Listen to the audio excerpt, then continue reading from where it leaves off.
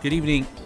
In compliance with Chapter 551, Open Meetings of the Texas Government Code as amended, I call to order a meeting of the Board of Trustees of the Austin Independent School District for Monday, October 28, 2019 at 7:01 p.m.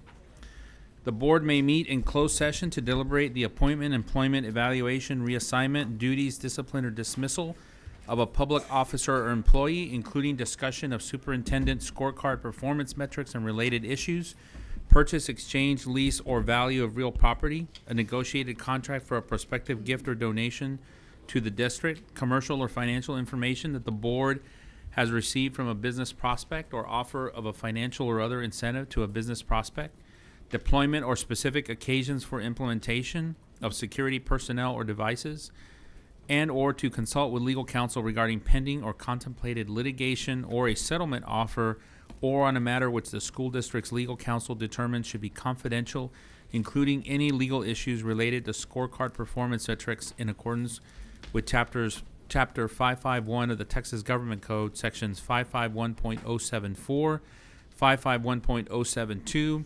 551.073, 551.087, 551.076, and 551.071, respectively. We will move to the approval of the agenda. Secretary Ellens, do you have a motion to approve the agenda? So moved. Is there a second? Second. Sorry, having a motion by Secretary Ellens and a second by Trustee Singh to approve the agenda. All those in favor, please raise your right hand. The motion passes by all those on the dais.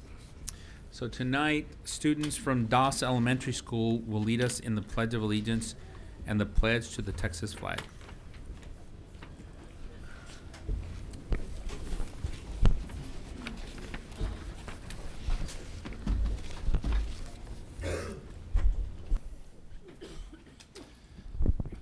Good evening, everybody. My name is Dr. Nathan Steamport. I'm the proud principal at Doss Elementary, where we have a wonderful Mandarin immersion program and a love of literacy at our campus. And of course, building a brand new modernized campus as well that we look forward to opening, of course, this summer.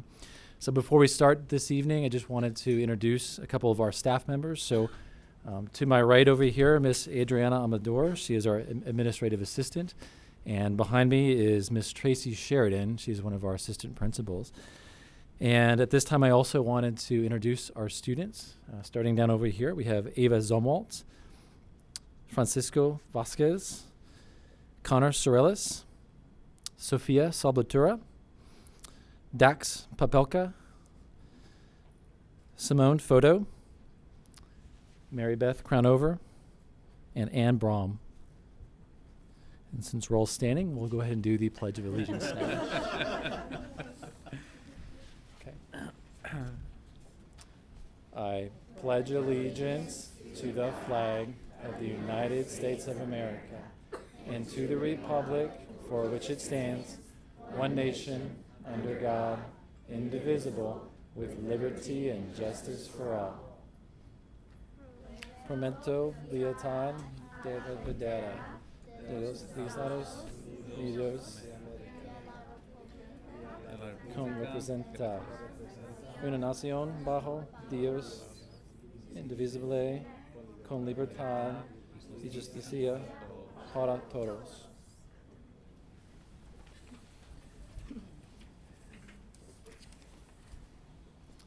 Honor the Texas flag. I pledge allegiance to thee, Texas, one state under God, one indivisible. Honor a la bandera de Texas. Del juro lealtad Texas. Un estado bajo Dios, uno indivisible. Thank you so much for leading us in the pledge, and will you please come forward so we can meet you?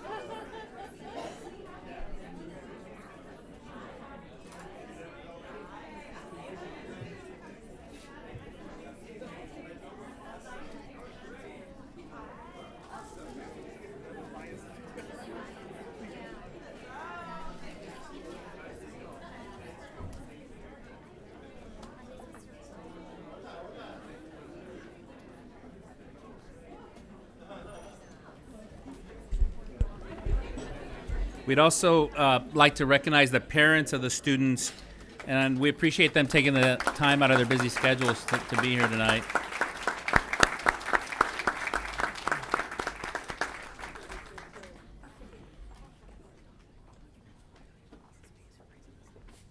Oh, got it. So tonight we have four recognitions. We will begin our evening by recognizing Mrs. Selena Cash. Trustee Letitia Anderson will read a recognition in honor of Mrs. Cash. We also want to recognize the Cash family is here tonight. We want to thank you for being here. Whereas the Austin community lost one of its greatest treasures with the passing of Selena Faye Douglas Cash on August 22nd, 2019, at the age of 90. And whereas the Board of Trustees of the Austin Independent School District wishes to honor the memory of Mrs. Cash for her service to the youth and families of Austin.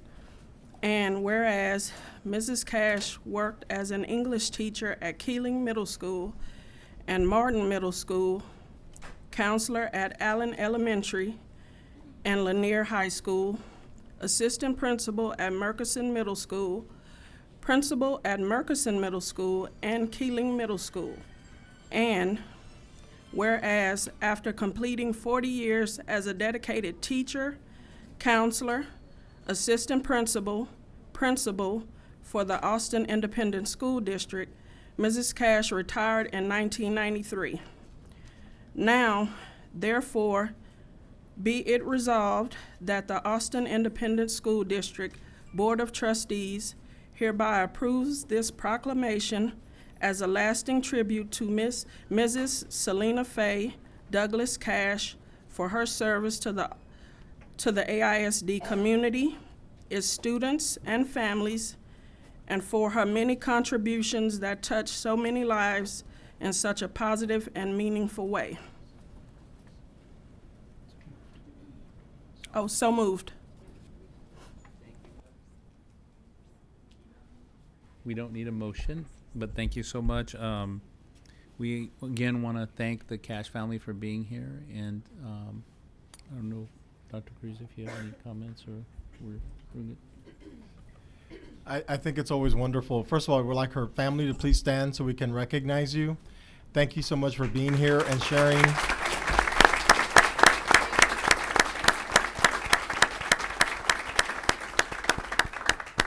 Certainly is a credit to her work and of giving of so much of her time for all of Austin's children.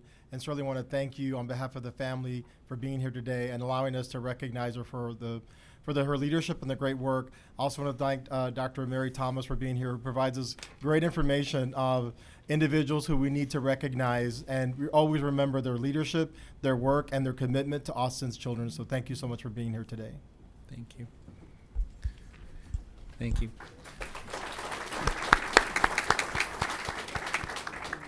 Our second recognition will be to recognize Dyslexia Awareness Month. Dr. Cruz? So President Rodriguez and board members, October is Dyslexia Awareness Month, and Austin ISD is working year-round to tailor our services to support students with dyslexia.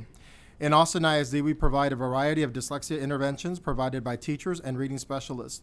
The most intense levels of these interventions are provided by our Certified Academic Language Therapists, or CALTs. We continue to grow the number of CALTs in Austin ISD. Today we have 100 CALTs or CALTs in training throughout our district. A big difference from the time that we had less than 10. Is that right, Secretary Ellens, at that point when we said we're going to be serious about this. To support our growing ambitions and to better serve our students, we have created the new Dyslexia and Literacy Team led by Ilse Garcia. The team supports evidence-based interventions for students identified with dyslexia and struggling readers by vetting programs that meet the requirements of the Dyslexia Handbook, supporting teacher training, and providing teacher materials. AISD also recently hosted the Central Texas Dyslexia Conference on October 19th. This year's conference was themed, Your Story is Your Strength. AISD has been organizing the conference since 2015. Each year, the event brings together parents, teachers, advocates, tutors, administrators, and community leaders to learn how to best support the academic and emotional needs of students with dyslexia. Over 1,500 registrants attended breakout sessions on a variety of topics. The conference is free to attend and is made possible by dedicated volunteers, AISD staff, and financial contributions from the community. And from when we first started this conference a few years ago, and Trustee Ellens, I can't remember if you were a board member, you may have been a president of ACPTA at that time. Already on the board. From that point where we started to be serious about supporting all of our students and students with dyslexia to where we are today, I am so proud of seeing that work over time by having maybe 100 folks there to having the number of individuals we had there. And it's awareness, it's understanding, and it's more so we need to understand how to better support our students. So I do want to thank all of our staff members and our volunteers, many of the families who have dedicated their time and efforts to make sure that we have this conference every year. Thank you so much for your support and your leadership in this endeavor. I don't know, Trustee Ellens, you would also like to share a few words. Thank you, always. Yes, I came on the board in 2012, so I was here and I've watched it grow and watched the district change. I always want to, and you always remind me of this, we can always do better. So we are striving to continue to do better, but I really, really appreciate where we've come and the dedication of the staff to continue moving forward. Thank you.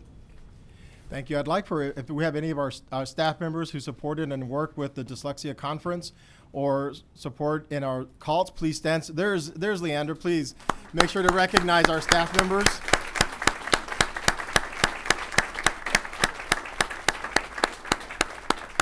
Thank you so much. This is like our third meeting today, right? Today was all about, our favorite topic was about reading, wasn't it? And dyslexia. Thank you so much for your leadership, taking us to the next level. Our third recognition will be to recognize National Bullying Prevention. We got 5 total recognitions tonight. Yes, Austin ISD is the largest No Place for Hate district in the United States. We have held this designation for the last 6 years. Trustees, tonight you have received a red ribbon. Red Ribbon Week is an emphasis on anti-bullying and anti-drug use.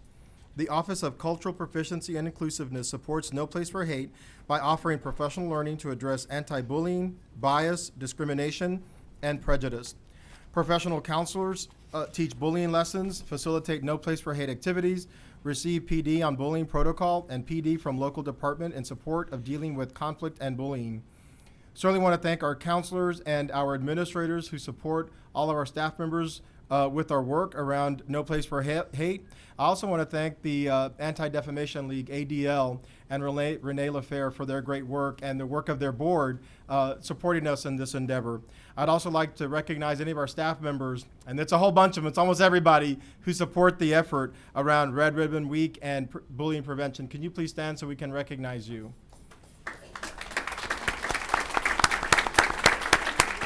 Thank you, Michelle.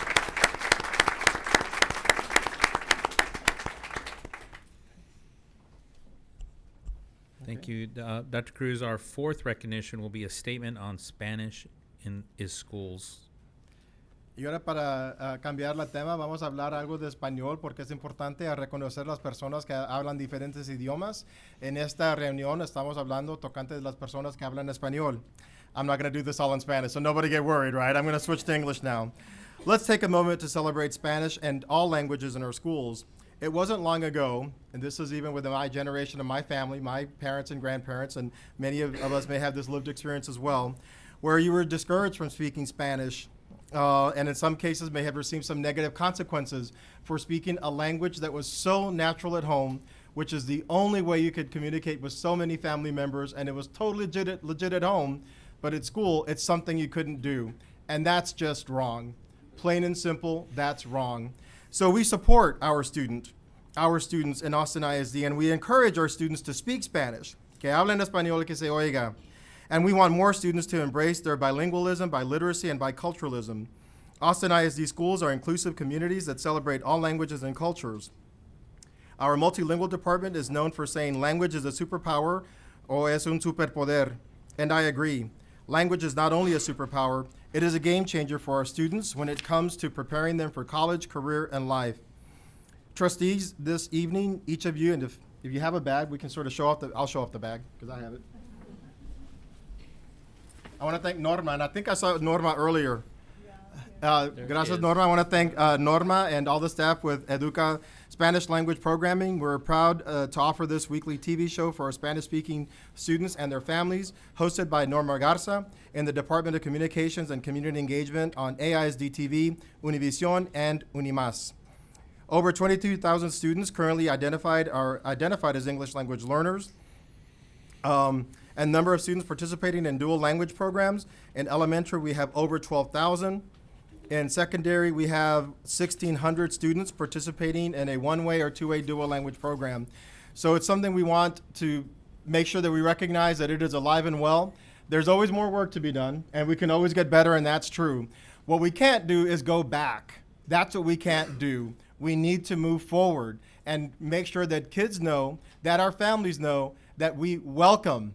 We are an inclusive community, and Spanish is a language that should be recognized, and we should be proud that our students speak more languages, that speak English, and also other languages as well. Norma, I want to thank you so much for your work and leadership in this endeavor as well. If we have also any members of our dual language department, I see Dr. Kaufman.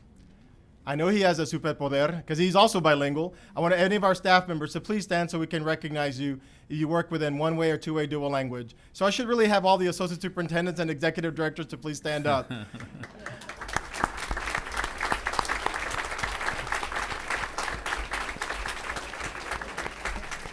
I do have to thank my staff members because so many times when we get told this isn't right, we say it is right and let me show you how. Because it means something to our students when they can express themselves or when we say it's not right. And again, it's something that's so natural in a home. And it should be just as natural in school. And it's about recognizing the strengths that that our students bring. It's an additive approach, is not one that's deficit-based. So I want to thank our staff members so much for supporting. I also want to thank there's a group of parents that I meet with pretty regularly. I don't meet with them as regularly now, but maybe every couple of months around dual language. And they've been such strong advocates. There have been so many. Vanessa knew, I shouldn't start naming them because now they're, I can't get them all. But Arthi was on that team, actually, when I knew her as a parent from Oak Hill, right, to try to get one-way and two-way dual language started. And folks were just, yeah, it'll happen for a year or two. Let them just have their fun, and we'll get rid of it later. And now we're in high school. So how awesome is that? But I do want to thank all of our parents who come together to support one-way and two-way dual language. And also, when I see a principal out there like Emily, who went, it's just not enough to do one-way, we're going to go two-way, and it's going to go wall to wall, and how that has become the signature program at Sunset Valley. So certainly want to thank Emily, Ms. Bush, for her leadership in that work as well. Thank you so much.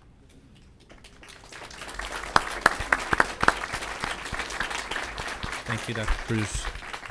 The fifth recognition is to recognize the DCCE department.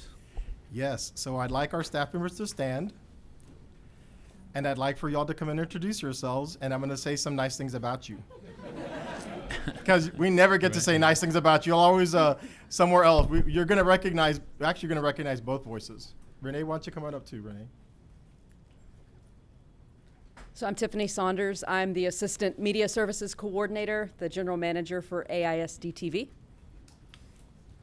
And I am Bobby Longoria. I am the TV Production Specialist for AISD TV. And Bobby, if we can all close our eyes and just please say, please don't move the mic. We're going to know who you are. Please don't move the mic. There you go. You got it? We all know who he is now, right?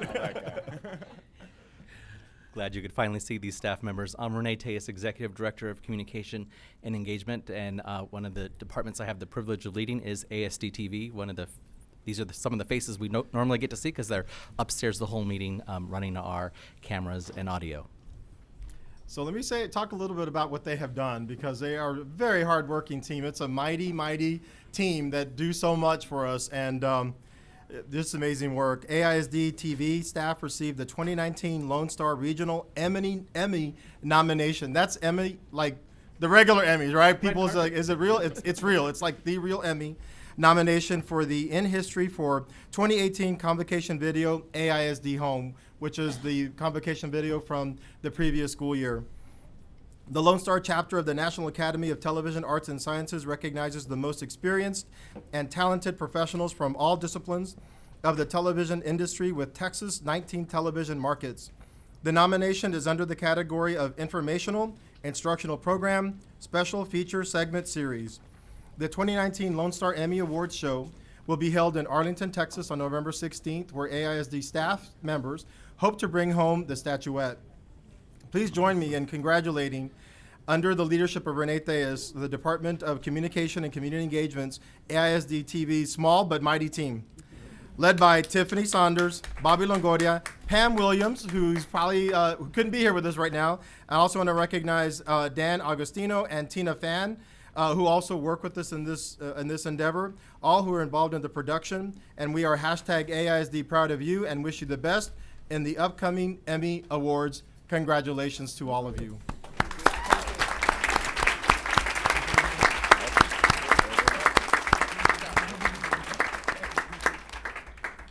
Best of luck. So before we begin our general comment portion of the meeting, I would like to remind everyone about our BED local policy. Signs or placards brought to a board meeting shall not be permitted to block the vision of those attending the meeting, nor the district's cameras used to record and televise the meeting. Signs or placards shall be allowed only behind the last row of seats or against the side walls of the board meeting room. We will now move to the general public comment. I'd like to remind everyone that this is the time we dedicate ourselves to welcoming and encouraging public comments during our regular board meeting and to commit ourselves to active listening. In fact, we have I counted the number of speakers, over 144 individuals tonight who are speaking. So board members wish they could engage in a conversation with speakers on matters of concern and interest to the speaker that is not part of tonight's agenda. But in accordance with section 551.042A of the Texas Government Code Legal, board members may only make a statement of specific factual information or recite existing policy in response to an inquiry, propose that the subject be placed on a future agenda, or ask that the speaker visit with staff about the issue. After the completion of general public comment, trustees may request from the superintendent additional information, clarification, and or follow-up based upon comments provided by any one or more speakers. Please also know that there are additional ways to communicate with the board, including emailing the board directly at trustees@austinisd.org. In order to provide as many opportunities for input as possible within a limited time period at this meeting, each speaker will be allotted 1 minute with a maximum of 10 speakers allowed during the general public comment. Speakers may sign up by phone or in person. No substitutions or yielding of time to others is permitted. I will add that when I thank you for your comments, the microphone will go off after that 1 minute. As you come to the microphone, there is a device that will light up as you move through your 1 minute of allotted time. When the buzzer sounds, please make a final thought in one sentence. We ask that whether you come to give a complaint or praise, that you reference the staff member by position or by abbreviated last name. We ask that all audience members, whether speaking or not, please show respect for others at all times. We strive to foster a culture of dignity and respect, and we ask that everyone in attendance display civility and decorum, that is, respect for others, and refrain from any insulting, profane, threatening, or abusive language. To create efficiency and to address potential overcrowding concerns, we may bring speakers to designated rows in the front of the meeting room to await their turn to speak. And we want to remind speakers that if a seat is not available after speaking, we are asking for you to step back into the lobby or outside after your comments. We ask that speakers not hold signs while speaking, unless accompanied by children or accompanied by another for a medical reason. We ask that only the speaker stand at the podium when speaking, and supporters should not join a speaker at the podium. If anyone feels the need for additional support because of something they may have heard or witnessed that triggers an uncomfortable or unsettling feeling, please advise one of the counselors who are here to provide support to allow your voice to be heard and your concerns addressed. And please advise one of our counselors who are sitting beside the officer. We all stand so that individuals know who you all are. Thank you all. So should you wish to offer additional written remarks not bound by time, please give them to the AISD officer on duty. Each board member and the superintendent will be provided with a copy. The Office of Translation and Interpretation Services provides a Spanish language translator for audience members who need assistance when addressing trustees or need assistance understanding comments made to trustees during public comment. And if you need this service during other portions of the meeting, please speak with the interpreter. Jennifer Williams, Spanish translator and interpreter, will repeat portions of this message in Spanish. La Oficina de Traducción e Interpretación proporciona un intérprete al español para los miembros de la audiencia que necesiten ayuda cuando se dirijan a los miembros de la mesa directiva o si necesitan ayuda para entender los comentarios hechos por miembros de la mesa directiva durante los comentarios públicos. Si necesita este servicio durante otras porciones de la Junta, comuníquese conmigo, Jennifer Williams, intérprete. Gracias, Jennifer. So as I mentioned, we have 10 speakers in this particular part in the general public comment. And the first speaker is Julie Grozinski, and second is Carly Weaver, and then Ian McKenna. Thank you, trustees, for your time and attention. Yo también tengo un superpoder. This is my 17th year serving AISD as a bilingual speech-language pathologist. At the end of last school year, 20% of our SLPs left their positions here.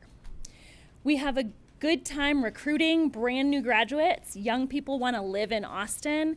And then after they're here a few years, they move on to greener pastures because nobody at the age of 30 wants to still need a roommate to afford an apartment in the city where they live so that they can pay for the master's degree it took to get into this field. We're lucky in that we are able to provide Spanish speech therapy services to our disabled students. That is not required by federal law, but we won't be able to do that if we cannot provide competitive compensation.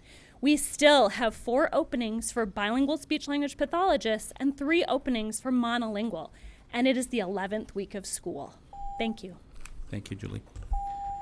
Next speaker, Carly Weaver.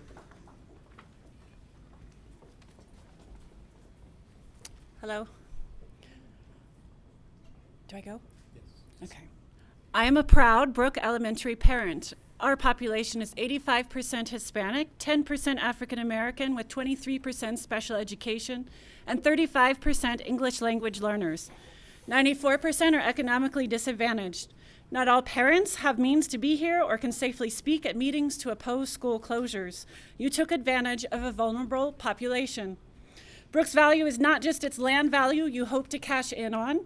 Brooke is recognized as a National Wildlife Federation Silver Echo School with 80% passing rates with distinctions in math and science, has a unique campus with animals that especially supports our special ed students. Our building is not falling down with bad plumbing or leaks. You rated our building as good, and our enrollment is rising. Closing and selling schools is not forward thinking. It is not equitable. It displaces generations of minority families, takes away from disadvantaged kids that are thriving. It continues racist decision-making and segregation in our schools. We don't want promises of modernized buildings. No one will vote for future bond money, and there will be more transfers to charters. Thank you, Carly. Equity is paramount. Next speaker, Ian McKenna, and then Joy Butler, and then Joan Altabelli. With all the discussions regarding innovative approaches, school closures, and boundary changes, I urge you not to overlook special education students in the process. As a special education student myself, I can attest to the challenges students in special ed face each day. Aside from all of these challenges, we face having to overcome obstacles created by our disabilities to complete schoolwork and working to develop relationships with peers. Some of us face even greater challenges. Personally, I've had school staff tell me that they doubt my disabilities and had to get self-control. I was told teachers didn't want me in their class, and I had tics pointed out while being told how weird it looks by my own teachers. Despite reaching out to school district staff, even speaking to superintendents for help, my education falls through the cracks. I have a voice but wonder about other special ed students who may not. Until these issues within schools are addressed so that students across the district are consistently receiving equal services, are being treated fairly and with respect, please don't make changes. Thank you, Ian. The next speaker is Joy Butler.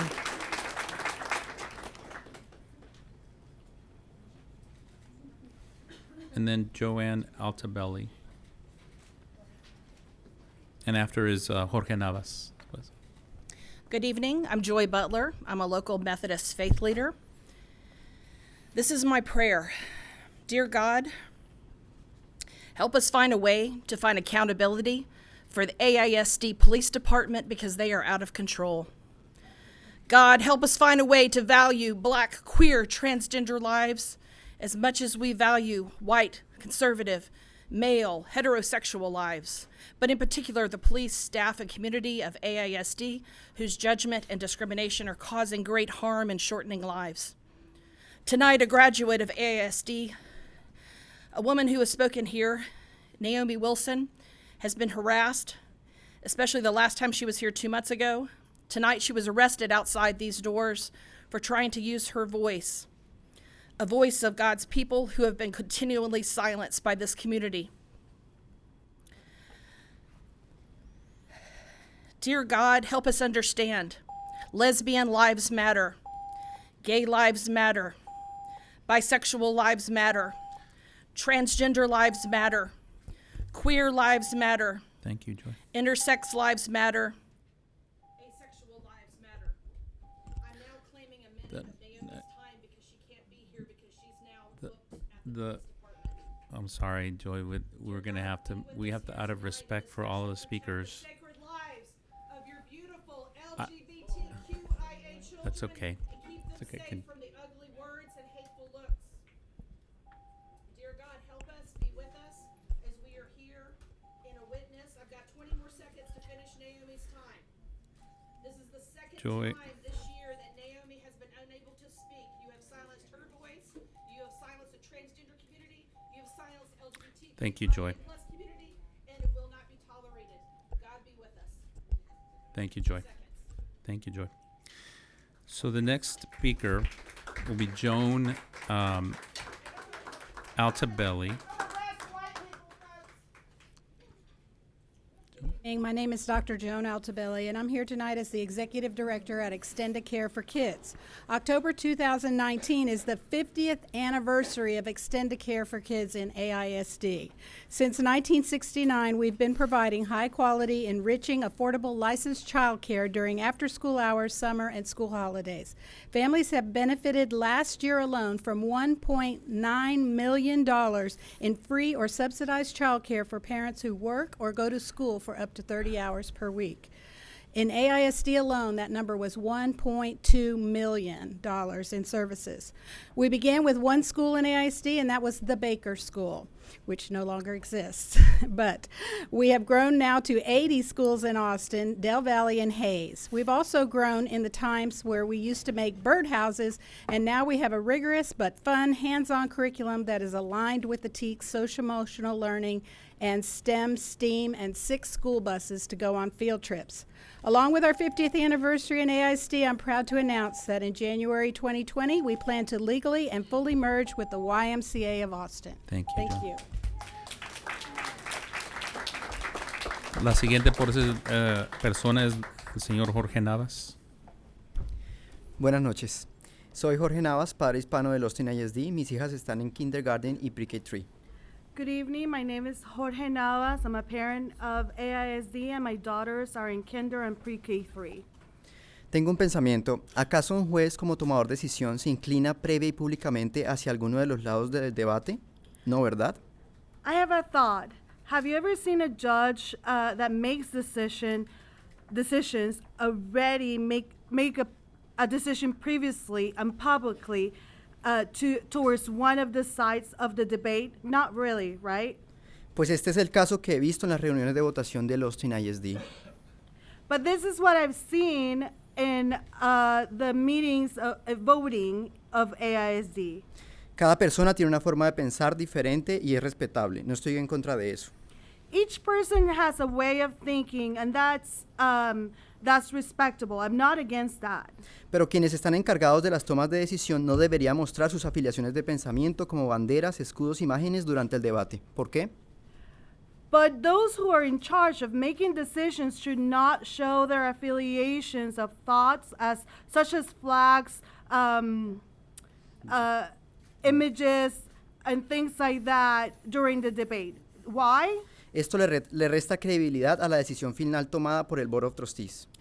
This takes away from the credibility of the final decision taken by the Board of Trustees. No es un debate justo y ecuánime. It's not as a fair and debate that shows equity. Hace pensar que no importa lo mucho que hablemos los padres de familia, igual su decisión ya está tomada desde mucho antes del debate. It makes us think that it doesn't matter how much us as parents speaks, the decision about the debate has been taken already. Las reuniones de votación se convierten en escenarios inútiles para una de las partes, donde no se presentan las garantías suficientes para un debate limpio y equitativo. The reunions of votes become just useless scenarios for one of the parts where there not any guarantees are shown, not guarantees enough are shown for a debate that is clean and shows equality. Gracias, señor. Ya tomaron 2 minutos para su comentario. Gracias. Gracias. The next speaker is Mr. James Sink.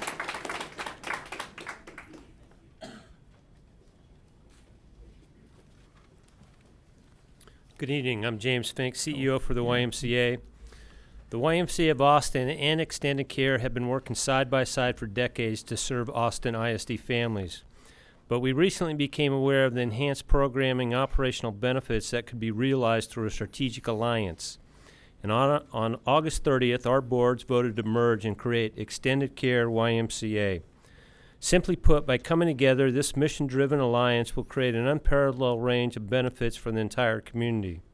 Together, we will increase the number of kids we serve and offer financial assistance to more families, enhance the quality of child care, and provide broader and more enriching programming, provide more robust training and better career opportunities for employees, and advocate effectively for kids and families at local, state, and federal level. We hope to create a national model that others around the country can emulate. We are better together, and more importantly, for kids and families we serve are better off because of our partnership. Thank you. Thank you, Mr. Fink. And I apologize that the spelling on here was with an S. The next speaker is Naomi Wilson, and I believe she's not here, but I just wanted to point out that Policy B ED Local does not permit exchanging or yielding of time, and to do so is unfair to the alternate speakers who are signed up. And so we'll move to one other speaker in the order that we received them. So the next speaker will be Jennifer Kratke, and then Jared Brackenridge, and then the next speaker will be Carol Fedrick. Jennifer Kratke. Thank you. Sorry. Do I start?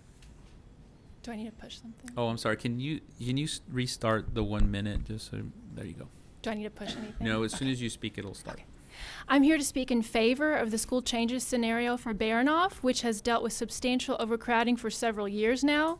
I want the district to use our tax dollars efficiently and to reduce maintenance costs of old portables when there are empty classrooms at another school nearby. The plan specifically states changing the boundary between Baranof and Kasurik. However, at the boundary committee meeting last week, they voted against this.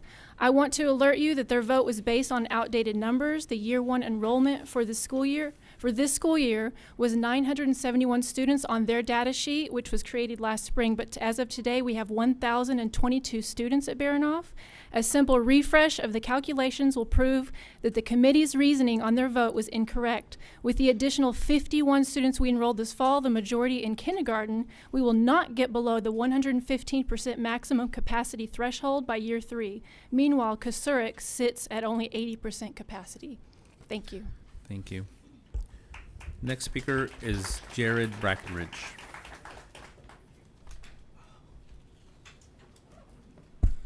Good evening, trustees, Dr. Cruz. I first want to thank you guys for the increase in pay for the substitutes. I do believe that all means all, and so I'm very happy and grateful that you guys realize that. Next, I want to talk about this public comment change. Expecting us to give our statements in 1 minute or less is highly unrealistic, I believe. If you want to really get what your community is trying to convey to you, I think you should extend that. So that's my call to action. And then secondly, I want to say, as a employee of the district, as a teacher, substitute teacher, when I am in front of the students, it's unrealistic to expect me to leave my classroom and call you all at 7:45 in the morning. So I think you guys are not being equitable in allowing your educators the opportunity to speak before you. And I just think that I hope you guys can see that and maybe look for solutions to this problem. Thank you. Thank you for your comments. The last speaker for general public comment is Carol Fedrick. Am I saying that correctly? Fedrick? Fedrick. Yeah, thank you.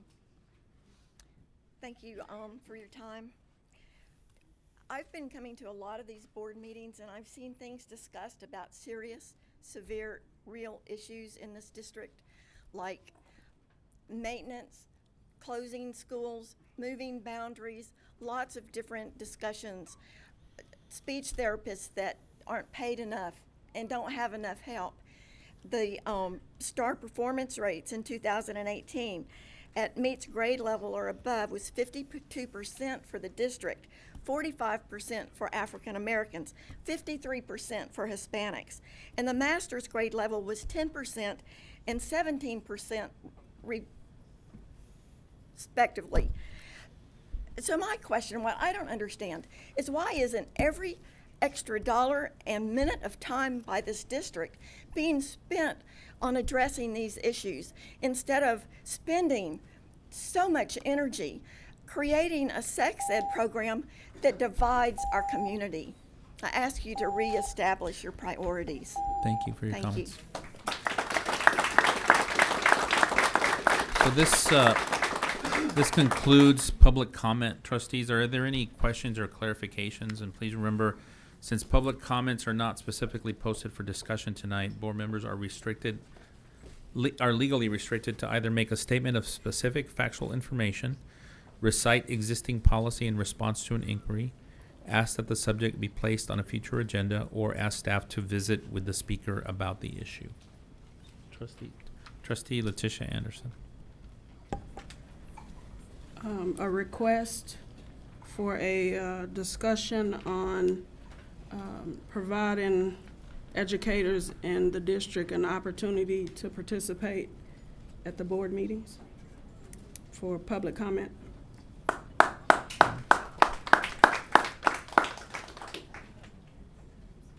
Trustees, any other questions or clarifications? If not, thank you very much. Board, we will now begin the public hearing at which the public will have the opportunity to comment on the 2019-20 TEA improvement plans. And board members wish they could engage in a conversation with speakers on matters of concern and interest to the speaker that is not part of tonight's agenda, but in accordance with section 551.042A of the Texas Government Code legal, board members may only make a statement of specific factual information or recite existing policy in response to an inquiry, propose that the subject be placed on a future agenda, or ask that the speaker visit with staff about the issue. Speakers have had the opportunity to sign up for the public hearing either by phone or in person. In order to provide as many opportunities for input as possible within a limited time period at this meeting, each speaker will be allotted 1 minute. Speakers may sign up by phone or in person, and no substitutions or yielding of time to others is permitted. And as you come up to the microphone, there's a device that will light up as you move through your 1 minute of allotted time. When the buzzer sounds, please make a final thought in one sentence. Should you wish to offer additional remarks that are not bound by time, please give them to the AISD officer on duty. Each board member and the superintendent will be provided a copy. We have one speaker tonight.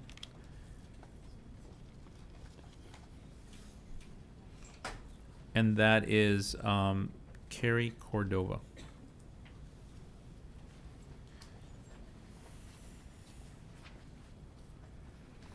And just to clarify, you don't need a translator. I do not. Yeah. Sorry, I have to legally read something if you do. So since Okay. you're our only speaker, I wanted to ask. Oh, I'm sorry. She signed up for the. I signed up for the Targeted Improvement Plan. And that's what this hearing is. Well, Okay. okay, so whenever you start speaking, the time will. Okay, good evening. Thank you for letting me speak. Even though I couldn't speak on school changes, I am going to speak on targeted improvement plans. And I'm going to thank you for this opportunity to express my strongest support for maintenance of our older schools. After reading tons of AISD literature, I am stunned by AISD's advocacy of new schools as more financially sound than proper maintenance of older facilities. This experience has been like watching AISD HGTV School Edition. Flip the school and all our students' problems are solved. But I sincerely hope you see through this approach. It is also disturbing to learn that AISD officers are moonlighting as developers. I urge you to evaluate conflicts of interest shaping AISD. Our school, Dawson, is well enough not to be on this maintenance list, but it is on your closures list. I have written at length about this closure plan being inequitable. I'm here to urge all of you to continue to prioritize maintenance of our schools because our communities do not need a bulldozer, they need your support. Thank you for your comments. Thank you. So, this concludes the public hearing. Trustees, any questions or clarifications regarding the public hearing? And if not, thank you, trustees. We will now move to public testimony for items on consent agenda and items for separate vote. And this is a new part of our regular voting meeting agenda to enable persons wishing to provide testimony for items posted for action or discussion and possible action to provide their input. We will retain discretion over the order in which items are called, and tonight we have, let me see here.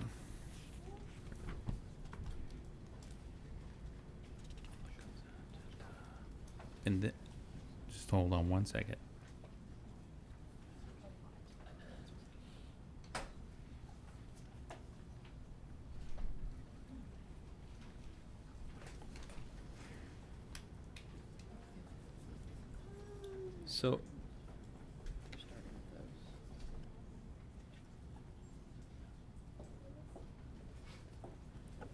So we will start with item 10.3, the 19 RFP 026 software for special education 504 and related services. And we have 5 speakers tonight on that item. And let's see here. Yeah, and so we will start with Lynette DeCarly. My name's Lynette DeCarly. Lynette? Yeah, so okay. I've used Seeds for more than 11 years and Excelify since the beginning of this school year. I'm requesting that the board postpone its decision to expand Excelify to replace Seeds until more comparisons between the two systems can be completed. Seeds communicates with teams and other internal district programs. Seeds aids with assuring IEP compliance by not allowing us to file an ARD until the following are completed: annual progress, parent concerns, goals and objectives, IEP beginning and end dates, STAR testing recommendations, LRE, and current evaluation. The following information can be accessed with one click from the student main page: biographical information, parent communications, progress reports, IEPs, evaluations, notices and consents, nursing forms, behavior, transportation, and RF tracking. I see no reason to spend $400K to replace a system that's currently working by outsourcing to an unknown system. I'm concerned that the actual cost of implementation will be much higher in staff training costs and costs to ensure communication between other district data systems. And if you'd like to see, for me to give you a demonstration on Seeds, I would love to do that. Thank you for your comments. Thank you. Next speaker will be Jane Aldridge, and then Rebecca Rogers.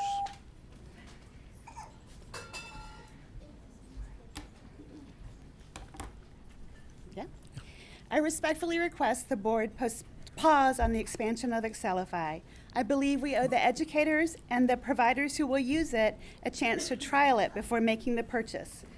AISD already has an electronic document system. SEAS was developed in-house and meets the needs of our staff and students by creating documents that match how our departments deliver services.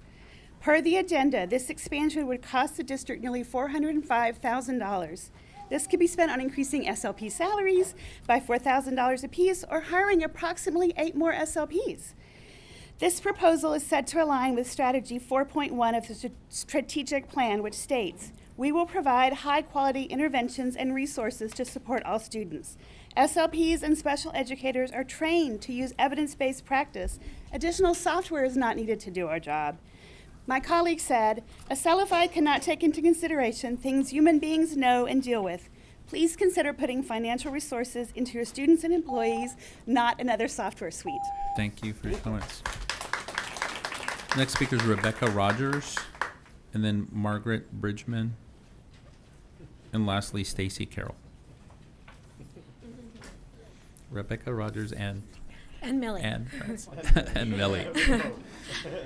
Hi, my name is Rebecca Rogers, and I'm a proud AISD SLP and future AISD parent. I am respectfully asking the board to consider delaying the expansion of Excelify software for special education and consider first focusing on hiring and retaining quality staff like those on my team. We are serving students on our increasingly high caseloads, with the majority of us providing speech therapy as well as attending IEP meetings, writing IEPs and goals that we then target and progress monitor, carrying out caseload manager duties, and conducting and writing evaluations for upwards of 60 students each. Our SLPs are operating well above the recommended workload for our field while getting paid less than our neighboring districts. Moreover, we are having trouble recruiting and retaining staff due to these increasing demands. I ask that you consider first addressing the problem of staffing before moving to a new, costly software suite. We need more positions for quality service providers at the school level doing the hard work. Software cannot provide high-quality services. That's what we do. That's where our funds should go. Thank you. Thank you. Thank you, Rebecca and Millie. Margaret. Hello, hi, my name is Margaret Bridgman. I'm the lead educational diagnostician in the Special Education Evaluation Services Department. We have experienced an unprecedented number of resignations in special education across the district thus far this year. As such, we are far more concerned about how we're to serve children at these vacant campuses than we are about replacing an existing and working electronic special education documentation system. We hope that the district, when considering substantial additional expenditures, will instead prioritize raises for special education staff members not already granted them, as well as incentives for special education evaluation staff to stay in AISD and to take on leadership roles so that we can better serve children. Thank you. Thank you, Margaret. Stacy. Hi, my name is Stacy Carroll. I'm an LSSP and have been working in the district for 11 years. I have concerns about the Excelify plan for we're currently using this to document evaluations, report writing, etc. This information is taken by a third party and interpreted for Medicaid billing. I have multiple concerns with this system. Currently, the treatment codes within the Excelify system are not consistent with TEA eligibilities. For example, ADHD is a medical diagnosis that not being a doctor, I'm not qualified to diagnose. However, it's in the system. I have concerns about a third party interpreting our information. Certain providers, such as LSSPs and diagnosticians, are able to bill for services which an SLP may not. If a third party is unaware, bills incorrectly, our licenses are on the line, and Austin ISD may be susceptible to potential Medicaid fraud. My impression for why we were using our current system, SEEDS, was to save money, and now instead of having Medicaid funds go directly to assist the school district, they will go to offset the cost of Excelify. If this system does go into effect, the middle of the school year does not appear to be a good time for a transition. Thank you for your comments.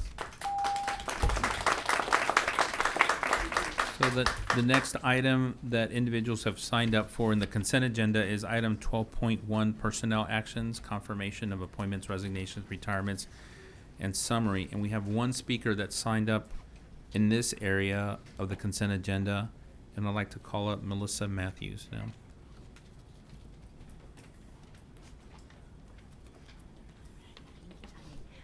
Good evening.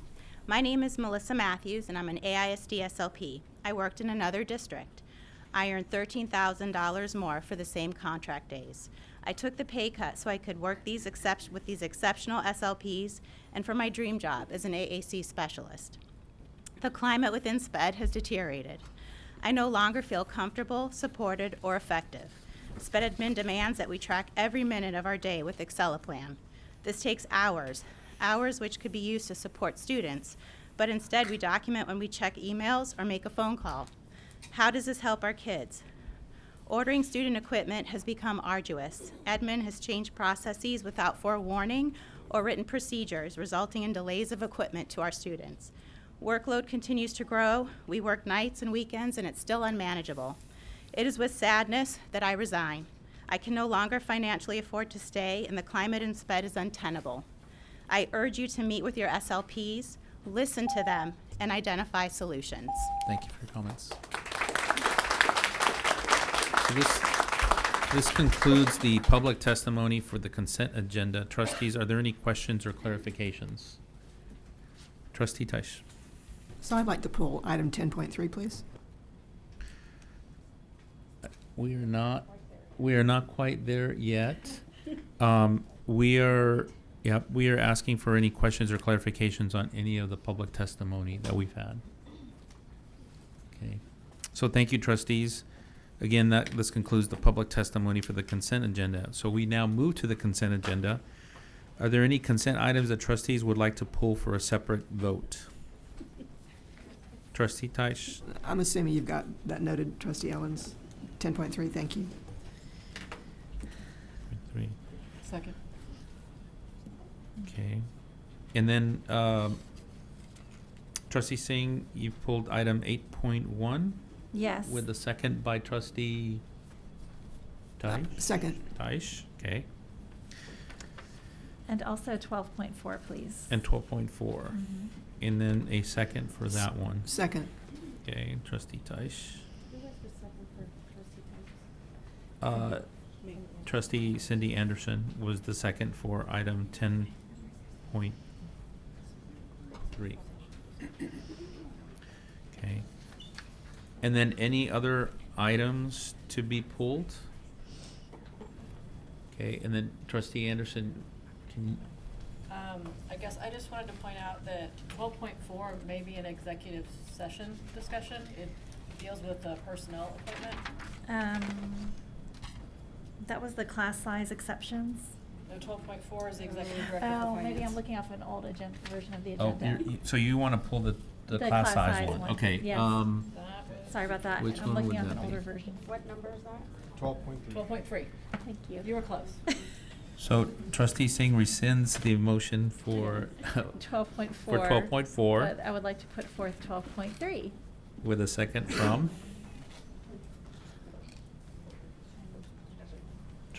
Trustee Wagner? Second.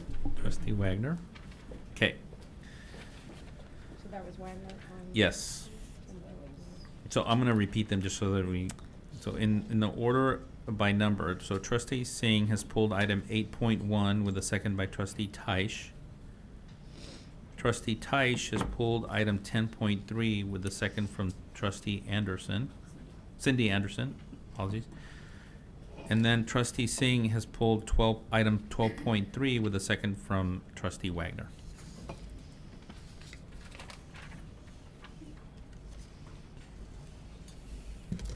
So Trustee Ellens, do I have a motion to approve the consent agenda? Yes.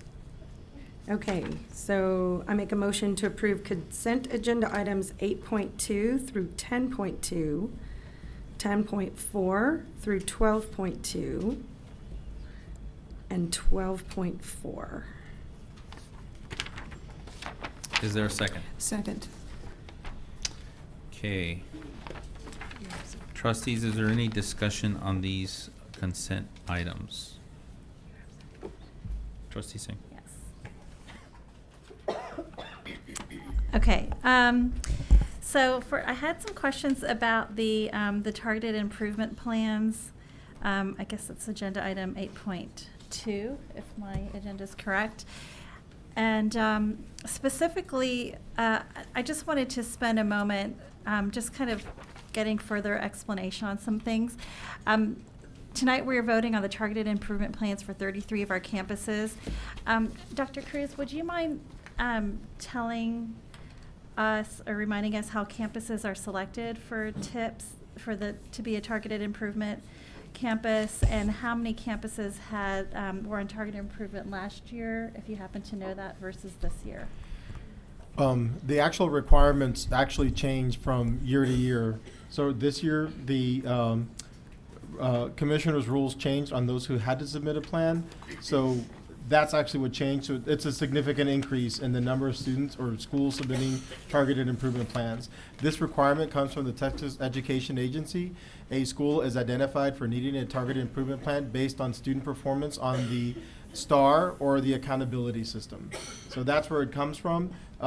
TIPS have been in place over time, but for this year, it was a change in the requirement on the school that would have to submit a targeted improvement plan. Okay.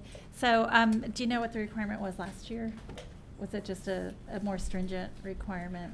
You know, it was not, because the previous year we were under the accountability for campuses for meet standard or not meeting standard. Okay. This year what changed is that schools only received not only a letter grade, overall letter grade, but received a letter grade and a numerical value per domain. Mm-hmm. So when the domain comes in, whereas before you either met the standard or not, Okay. now there's a letter grade, but then there's also a letter grade and a value system for every single domain under the accountability system. Okay. One of those domains also even has 2 subsets. Yeah. So that's really what changed. Okay. As far as requirements, Mhm. as you know, what would account for a change from the previous year to this year. Okay, cool. Okay, so last year it sounds like we did have fewer. Oh yes, Because much of the- fewer. Because of the way TEA was Correct. identifying them. Got it. Okay. And then I was really happy to see the actual implementation plans. I was wondering, are we gonna, can you talk a little bit about the reporting to the central staff or even to the trustees, if that's part of this, on the implementation of the TIP activities during the year? So what we do is every school is responsible. Every school supervisor reviews their targeted improvement plan. What we do is we come together as a schools team to determine what types of supports are necessary for individual schools. We have schools identified in different cohorts, cohort 1, 2, 3, or 4. Mm-hmm. It's based on accountability plus our own balance, our own scorecard.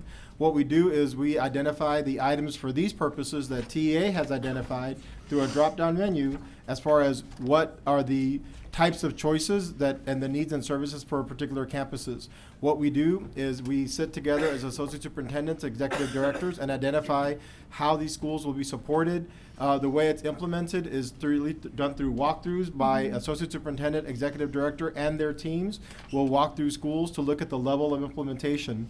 We also look at specific requirements such as staff development that is being done and what was the impact of that staff development. Or, for example, also could be the development of a particular walkthrough form at a school. And we look to see on that form, what are we actually seeing in classrooms? So we actually do what we do as instructional rounds, visiting classrooms, come together to meet with the principal and talk about what's happening. But we also meet together weekly to see what is changing in the system. Are there some vacancies? Did we lose a writing teacher? What are some of the other things that we're seeing in schools? And those are immediate items that associate superintendents will then, or executive directors, will identify those issues and will go directly either to HR, to curriculum, to special services. It just really depends on what that need is. And that has to be done in real time. We don't wait for a week or two before we change some type of implementation plan. The way we do this is we would look together to see what any types of systemic issues there may be, such as staff development around particular areas around literacy, implementation of literacy, or it's very specific to a particular campus. So it is going to vary because it does vary based on need. It also varies because some of these schools are just across programs. So an issue could be around early literacy, or it could be around implementation of dual language, and we feel that's what's creating some type of performance issue at that campus. Okay, cool. Thank you for that. The other thing I was going to ask about, and I think I got some clarity on this from staff earlier, but I just wanted to kind of get a little bit more. So the Effective Schools Framework from TEA is kind of the guiding document for this work, right? Okay. And it seems like it's split up into district commitments and then campus level commitments. So the targeted improvement plans are just for the campus stuff. Okay, and then the district commitments are going to be handled by the district staff internally. So there are a couple that seem to be most relevant. One was a district commitment that says the district places its most effective school leaders in its highest need schools. And the other one was that the district provides incentives for the strongest teachers to work in the lowest performing schools.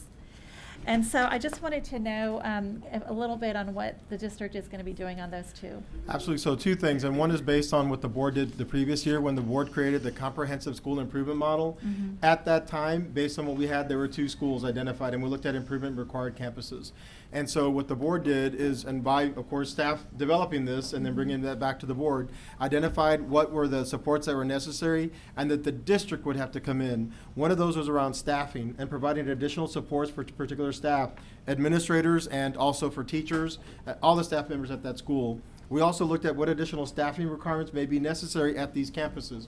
Now, we had a general model, but we looked at 2 specific schools, Bertha Sadler Means and Wadane.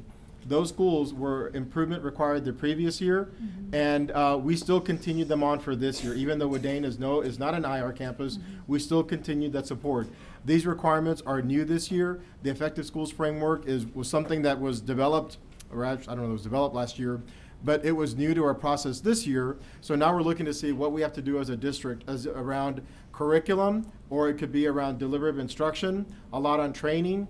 And some of these items we already have when we look at the PPFT, our PPFT program, where we look at identifying teachers at specific schools and what we call having an enhanced bonus where teachers do get additional funds, additional money for working at these schools.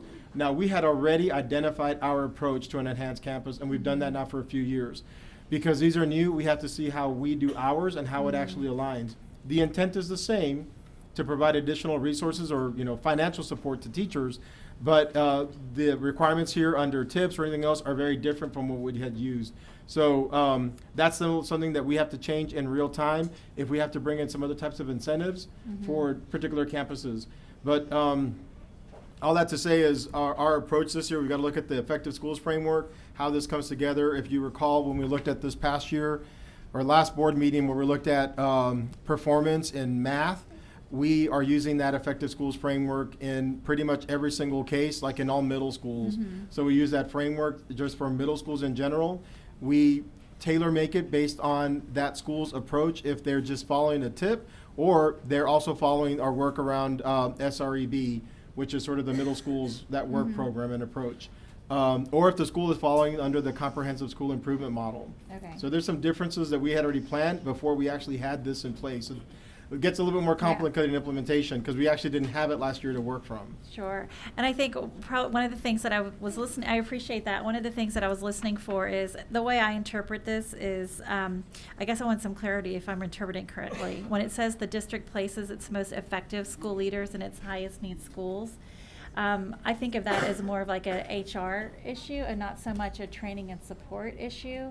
So I don't know if that's how, it sounds from what you described, it was really going to be more making sure that all of our school leaders have training. I guess what I'm asking for, is that what this bullet is saying? Or is it saying, find ways to incentivize your most effective and desirable candidates to be placed in our highest need schools? No, it's both are necessary, so I think it's an and. This specifically is about putting the most effective individuals at specific schools.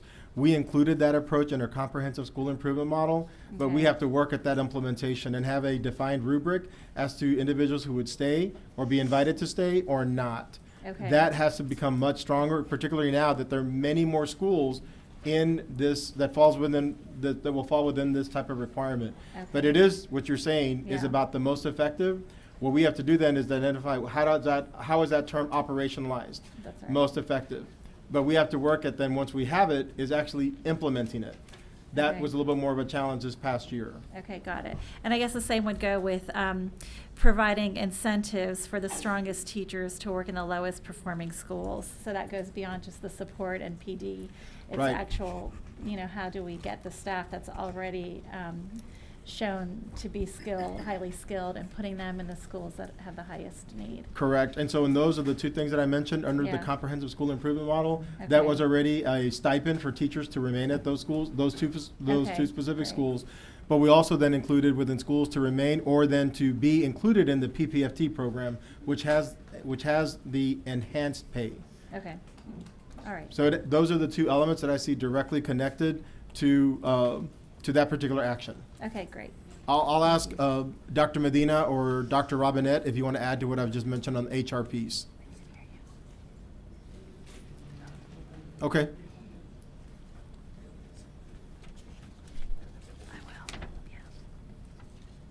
Oh, I'm good. Okay. Thank you. I did have a couple more comments. I don't want to hog up all the time if there's someone else. This was for, it was 10.1. This is just a clarification question on the budget.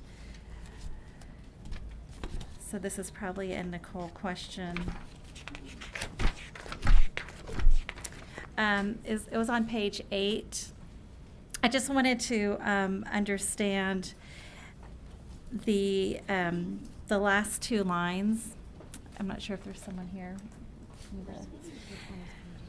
Page 8 under 10.1. Oh, okay. So it's this page. It says Austin Independent School District General Fund, Statement of Revenues, Expenditures, and Changes in Fund Balance. I think I either saw Ms. Conley or thought I saw George Gogonas, but Okay. there's Ms. Conley. Yay. All right. Surprise. Okay. Oh, and here, I thought I saw George. Yep. So it's just a very small question. On line 99, or expenditure 99, it said other intergovernmental charges, and I just noticed that was, we ended up spending a little bit over the plan, 122% of what was budgeted. So I just kind of wanted to get some idea of what that was. Line 99. It was item 99, yes, expenditure, item 99.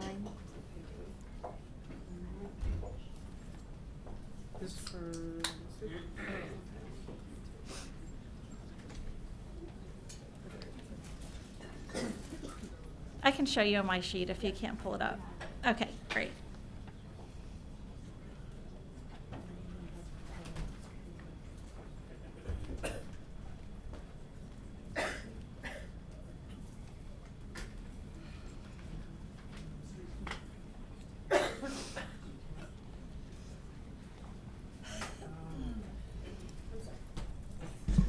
Sorry, thank you. We were just pulling out our charts, making sure we have the right line Okay, item. cool.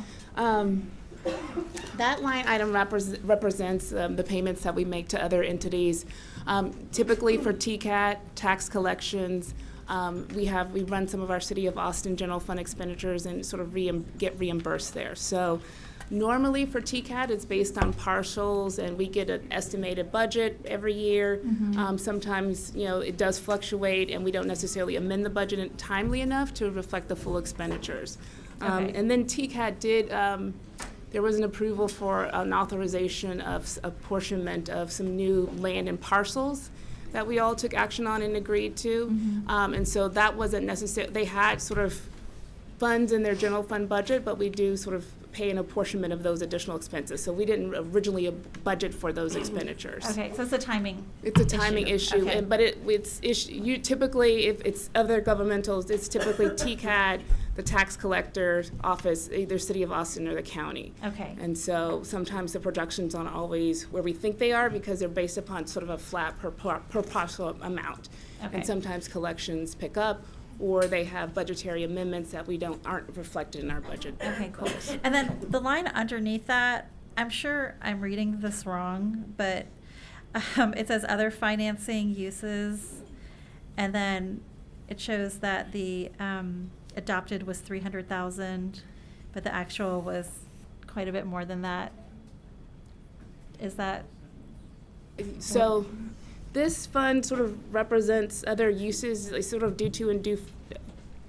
It's difficult to budget and ascertain. A lot of that is to do with legal settlements, unforeseen needs. We sort of project out based on insurance settlements. We don't really know what we're going to have to incur or pay apportionment on. Okay. But this is sort of, these are associated with various settlements across the district that we didn't realize as an expense that we were required to sort of settle up and obligated to satisfy. Okay. So it's hard to project what potential liability and risk. We tend to sort of budget low because we don't want to eat up our budget availability for something that's unforeseen. We typically set aside reserves for those unforeseen needs for settlements and insurance purposes and settle-ups. Okay. So sometimes the expenses will be beyond the budget because I don't want to siphon off a significant amount of our budget for those kinds of needs when we can make fund balance allocations. Okay. That's why we typically have that for emergency purposes. Got it. So is this sort of anomalous to have that much of a difference between what was budgeted and what the actual was for that? For that category, no, because it's Okay. hard to predict. You can get one or two settlements that could require and necessitate some significant expenses. Okay. We typically, settlements for employee or special ed judgments, it's really hard to predict. It is fairly volatile. We try to be as accurate as we can budget to actuals because TA monitors it. We actually are rated on that based on our performance on our budget to actuals, so we try to remain fairly close as possible. But again, it's difficult to sort of ascertain some of those unforeseen circumstances. Okay. I really appreciate that. Thank you. That's all for you guys. Okay. Oh, wait, hold on. Amber, Trustee Owens just told me something. I did have a question about the hub contract, which was for, sorry, I read my binder. Which one was that? Do you remember what number? Okay, 11.1. Oh, yeah. So this was just the approval of the contract at Northeast Early College High School, 11.1. And could you just tell us, give us some more background on the hub contract situation with that?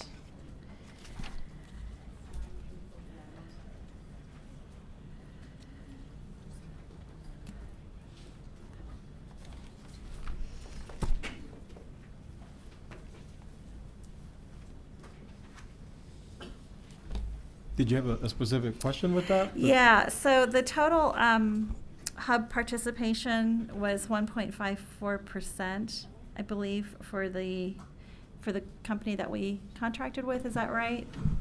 Good evening. Yes, Hi. Bob Survey with Construction Management. Yes, it was. All firms were compliant under the hub guidelines. We did not meet the goal. None of the companies were at that level. However, we have done quite a bit of business with the winning firm. Okay, so is that somewhat typical, or how? I mean, what do we? I guess I just want to get a little bit more information on how we try to get like more companies that are compliant with hub or that help us meet our targets on that. We are continually doing. I know it says don't move this, but it's a pretty far lean. We are continually doing a lot of outreach programs. As of last week, the hub department, as well as several members of the construction management department, attended the Asian Community Chamber of Commerce meeting to do that outreach. There are a number of times that we do those outreaches in this room, or we go to the individual chambers and give them the information needed and ask their further solicitation on upcoming bids.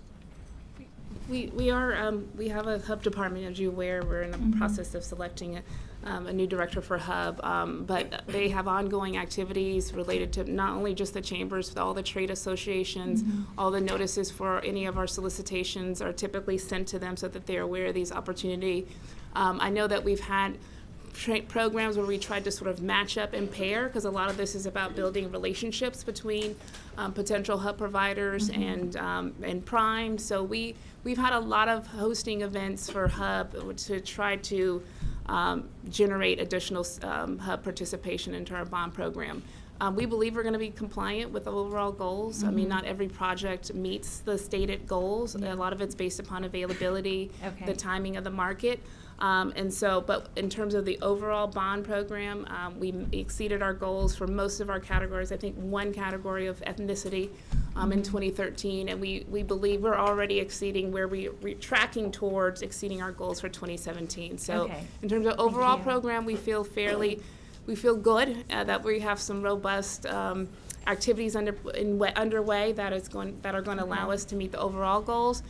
We have a challenge by ethnic categories in some cases. We've been doing a lot better than we've done before with African American. I know that Deb, our former hub director, was very active in sort of recruiting African American firms and partnering at the table, but we still are challenged finding Asian firms. We do fairly well with women firms, and we're still trying to increase participation of Hispanic firms. And so we do our best and to try to open up the opportunities through awareness. Most of the ones that have goals, they have to meet the spirit of expectations and are hub compliant, and there's a number of activities that they have to do to prove that they've done that outreach, but it's something that we're constantly trying to improve upon. Great. All right, thank you so much. Really appreciate that explanation. That's exactly what I was trying to get at, so thank you. And y'all, I'm sorry, I have one more. I don't mean to usurp the mic. Oh, we can't do that one yet? Okay, never mind, then I'm done. I do want to clarify, not on hub or anything, but just on the targeted improvement plans, just want to clarify one of the items that while the guidelines from the commissioner changed on which school would then have to complete a targeted improvement plan, that doesn't explain all of it. That was a significant piece, but there were drops in performance. So I don't want to say it's all because of that change. No, it's so specific to a campus, but in general, there are some drops in performance. And then with also a change, then a school is required to complete a targeted improvement plan. So it's a little bit more complex than what I had initially stated, but as I was sort of going through that in my mind again, there were drops in performance. And then there were some also increases, but nonetheless, there are more drops in some situations, particular content or certain levels. Thank you. Trustee Singer, is that the what? Yes. So trustees, any other questions around the consent? If there is none, having a motion by Secretary Ellens and a second by Trustee Teish to approve consent agenda items 8.2 through 10.2, 10.4 through 12.2, and 12.4. All those in favor, please raise your right hand. And the motion passes by all those on the dais. So now for the items that were pulled from the consent agenda. Secretary Ellens, do I have a motion to approve agenda item 8.1?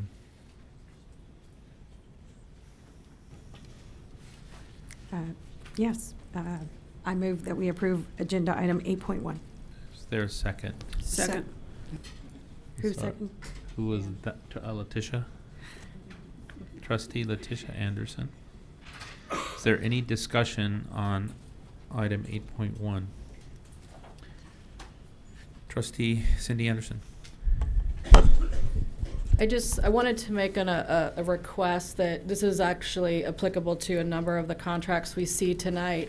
The dollar amount budgeted for this particular contract is $500,000, but the ask from the administration, unless I'm misunderstanding, is that it is for up to 5 years of automatically renewable terms unless there is an amendment to the contract. And so I wanted to make the ask that for improved transparency, the request should actually be for $2,500,000, because that is the total amongst all of the contract years that you are technically asking for approval for. Because unless there is a future amendment to the contract terms, this basically says you're not required to bring it back to the board. So for clarification's sake, I wanted to point that out, but then I also had a little bit of a concern about that, not about the work of API per se, but about the necessity of approving a 5-year, given some of our other financial challenges right now, to essentially bind a board to 5 years at $500,000 a year at this point in time without coming back and renewing each year. So is that an amendment to the motion? I guess I would suggest that if other trustees feel that they agree with that point, would the administration find it acceptable that amendment be made for a year-to-year as opposed to a 5-year term? I think on this situation, I can call it Dr. Reach, because it's an agreement with other entities. All of them came in with a 5-year. It's not an automatic renewal though. So we do have to look at the results of the program piece, and we would determine whether we would move or not. We do these in other contracts as well, where it's approved for a 3-year period, but they're never automatic renewals. There has to be some type of review as to see if we would continue with that particular contract or not. Dr. Reach, anything else on? Well, and I'm not suggesting that you don't, as an administration, renew them, but what I'm suggesting is that it's entirely possible it does not come back to the board for a vote. That would be correct. So that would just be my challenge with it, is that the board doesn't have an opportunity to see it again without it going through a renewal process. So, Trustee Ellis? So, I used to be the person on this board, and we've transitioned, and we're trying to, Trustee Singh is now the representative. We're trying to coordinate some information. Is there a program evaluation from last year? Yes, the program evaluation isn't completed till the end of this month, which is why the agenda item has the previous year's evaluation on it. But that'll be available on API's website next month for the last completed school year. So one of the objectives of the district over the last year has been really learning how to do return on investments for programs such as this. Is that something we're looking into? So I would mention that while our DRE department does complete the evaluation, it's done through a contract with API. So API pays for that staff time for ASD staff to conduct that evaluation. So they are requesting the evaluation. It is not a evaluation that we've created. We are just conducting it. Okay, so, but the evaluations I've seen in the past are really talking about the positive outcomes. Is there like a true return on investment kind of calculation now in the evaluation process? On this item, I would need to check to see if the goals changed, but it would be based on an evaluation of the goals of the previous year. So I think the answer to your question is that no. We haven't done that. Okay. So I think, Trustee Anderson, were you thinking that needed to happen, which is one of the reasons for just doing a year? Sorry, I got a little. I'm not so concerned about year one, because I just did a very rudimentary sort of quick math and looked at the number of students they were serving relative to the annual contract amount, and it equates to $148 per student. And I think with the programs that we're talking about, I absolutely believe there's value in that. So that isn't my concern specifically. It is more related to the fact that, in my opinion, it's technically a $2.5 million ask and an automatic renewal for 5 years that doesn't come back to the board. That's what I'm challenged with. So I wouldn't have an issue with a shorter term. I'm challenged with the 5-year. So is there any ability at this point to make that call, or is that we need to go back and negotiate? What would be the repercussions of making this vote happen next month? I'm not sure if Dr. Williams, no, you do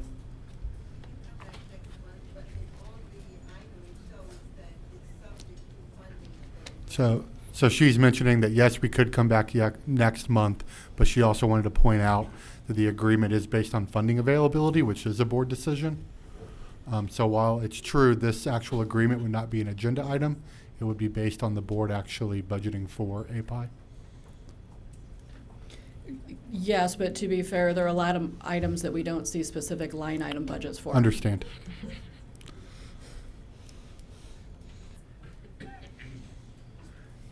So is that a request to pull the item? I'm trying to find the action in our governance role. So I guess it would really depend on whether or not it's an issue for other trustees. Again, I support the work of the organization. My issue is with a blanket 5 years. So if the existing motion ends up being the one moving forward, then I cannot support the 5 years. If there's enough interest, however, I would appreciate entertaining a 1 year or some sort of additional clause that would require it to come back to the board before it gets renewed. But I don't know if I'm the only one, so I can't really answer that. Trustee Letitia Anderson. I'll support that as well, Cindy. I will support a 1 year as well. So, Jacob, then on this one, with this agreement, with the, there's 3 different entities with it. Are they all agreeing to a 5-year? Is it all the same type of agreement as a 5-year but renewable every year? The other entities all have a 5-year. My understanding is that at least one of them is not renewable every year. It's just a total 5-year. AISD typically does not do many multi-year agreements. We always do it multi-year with a year-to-year renewal. All right. So yeah, the other entities involved in this agreement are 5 years. So if it's something then I would need to inform the board of a repercussion then. If other entities saying, then we will also not back this up and they would also not contribute, then $1 million to our 500,000, that, I just wanted the board to know that. So if it's something that we want to hold until then, we have to go back to the API board, but also to the other entities to determine if that's something they would want to entertain, or would they say, I will not support less than 5 years. If the organizations have, they're going to come back and question us on that agreement and what's our level of commitment. And so that's why it's been, I think in the past has been a 5-year. But I can certainly come back and see what those implications could be, or if everybody says it would be fine. I don't know. So, Secretary Allen? Yeah, I was about to say, Dr. Cruz, if you want to find out if there's any unintended consequences, I think if we pull that item for next month, then we can move to the next 2 items, and then obviously the public comment that we have coming up for the rest of the night. Would there, Dr. Williams or Dr. Reach, any issue with holding, would we, to bring it back for a vote in November? We can bring it back in November? She says we can bring it back. Okay. So we can find that out. And then also, let's see just how we run our contracts, because I think most do at least have a 3-year. I don't know about a 5-year, but a 3-year. I think this is because it's a 3-entity agreement that everybody says, are you all in?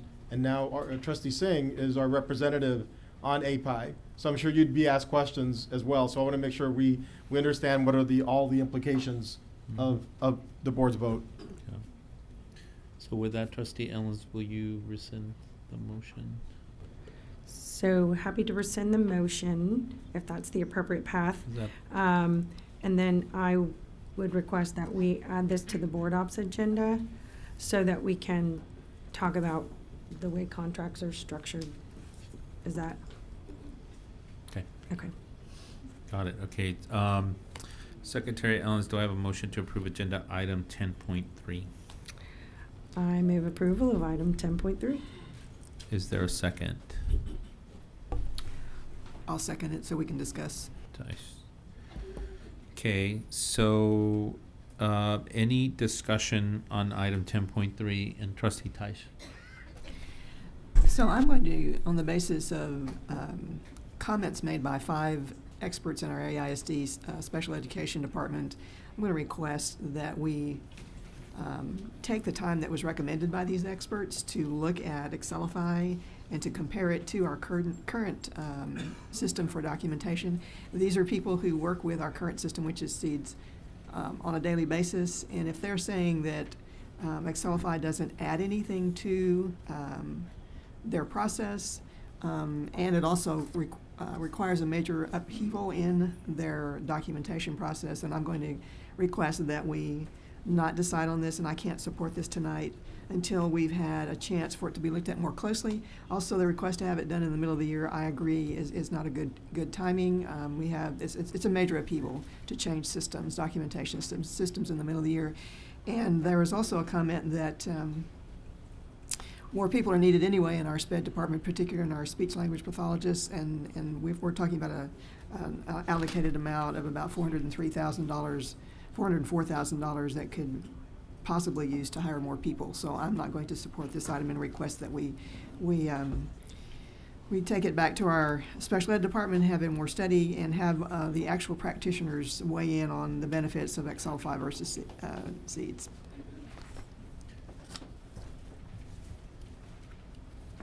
So trustees, any other, trustee Ellens? So I would prefer to pull it versus vote on it with that statement, to come back at a later date, unless someone. Trustee Wagner? Well, I think before we do so, I would like to hear from our special education executive director as to rationale for why it's on our agenda this evening before we just pull it. Because it feels like we're pulling a lot of things based on speculative knowledge of the board and not really having a conversation as to why something is on our agenda for action this evening. So that's a little bit concerning to me that we're just pulling things and postponing. So Dr. Cruz, do you have someone that? Yes, we have speak Dr. to- Hickman, Ms. Connolly also coming forward on this particular item. I see Dr. Good now, so we can talk about the review process. And we can also entertain any questions that the board may have on this particular request. So I'm going to start with the review process. What was the review process for this particular item before it got to the board table? Right, so if you recall, we had submitted this action for, we had submitted this item for approval prior to actually Dr. Hickman joining, because we had some potential audit findings from TEA as it related to our Medicaid reimbursement program. Not only did we want to sort of maximize the billing and revenue under Medicaid, but we had an issue with specification of service and modality. We couldn't necessarily tie service and times to children's IEPs. And so that was presenting some audit risk to our Medicaid program, which we collect nearly $20 million in Medicaid reimbursement. Also, the Excelify program would allow us for greater ease of the opportunity to generate more revenue, especially with the integration on the transportation and the tickets and some of the manual processes. So we were at risk with the current SEEDS program because it didn't allow for sort of service modality that tied to students' IEPs and points of service. So that is why we sort of looked for an alternative system so that we can reduce some of the potential audit risk associated with the current system. And so we realized that it probably is, it's a change in technology. There's more transparency in the service and workload and case hours. I know that they have to document more the service hours tied to student IEPs.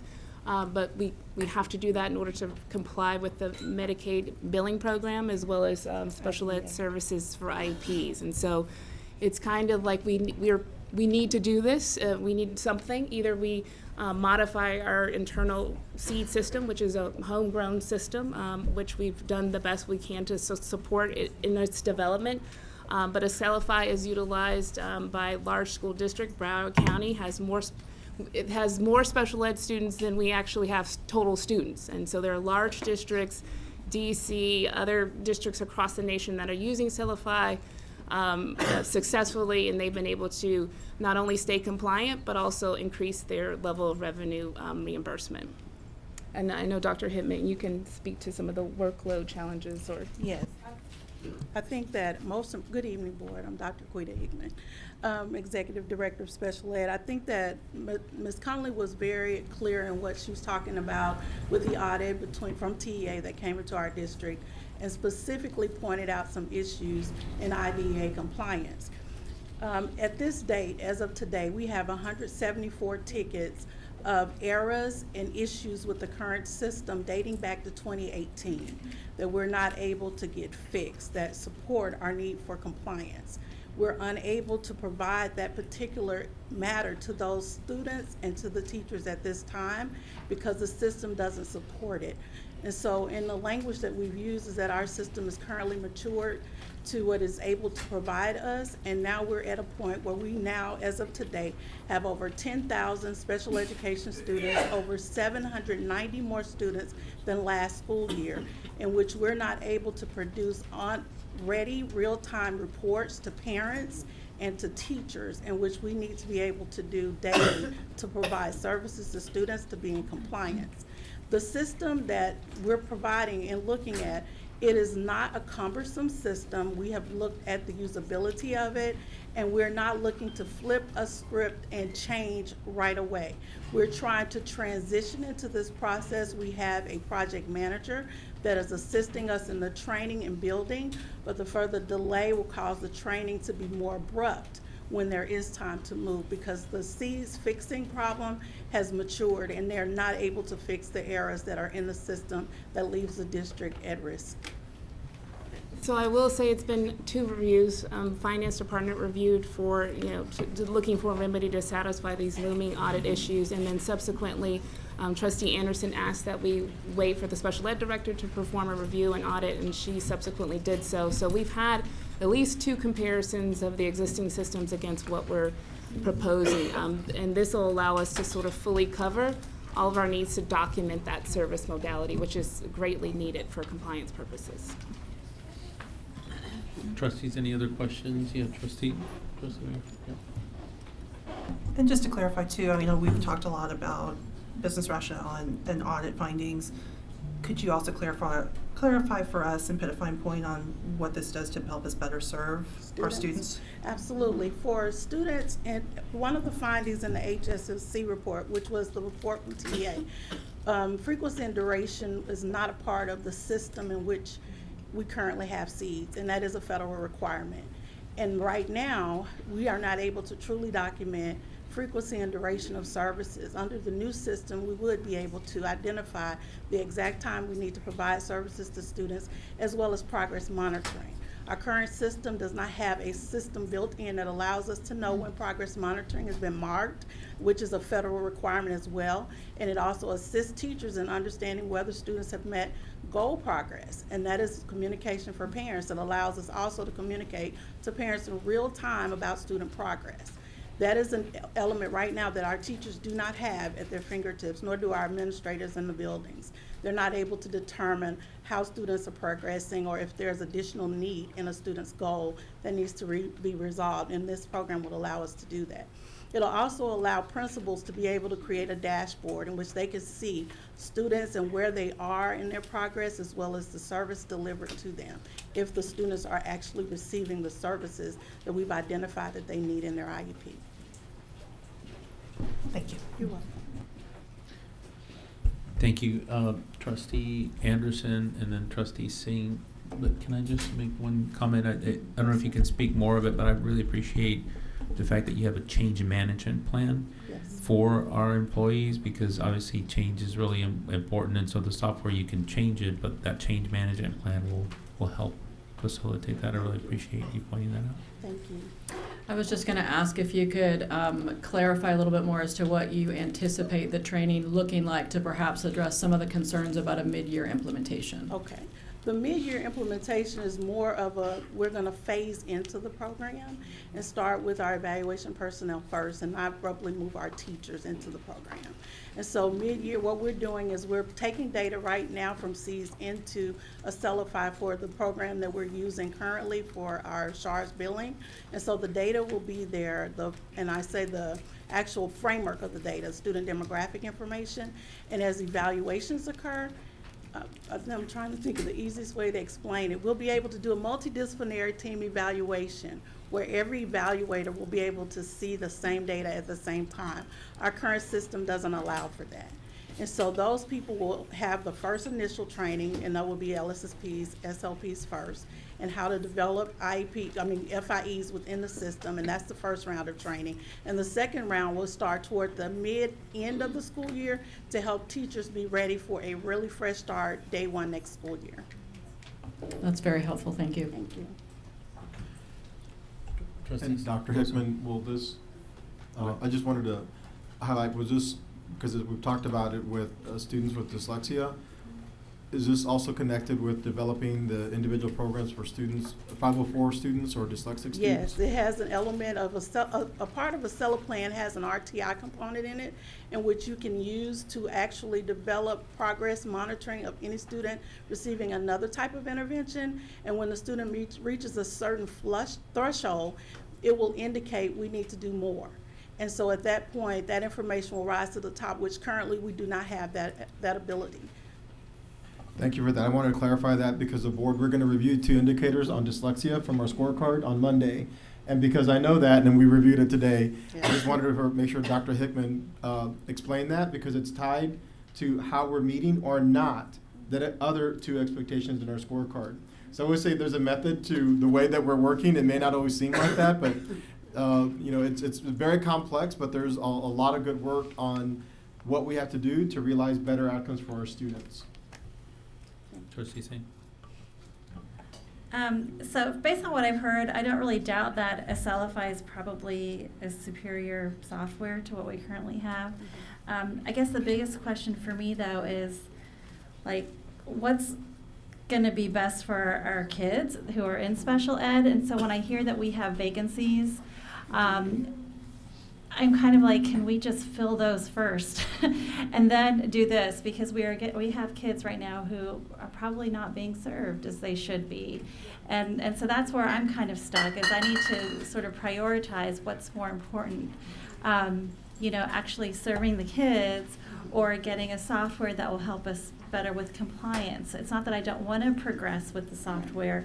It's just that if I had to make a choice, you know, if it's my kid that's not getting served because he or she doesn't have a teacher, that's what, you know, that's what I'd probably lean towards. But help me see more to is there more to this that I'm not seeing? It's a little bit more, because right now we're having limited data as we determine staffing needs. And with having a system that helps us better develop IEPs, we'll be able to better target the way to intervene and provide staff for those students. And so that's one of the reasons we wanted to move toward looking and pulling our data in, because these systems help us identify staffing needs. All the workload that's happening is going to be sit into a system that analytical data will provide us information to say, hey, we need more staff here or less staff here. And right now we're doing all of that manually. And we're determining manually that we need more teachers instead of using very hard data to support a lot of our needs academically for our students. So the program will help us with that as well. If we continue without it, I mean, we're going to continue to grow with that need and not have pointed data to assist us in the process. You're welcome. And we hope that it's not a matter of teachers. We're doing our best to fill every vacancy that we have. I've been working with our Chief of Human Capital to look at sort of pay scheduling and normalizing it, not just on teachers, but some of our teachers' assistants. And so we're doing everything we can. Unfortunately, there is, I'd say, a statewide, maybe even national shortage of these hard-to-staff areas that we're sort of seeing sort of in Austin, but is being seen in other districts across the state.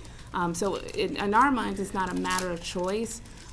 We knew that this was going to be a challenge, which is why I'm happy that Dr. Hickman kind of slowed our implementation plan and looked at sort of a phased approach by, you know, doing tiering off certain staff first to sort of get the training and change management plan and rolling out the kinks, because people are forced to calendar their time. And there's more transparency in the workloads and the service hours that are being sort of directed. So initially we contemplated that there was going to be some challenges when you're implementing a system that results in more sort of time analysis in terms of service provision as well as who's providing that service. But we definitely want every kid to be served. We want every IEP to have documentable hours and documentable service, which is why we're moving down this path to improve upon the service that we're providing to kids, to tailor that service and support more directly, and to have more visibility into what those service needs are, which is now not necessarily as apparent in our current SEED system. One doesn't preclude Right, exactly. Right. So trustees and trustees. Yeah, let me just Dr. Medina, do you mind sharing? I don't know if you happen to have this information, but how many vacancies do we actually have in special ed, and where are those? Okay. So I can get you the exact number, and actually we sent up something earlier or last week that we can make sure that you get. I do want to say that, first of all, what I'm hearing the question is if we adopt this new program, does that compromise our ability to get other teachers? And the answer is no. One doesn't preclude the other from occurring. We have the funding for those teachers. The issue is finding those teachers. And there's various obstacles that have presented themselves this year. You heard Dr. Hickman say that we've had an increase in student identification of students. We know that since the beginning of the school year, just within special education, this is after the start of school, we had over 70 new positions requested to support our special education program. When that happens, it presents a challenge. After the school year has started, to find that many special education certified individuals to fill those vacancies.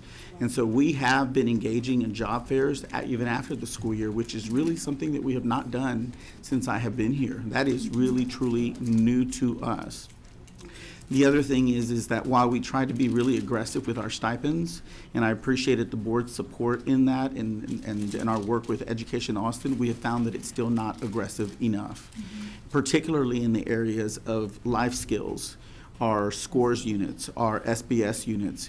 We know that other districts have even gone and been more aggressive with those stipends. So as we look at compensation, either making mid-year adjustments or even making recommendations for the following year, we're going to have to be very aggressive, with that. And it's not solely, I know that we're talking about special education right now, but we've had other pressures in other areas as well this year. Thank you. Mm-hmm. So trustees, any other questions? If not, President there is Rodriguez, can I add one more piece? I can't begin to overemphasize how the importance of us being able to determine the staffing levels that we have right now and the needs and have the ability to level and to be able to move our staff to where they're needed. Many of our vacancies will likely be, or if not many, a good number of our vacancies could be filled by our current staff if we knew exactly how they were being utilized, both special education teachers and teacher assistants. And that position control aspect is what we're missing and are in dire need of, is particularly in times like this. I just can't overemphasize the importance of that. So trustees, unless there's any other questions, Secretary Ellens had made a motion to approve agenda item 10.3, and there was a second from Trustee Teish. So I have a motion, again, I have a motion by Secretary Ellens and a second by Trustee Teish to approve agenda item 10.3. All those in favor, please raise your right hand.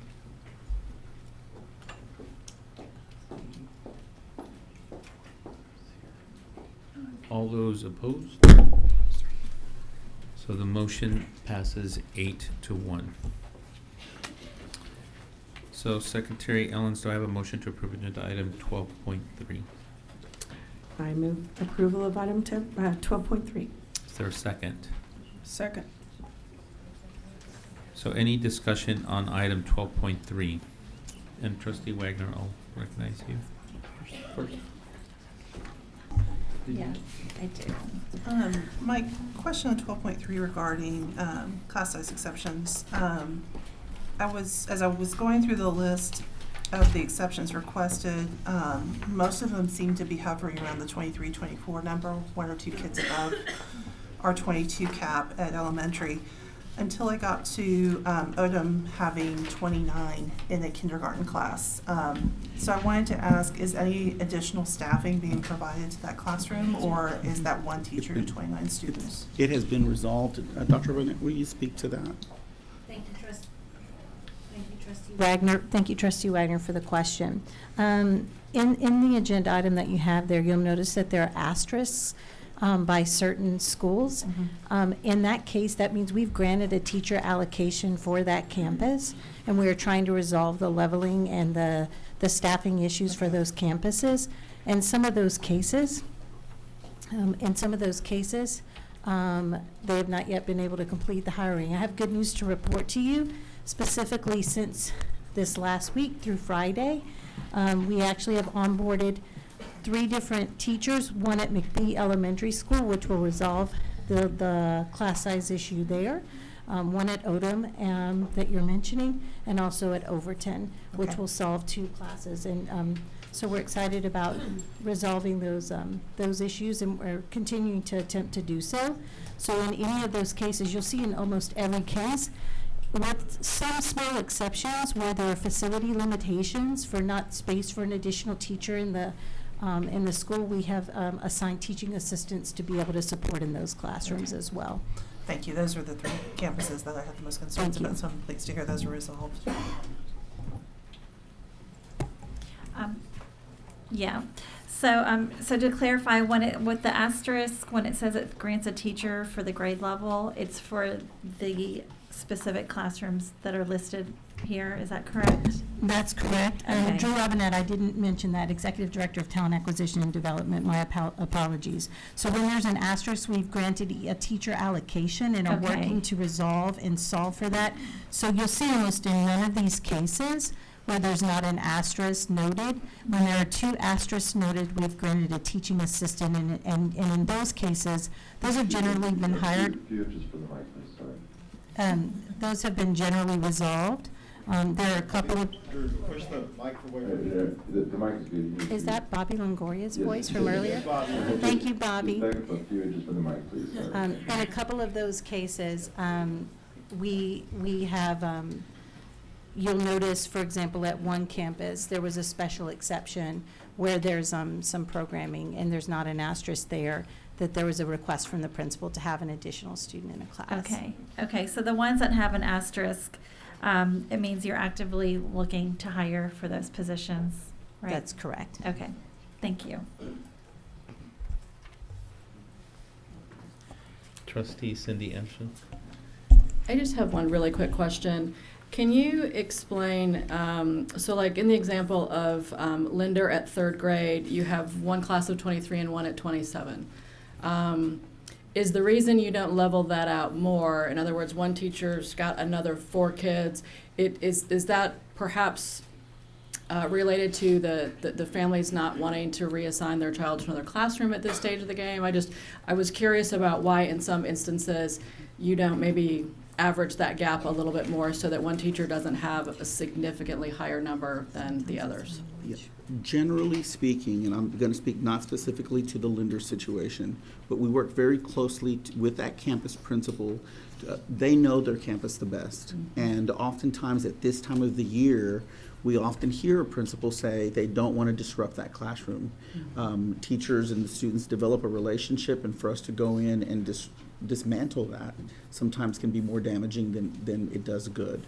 And so we really listen to what the campus principal is telling us and really trying to honor what their request is. We could very easily go in there and try to level it, but we find that that's more harmful than beneficial. Trustee Anderson, if I may add, there are cases where the adjustment is not as simple and it will create some mixed language classrooms. Sure. And so we know that we're going to grant an allocation there, and we're hoping that that alone will be sufficient to be able to solve for the issues and then likewise preserve the type of language programming that we desire as a school district. I assumed it was something like that. Thank you Yes, for ma'am. clarifying. Trustees, any other questions or clarifications? So if not, having a motion by Secretary Ellens and a second by Trustee Letitia Anderson to approve agenda item 12.3, all those in favor, please raise your right hand. So the motion passes by all those on the dais. Thank you very much.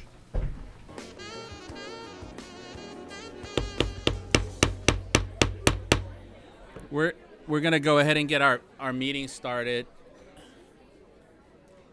from our recess.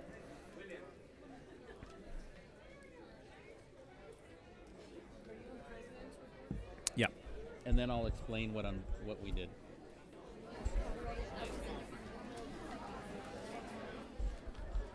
Thank you. Thank you for your patience while we paused. Next on tonight's agenda is under the President's report.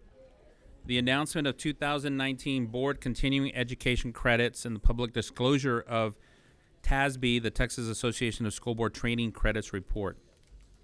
Annually, the board president is required by law to announce the names of each board member who has completed the required continuing education credits, who has exceeded the required hours of continuing education credits, and who is deficient in the required continuing education credits. This includes board orientation, Texas Education Code training, Texas Open Meetings training, team building, legislative update training, and other types of continuing education. In 2019, Cindy Anderson, Letitia Anderson, Kristen Ashe, Amber Ellens, Jamie Mathias, Geronimo Rodriguez, Arthi Singh, Ann Teich, and Yasmin Wagner exceeded the required minimum number of Tier 1, Tier 2, Tier 3, and Tier 4 continuing education hours. Cindy Anderson had 72.75 hours. Letitia Anderson had 79.25 hours. Kristen Ashe had 72.75 hours. Amber Ellens had 87.25 hours. Jamie Mathias had 110.75 hours. Geronimo Rodriguez had 75 hours. Arthi Singh had 85.5 hours.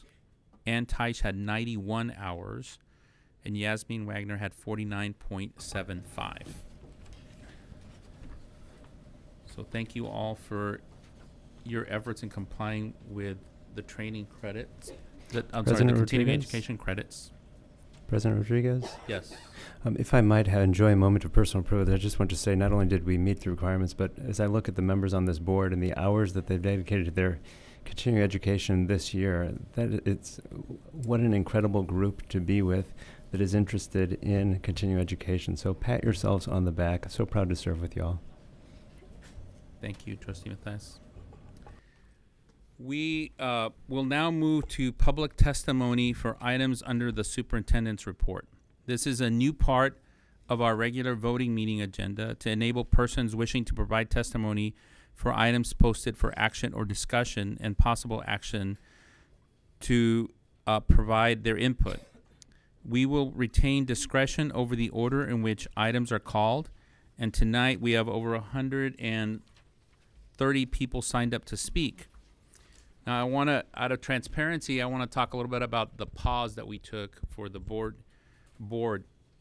We were provided with a combined list of all of the speakers for item 15.1 and 15.2.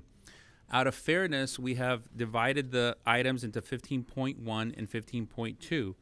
In item 15.1, we had 9 speakers sign up, and we will have them speak to us first. And then we have another, I'm sorry, let me pull this. We have another 117 speakers for item 15.2. So they were originally combined together, and you were given numbers that no longer kind of align together. So we apologize for that, but we wanted to make it clear and transparent about which item our public was speaking. So we are going to call up the first item. And I'm going to read just a little bit more of the script before I do that, but I just wanted to make sure you knew why we had paused just a few minutes ago. So please also know that there are additional ways to communicate with the board, including emailing the board directly at trustees@austinisd.org. In order to provide as many opportunities for input as possible within a limited time period at this meeting, each speaker will be allotted 1 minute.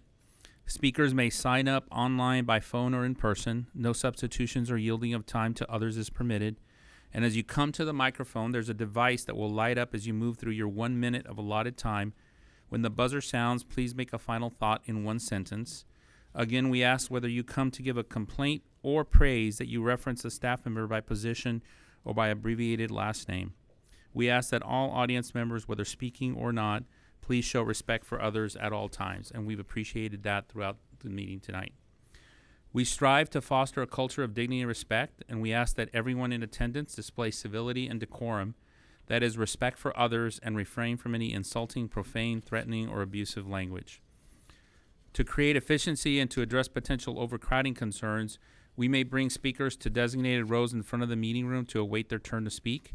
And we want to remind speakers that if a seat is not available after speaking, we're asking for you to step back into the lobby or outside after your comments. And we ask that speakers not hold signs while speaking unless accompanied by children or accompanied by another for a medical reason. We ask that only the speaker stand at the podium when speaking. Supporters should not join a speaker at the podium. If anyone feels the need for additional support because of something they may have heard or witnessed that triggers an uncomfortable or unsettling feeling, please advise one of the counselors who are here to provide support to allow your voice to be heard and your concerns addressed. And please advise one of our counselors who are sitting beside the officer. And I want to make sure you all stand up again so that individuals know where you are. So please advise one of our counselors who are sitting beside the officer there. And should you wish to offer additional written remarks that are not bound by time, please give them to the AISD officer on duty. Each board member and the superintendent will be provided with a copy. The Office of Translation and Interpretation provides a Spanish language translator for audience members who need assistance when addressing trustees or need assistance understanding comments made to trustees during public testimony. If translation is required, the speaker will be given twice the allotted time. If you need this service during other portions of the meeting, please speak with the interpreter. Jennifer Williams, Spanish translator and interpreter, will repeat portions of this message in Spanish.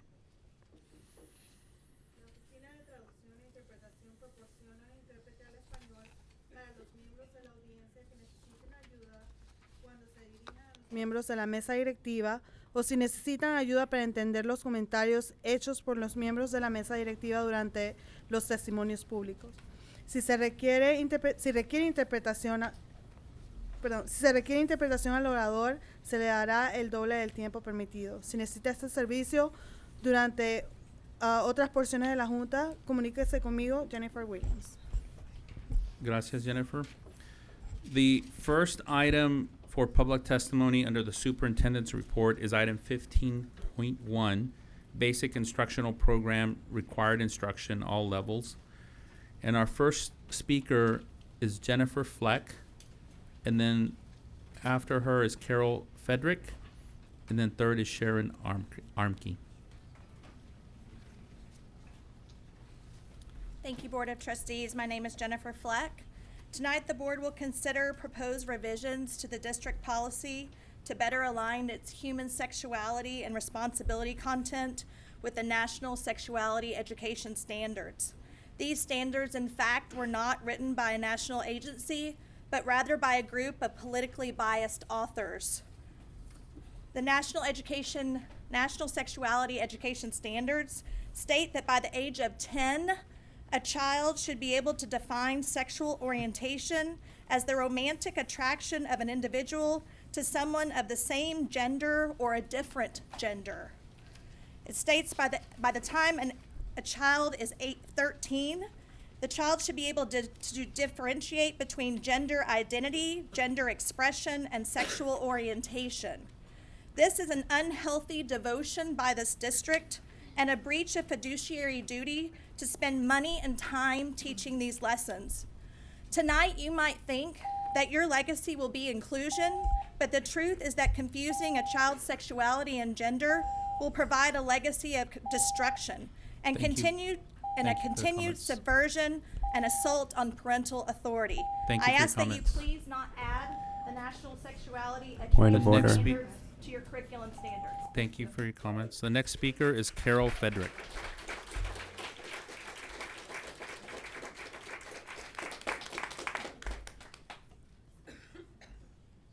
I'm Carol Fedrick. I'm back, and I ask this time that you reject the policy changes. The NSCS violates state law and other district policies. In fact, the proposed policy changes delete language that meet state requirements for sex ed. State law also requires that sex ed reflect community values. Objections to the new curriculum that meet all of the NSCS objectives show conclusively that it does not reflect community values. 6,500 signatures objecting to the curriculum show that. The last survey results showed a quarter of parents will opt their children out of classes. How does that reflect community's values? The NSES also violates freedom of religion, the freedom of speech, and the freedom of association for employees per district policy, DGA local, because the ideology of the NSES results in putting political and social pressure on students, parents, and staffs. Changing the policy to NSES violates Texas law and district policy, will bring legal ramifications to the district, wasting more precious time, energy, and money. Thank you for your Please comments. don't. Next speaker is Sharon Armke, and then Laura Hanson. Sharon Armke. Laura Hanson. After Laura Hanson is Mary Castle.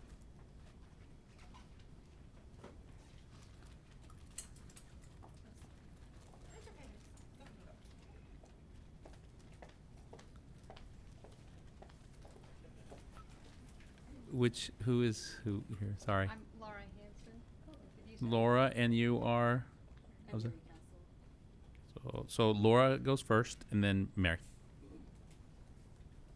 Thank you. Hello, trustees.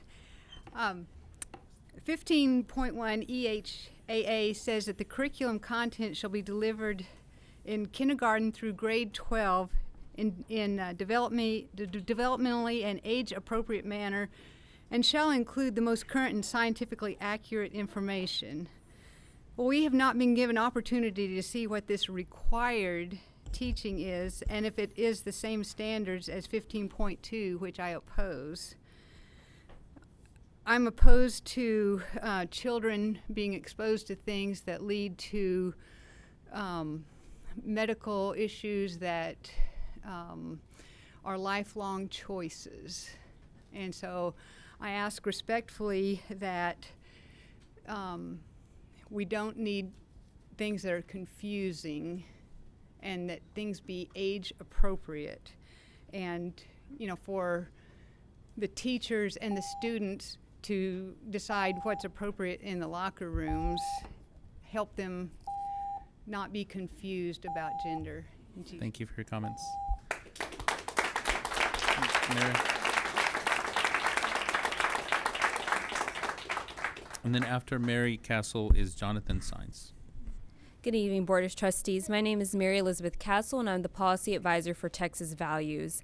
I ask you to reconsider and not vote for 15.1 because it deletes language from the Texas Education Code that guides your requirements in regards to the basic instructional program.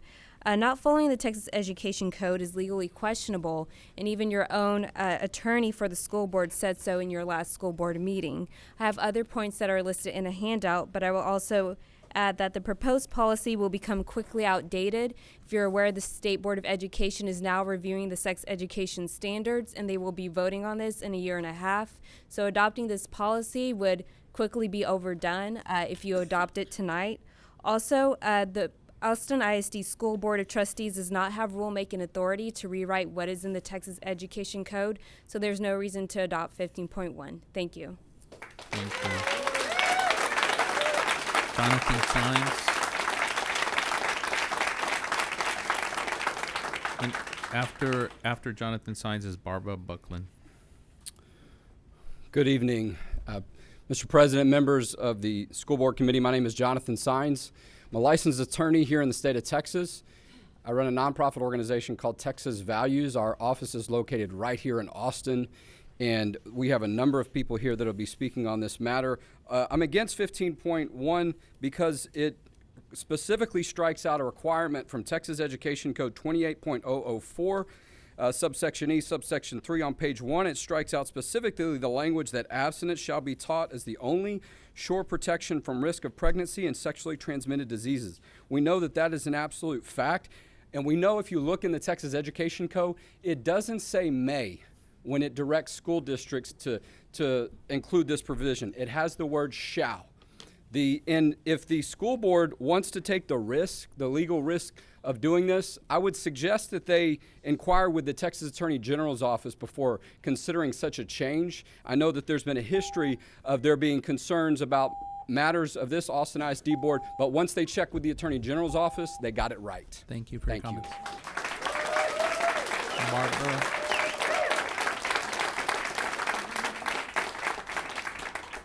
Hi, I'm Barbara Buckland. The national sexuality education standards that have been adopted by ASD are not in compliance with the laws of Texas. The truth is that there is no national standard except those written by a small group associated with Planned Parenthood.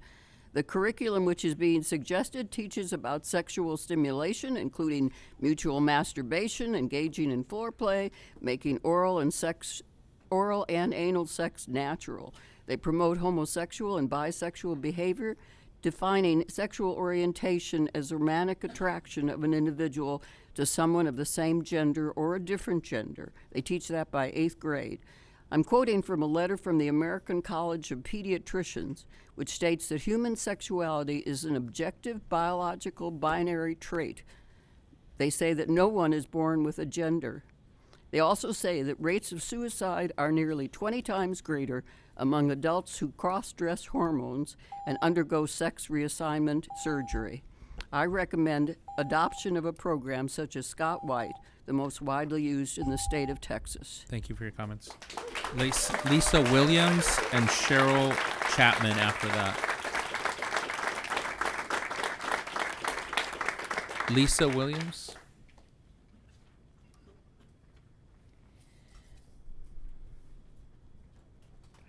You can start whenever you like. AISD is revising EHAA to say they are following the NSES. This is a retroactive measure and is not appropriate. In addition, reliance upon NSES is inappropriate because it's not binding on states. It was not drafted by any national agency, but rather by a group of politically biased authors, including Planned Parenthood. NSES is sexual risk reduction, which is against Education Code Chapter 28. Rather, the state standard is abstinence. The new materials barely devote any attention to abstinence. NSES promotes a particular set of moral and political beliefs, and its teachings on premarital sex, morning after pill, and others violate the First Amendment prohibition against the establishment of religion, secular humanism, and inhibits the free exercise of religion. Opting out does not remove this violation. Thank you.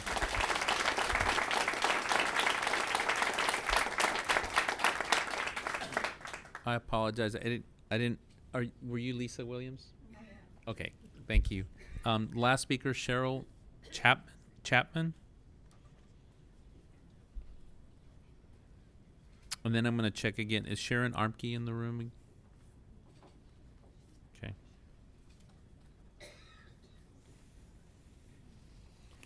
Hi, y'all. I would like to say that the NSES violates state law and district policy that guarantees the freedom of association of teachers and staff to not be forced to participate in the activity that shall result in any political or social pressure being placed on students, parents, or staff. The NSES not only promotes radical, graphic, age-inappropriate curriculum, it promotes a political agenda. It forces teachers and staff to participate in teaching political ideology to children and their parents. In all your surveys, you have surveyed teachers about their willingness to force this political and social pressure on students, and parents are prohibited in district policy DGA. Thank you. Thank you.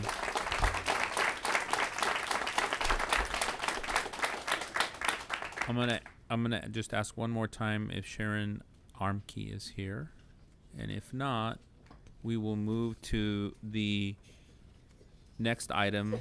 15.2 for public comment under revised human sexuality and responsibility lessons and curricular resources for grades 3 through 8. And I believe we have 117 speakers. So we appreciate your engagement and brevity. Our first speaker is Concetta Pilgrim, followed by Catherine Gonzalez, and then Amanda Sylvie.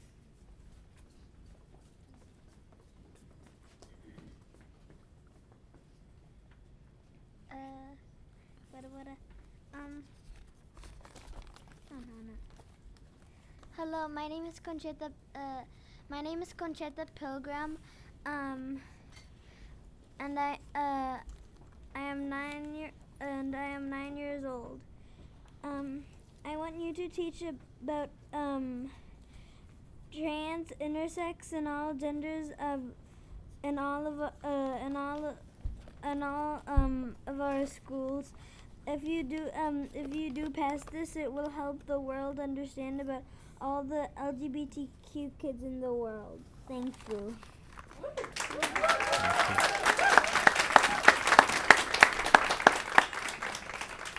Catherine Gonzalez.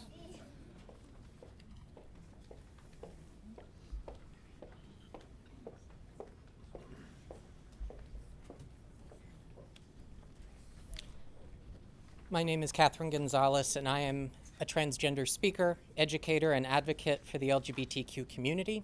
I'm the Operations and Programs Director at Out Youth, an Austin-based nonprofit that has served youth for 30 years, and the co-author of Trans, Love, Sex, Romance, and Being You, a growing up guide for trans and non-binary youth. I appreciate your efforts as elected officials to implement comprehensive and inclusive sexual health education. Unfortunately, the lessons that we reviewed are not as inclusive as they could be. I would have hoped and recommend that you postpone tonight's vote or revise it before you pass it. Among the changes we recommend, an unequal representation of youth of color in the illustrations, an unnecessary emphasis on biological sex being only female and male, a lack of meaningful inclusion of intersex people, education on sexual orientation that fails to mention bisexuality or asexuality, and some more. I've distributed my comments. Thank you. Thank you for your comments. Amanda Sylvie, and then after Amanda is Danielle Williams, Maya Gray, and Heather Frederick. Good evening. I'm a parent of an AISD student. It is your responsibility to institute policies that protect children in AISD. Your decision today will affect innocent children who are not prepared for the graphics, discussions, and activities that adult minds have designed. For innocent children, a decision of yes may impact them as significantly as if you had sexually abused them yourselves. Think of an abused or foster child who has been through hell and has no one to advocate for them. They cannot opt out, though these lessons could be painful for them. I ask two things. One, that you vote no on this curriculum. And two, that you make sex education in elementary and middle schools opt in rather than opt out. Thank you.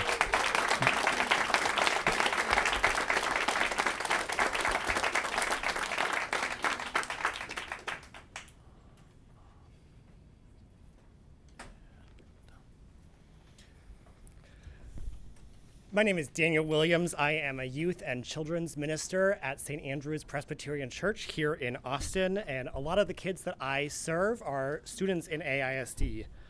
My tradition, the Christian tradition, teaches the words of Jesus Christ. You shall know the truth, and the truth shall set you free. In my work as a minister, I have seen firsthand how honest, inclusive conversations about sexuality and responsibility can set young people free. Free from ignorance, free from bias, free from stereotypes, and from shame.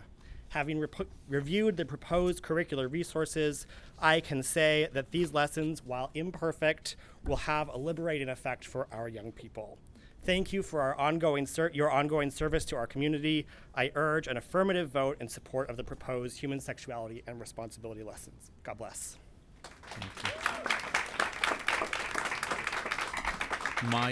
Maya Gray, and then Heather Frederick, and then Liam Garcia.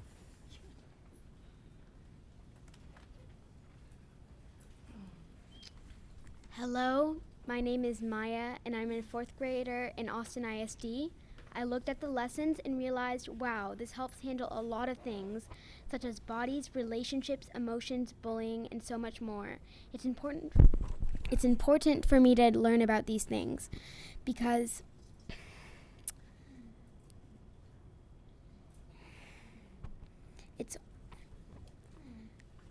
because there's so much going on in our minds and bodies, and it's also important to know. Sex education helps kids like me to learn about themselves and others. A lot of times, kids don't tell their parents about these things, like their emotions or what's going on in their bodies, but teachers in AISD teaching kids about these things makes it so much more comfortable. Kids learning about this together helps them not only learn to accept themselves, but others too. Please vote yes for these lessons. Thank you.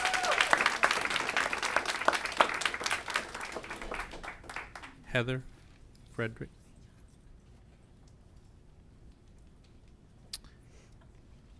And after Heather is Liam Garcia and then Allison Gephardt.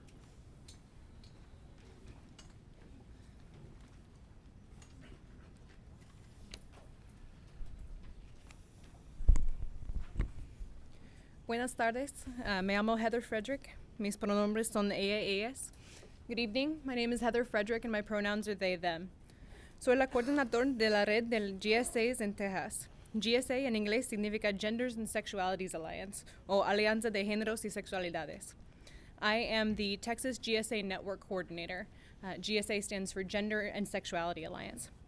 Todas las secciones que hemos discutido sobre la educación sexual comprensiva e inclusiva son importantes.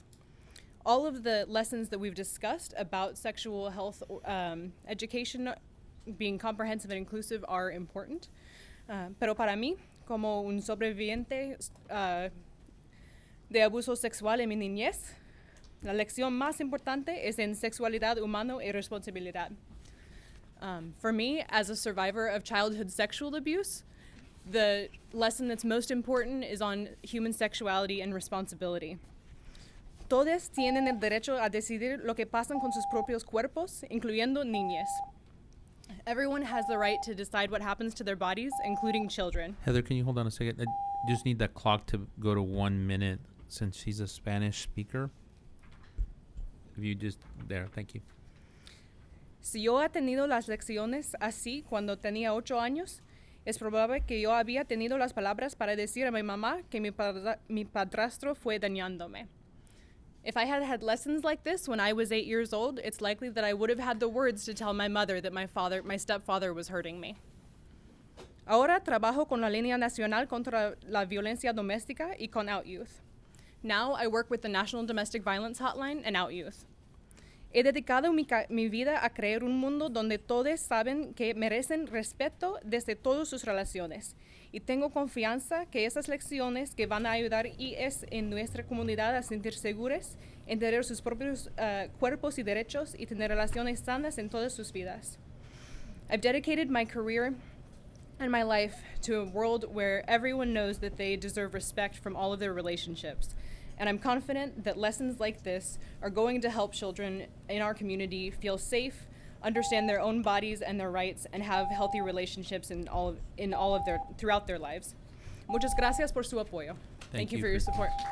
Point of order. Yes. I'm Yes, sir. wondering if persons are multilingual, does that mean that they have 2 or 3 or 4 minutes depending on the languages they speak? As our policy has stated that Spanish speakers have an additional minute. So in this case, she was translating the interpretation services. So she was translating. And so I think what we will make sure and do is if the translator has to be the person that translates the comment. So I think we're learning as we're going along around how we're applying that Spanish policy. But if we would if we could make sure that, Jennifer, that you interpret for an individual that speaks in Spanish, that would be great. So our next speaker is Liam Garcia.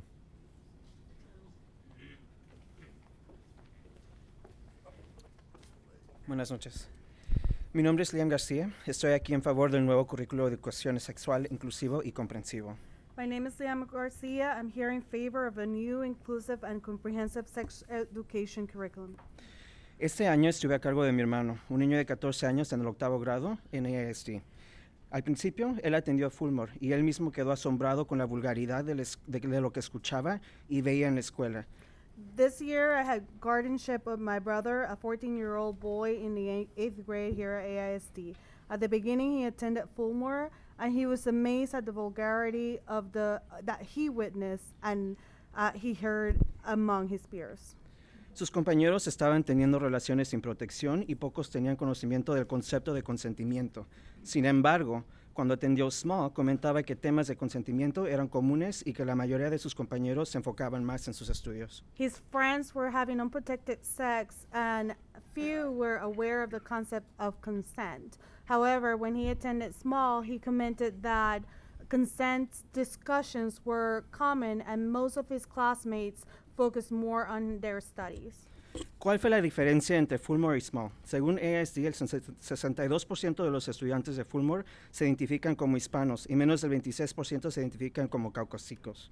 What was the difference between Fulmore and Small? According to AISD, 62% of Fulmore students identify as Hispanic, and less than 26% identify as Caucasian. However, It's okay, I'm going to skip forward. La idea que un currículo inclusivo y comprensivo solo beneficia a la comunidad LGBTG o que promueve actividad sexual es absurda e ignora la realidad de lo que nuestros chicos ya están haciendo y aprendiendo por medio del Internet. Hoy tenemos la oportunidad de retomar control y educar a nuestros hijos de manera que Snapchat, Tumblr y Plático en los vestidores nunca podrán. the idea that an inclusive and comprehensive curriculum only benefits LGBTQ plus community or that it promotes sexual activity is absurd, and it ignores the reality of what our children are already doing and learning through the internet. Today we have the opportunity to regain control and educate our children in ways that Snapchat, Tumblr, and locker room talk never will. Thank you for your comments. Our next speaker is Allison Gilhart, and then Matthew Shed. While the objective is to be more inclusive in educating youth about sex, the effect is to groom children for all forms of sexual behavior, even those which are demoralizing and risky, without as much as a warning about the consequences. This is not loving, affirming, or caring. A curriculum that has the intent of introducing gender ideology in an effort to be inclusive and affirming of genders ignores biological truth and fails to affirm the goodness of how our bodies are created to work and how the male and female bodies are designed to complement each other in sexual intimacy. Teaching youth that their body parts are to be used simply for the pleasure of someone else and to achieve their own climax cheapens sex for youth and sets them on a course for dangerous sexual exploration instead of sexual intimacy. Thank you.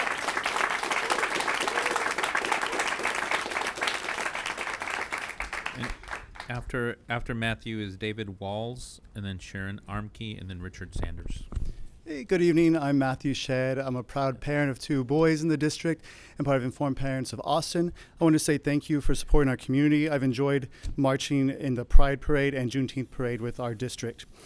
First, I think our staff needs sufficient training with this new curriculum. After reviewing the proposed curriculum, I think the 8th grade seems much more of this time than the 6th and 7th grade. The 6th and 7th grade lessons seem to have a lot of the same curriculum materials. Maybe you can stratify some of those. Maybe consider with the order of lessons to start with the individual, then move more into relationship topics. I think it's appropriate for the LGBTQ inclusivity and age appropriate for the assigned grade levels. Instills a positive self-image, includes concepts of consent, and incorporates critical thinking skills. I want to say I think you should hear everyone tonight. You should hear the lobbyists who are paid to be here tonight. You should hear the Texas political groups who have mobilized people outside the district to show up. And you should hear the politicians that are pandering to their base.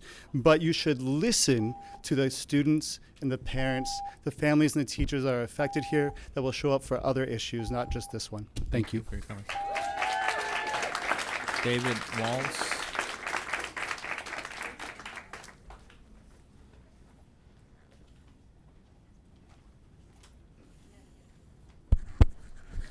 Good evening.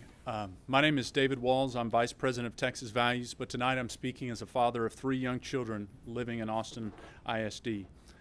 Y'all have claimed throughout this process that the goal is transparency, scientifically accurate information, and promoting students' well-being. With this curriculum, AISD has failed its goals. It has failed parents, and most importantly, it will fail students. The goal of this curriculum is to promote a radical ideology that is in direct conflict with the values of most parents and families in the district, including my own. The curriculum is an attack on the Christian community and people of faith, teaching children to denounce and challenge fellow students that don't share their views. The curriculum is an attack on family, on parental rights, on life. It promotes identity confusion by teaching children to dismiss their biological sex. It encourages sexual activity, and it demands that children become advocates in the LGBT political movement. Adoption of this curriculum will send a clear message. People of faith and traditional values are not welcome in Austin ISD. That's why my family has moved our son out of the school district, and I know many are going to be making the same decision. Thank you. Sharon Armke. Sharon Armke. Richard Sanders. And then after Richard is Brian Talley and Julia Mandel. Thank you for your time. I'm Richard Sanders, and I'm a concerned citizen. The current sexual education curriculum that is on deck to be introduced into public schools beginning at grade 3 and ending at grade 8 that includes sexual preference and gender identity. Its inclusivity is the key point you are trying to define by teaching on what used to be deemed as alternative lifestyles. Then why not include all alternative lifestyles in regards to sexual preference, such as pedophilia, necrophilia, polyamory, and bestiality? As a curriculum definition of attraction at grade 5 is the feeling of being drawn to someone or something.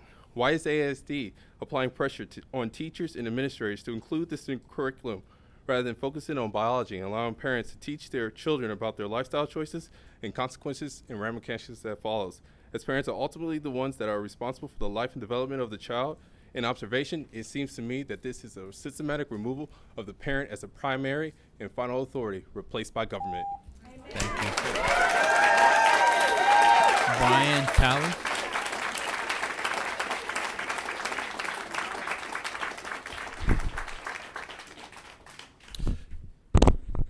Good evening. I'm the father of 3 daughters, ages 5, 9, and 12. My wife and I teach our girls to love and accept others, and that bullying is unacceptable, and we teach them age-appropriate sex education. What we don't do is show them sexual behavior with animated videos. We don't promote sexual behavior, and we don't encourage them to explore their sexual identity like this proposed curriculum. The City of Austin recently made a big mistake by updating their homeless laws without including the community stakeholders in their decision in that process, and it appears that the Austin School District is about to make the same mistake. Wikipedia shows that 50% of Austin identifies as Christian, and this curriculum directly conflicts with biblical views of sexuality. Everyone has their right to their own views, absolutely, but they don't have the right to assert those views, pitting children against the parents of anyone who disagrees with this curriculum. It's not too late. Vote no to this curriculum tonight and engage all of your stakeholders to come up with a Julia Mandel.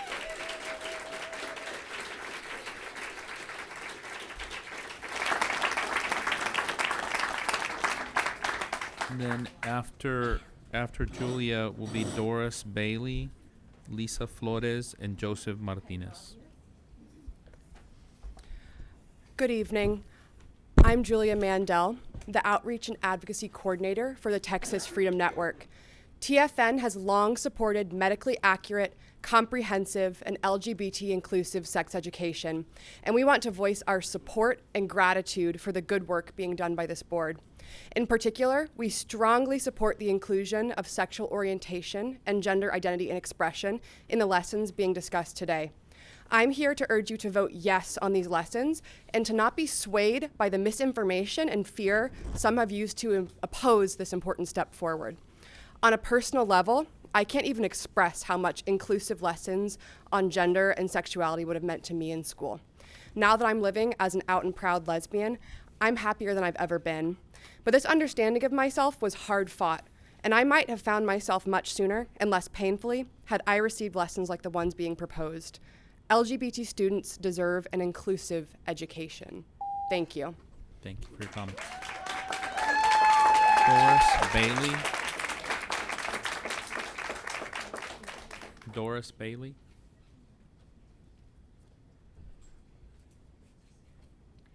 Hello, I'm Doris Bailey. Good evening. And the ecclesia has risen. We're not backing down. We're not giving up. And we're not walking out on this curriculum or this sex education. It is an unacceptable, and there's no negotiation between us and the curriculum. I'm asking you to trash it and not continue with it. Thank you very much. Thank you. Next speaker is Lisa Flores.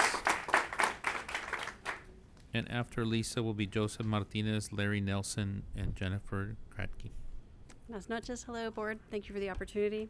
I'm really grateful for the time and energy and consideration that went into crafting this curriculum by primarily volunteers. I think it's a wonderful glimpse of our society at large that students in public schools are learning together from all walks of life. And I'm grateful that this curriculum has been weighed to include all those people and all those different types of lifestyles. I'm very appreciative that it says shall be appropriately adapted for students with disabilities. I just want to make sure that we circle back and that happens with authority, with stakeholder input, and with real knowledge from parents and from people who understand disability and sexuality, because they are 7 times more likely to be sexually assaulted. So for them, it's not necessarily about sex, it's about safety. And we want them to learn the tools they need to be able to have healthy relationships, be safe, and report. Thank you. Thank you.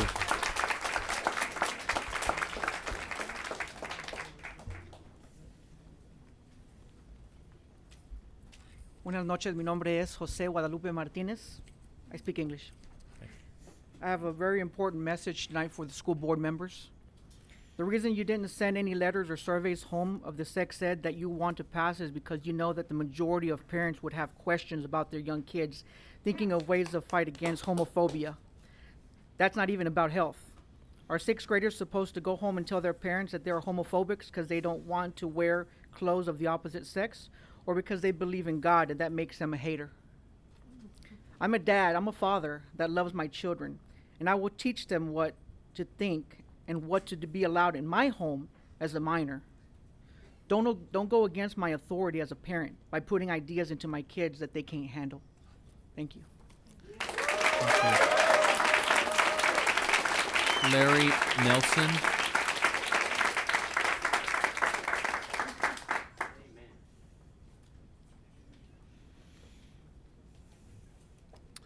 And then after Larry Nelson is Jennifer Kratke, Belinda Montgomery, Lori Manig, and Chris Turborg. Board members, over the past several months, you've heard the outcries of parents, but you refuse to listen. Under your board policy manual, it states the district derives its legal status from the Texas Constitution and from the Texas Education Code. Each one of you took an oath to faithfully execute the duties of your office to the best of your ability to protect and defend the U.S. Constitution and the laws of this state.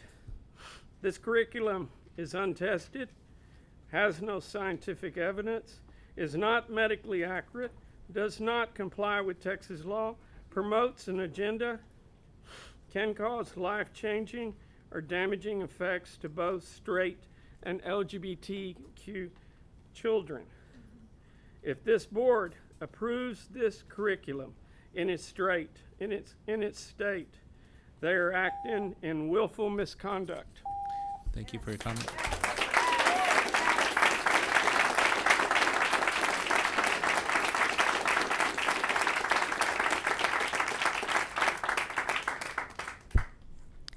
I have 2 children enrolled in AISD. I want to explain why opting out of these lessons is not sufficient. I have reviewed every lesson, all 1,100 pages of it, and every video. Most parents don't have time to do that. I do because I'm a stay-at-home mom. I'm very dismayed at the language used throughout, which will teach all the other children that me and my kids are harmful transphobes and that our religious beliefs include harmful behaviors, harmful social norms. Those words do not describe my family and friends and are very discriminatory and disparaging. You know, I think Austin is a beautiful example of peaceful coexistence. I respect all people. I'm not trying to change anybody's rights, but this is an adult thing. It's unfair to castigate faith communities, which will cause a divide where there wasn't one. Yes, please stick to biology. Reproduction, yes. Body parts, yes. Anti-bullying, yes. Respect, yes. Leave the ideology out of it.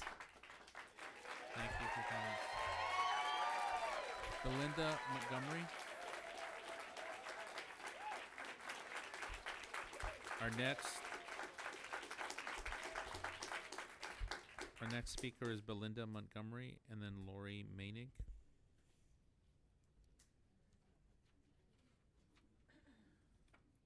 Thank you for allowing these public comments. As a medical professional and a former teacher of medically appropriate and biologically based sex ed curriculum in my church, I have read and absolutely support the latest version of the human sexuality curriculum. Education is power.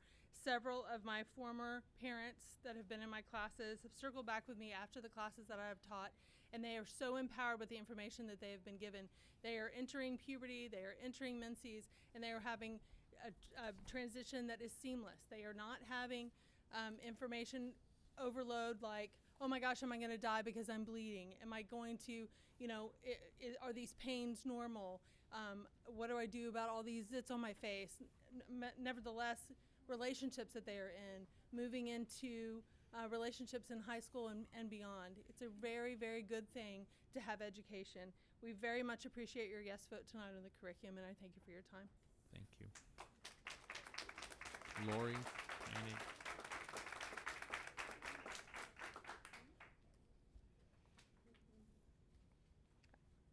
Good evening.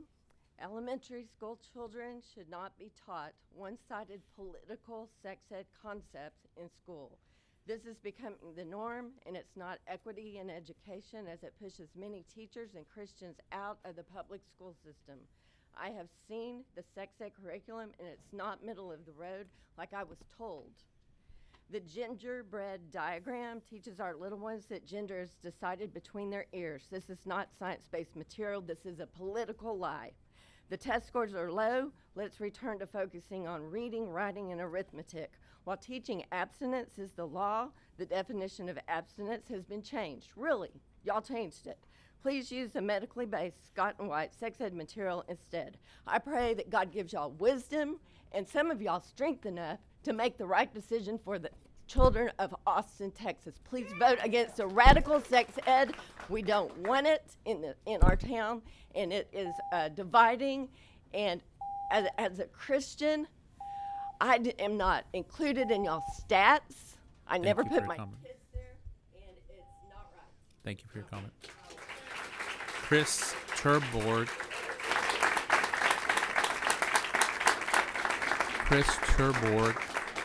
And then Addison Grace, Pam Weller, and then Barbara Buckland. My name is Chris. I'm a concerned citizen. Thank you, Board of Trustees, for this opportunity to speak to you, and thank you for listening to our concerns. Please consider what our Maker and Designer says about our identity and sexuality. The God of the Bible says that He made us in His image. Male and female, He created us. He says that we are to be fruitful and multiply, and the man is to become one flesh with his wife. This sexual intercourse is designed by God and given to us to use for His intended purpose and not our sinful desires. The sexual intercourse between a man and a woman was designed for marriage and to create a family in which God is honored. I sincerely hope and pray that you will fear God and, for the sake of our children, rule in favor of God's intended purpose and against the proposed sex ed curriculum. May God bless you and give you His wisdom, His compassion, His courage in your decision tonight. Thank you. Thank you. Addison.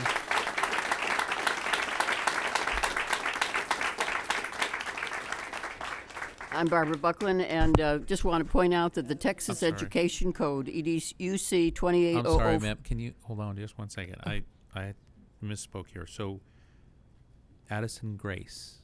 Pardon? Is that Addison Grace is Oh, the first sorry. speaker right before you, and you're Miss Pam Weller. Okay, and Okay, yeah. So, Addison, you're next. Sorry. Hi, my name is Addison, and I'm an 8th grader at Keeling Middle School. I struggle with selective mutism, so this is a big deal for me, but this is such an important topic to me. Thank you for supporting comprehensive sex ed lessons that teach students about the importance of building healthy relationships. Each year, 1 in 15 youth are exposed to violence by someone they are close to. 90% of these youth are eyewitnesses to domestic violence, which makes them more likely to repeat the pattern. Suicide is the second leading cause of death among the youth in our country, and LGBTQ youth are more likely to consider suicide than the heterosexual youth. Each episode of victimization increases the chances of self-harming behavior by 2.5 times. And being a child who is able to escape a family violence situation, having a family history of suicide, and identifying as an LGBTQ student, I am more at risk of falling into unhealthy relationships with other students. I appreciate learning how to recognize and break these cycles through communication and respect. Thank you for supporting students in this district and teaching us the value of healthy relationships. I hope you approve this. Thank you for your comment. Pam? Okay. Thank you, Dr. Cruz and Board of Trustees, for letting me talk with you this evening. As a retired RN and resident of Austin for 36 years, I urge and encourage you to adopt a sexual risk avoidance program rather than the proposed comprehensive sexual education curriculum. The former has been shown to really help children in their health and well-being, and the latter, which you are voting on tonight, does not decrease pregnancy, does not decrease problems and in their lives. So I'm especially saddened to have recently learned from a 6-year-old that she has already been indoctrinated into thinking that it would be perfectly normal to marry her very best little girlfriend, and she could have a family by other methods. When explained to her that most women marry a man and not their girlfriend, she responded, "I didn't know." It makes me so sad that a 6-year-old has been confused at an early age and not been influenced by her family. Thank you. People that should be influencing her. Thank you for your comment. Barbara.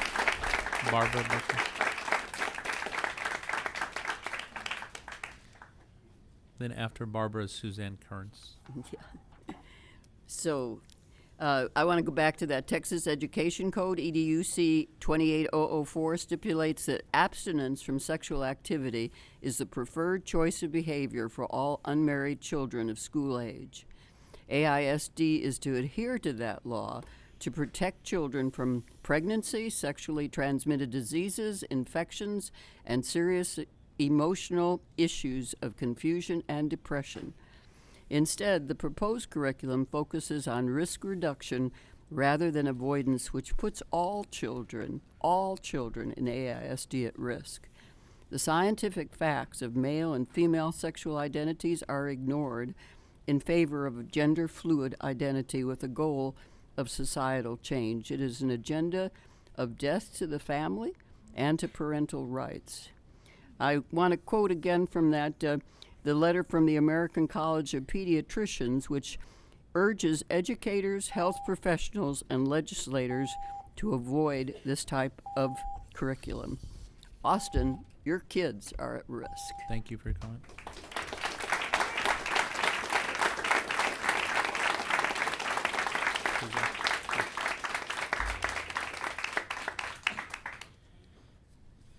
Hello. After 2 years of speaking at these monthly board meetings about the critical importance of comprehensive LGBTQ inclusive sex ed, I am hopeful that you will vote yes on the proposed lessons, and this will be my last time you'll all be seeing me for a while, and I bet you probably are hoping a little bit for the same.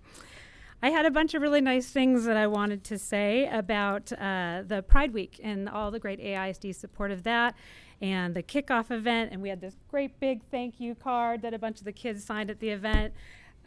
But instead I'm using my time to say sorry to the LGBTQ students and parents who were brave enough to attend tonight, only to hear adults say things that would get your classmates sent to the principal for bullying if it had been done at school. LGBTQ students are not radical ideologies. They are not political tools. They are kids that want to feel safe, seen, and included at school, period. I only wish these lessons were in schools 50 years ago, so maybe the adults in this room would have the empathy and information to accept those that are different than them. Thank you. for your comment.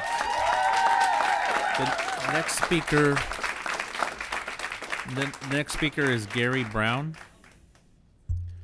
And after Gary is Gary Moore.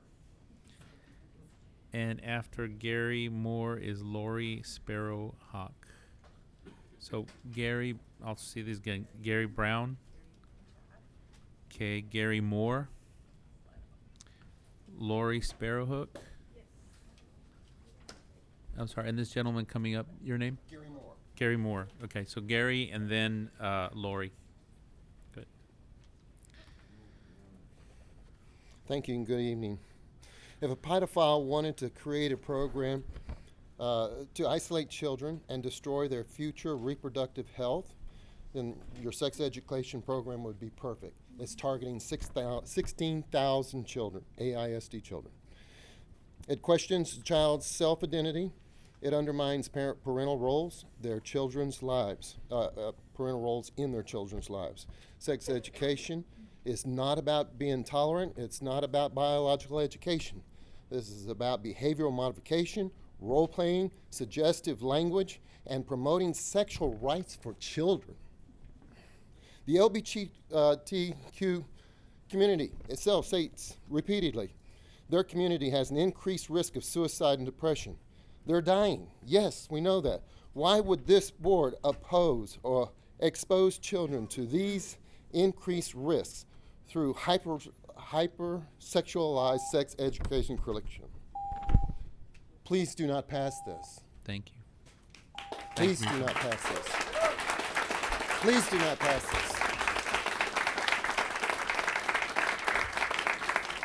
Lori, after Lori is Rebecca Smykla, and then Don Zimmerman, and then Hugo Delgado.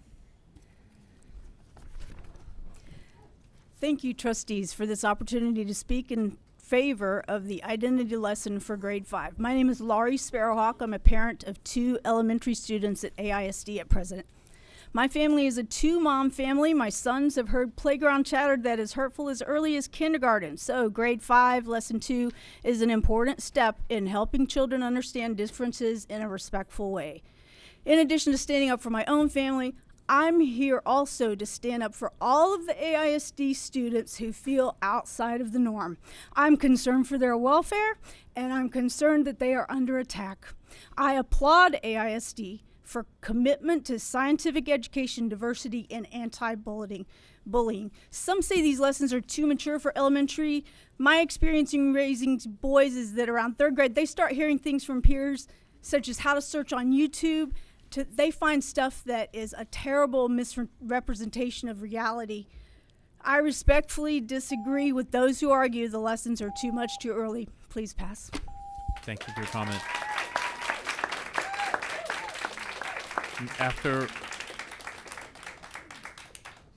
Rebecca? Yeah, sorry. Hi, my name is Rebecca Smykla, and I'm a parent with 3 kids left in the district. I've already moved one of them to a charter school in favor of more academic rigor and less agenda. I'm asking you to not approve this curriculum tonight because it's not evidence-based. It's not even science-based. It's full of content about gender that's taught as fact but has no scientific basis. It's not age-appropriate. Is written by AISD's own staff and not medical or child development experts. It includes resources from abortion providers and political activists. Largely, it's unreviewed by parents and teachers. 1% of district parents gave feedback on the 6th through 8th grade curriculum because it was never announced from the district level. Transparency has been a problem throughout this process. There wasn't even enough time for parents to access the lessons and give feedback because there were so many pages. The lessons, there's just too much material.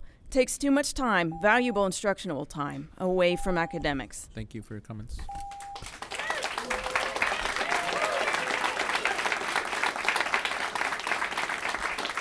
I think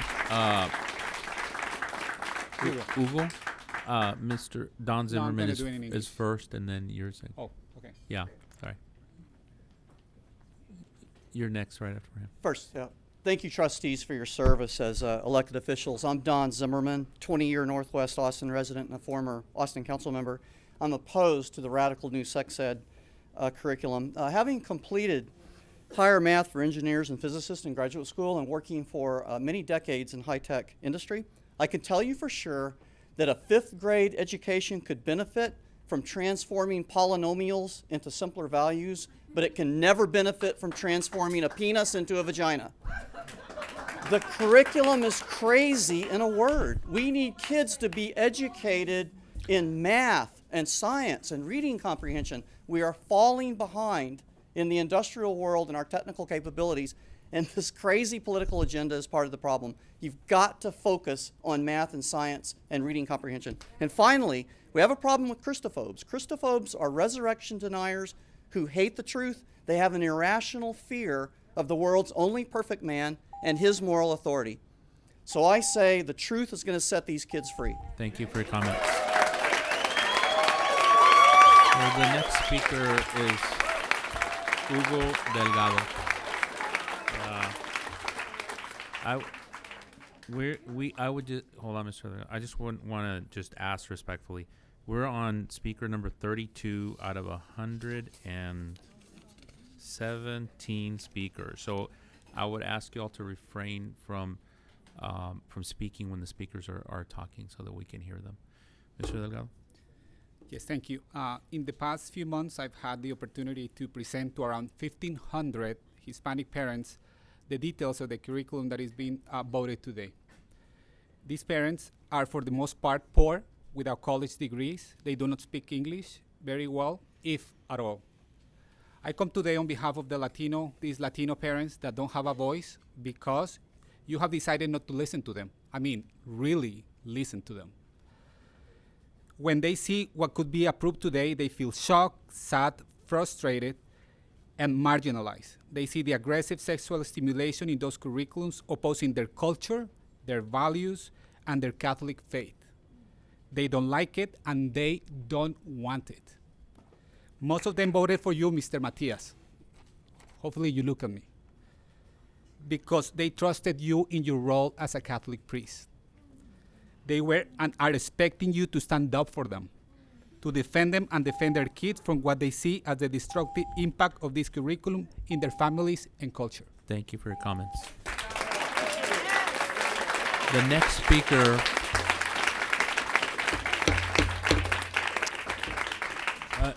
speaker is back. I want to say Lay or Lee, L-E. The first name is B-A-C, the last name is L-E. And then the next speaker is Grant Lovelace. Oh, I'm sorry. Here you go, Bot.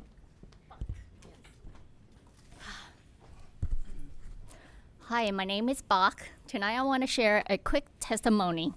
Growing up, I don't like wearing dresses nor playing with dolls. My first toy was a truck. And in college, I sat at a table full of boys. I was more than just lost. I also had Asperger's syndrome, a dash of autism. But through the grace of God, running and writing, I am now found and redeemed. Jesus changed all that. He renewed my mind and transformed my heart of stone to one that is now full of life, love, and fire, and joy. So I want to encourage and tell all of you tonight that God loves you. With him, there is nothing impossible. He has a solution to all of our problems in life because he cares. So I ask you, Honorable Board of Trustees, that you do not pass this new sex ed curriculum. There are better solutions to help our children. This curriculum promotes harmful long-term labeling of our children and creates confusion in their minds and identity. Regret is real, so please don't pass this curriculum. Thank you. Thank you for your comment. Grant Lovelace. Grant Lovelace, and then Jorge Ordóñez, and then Monica Klein.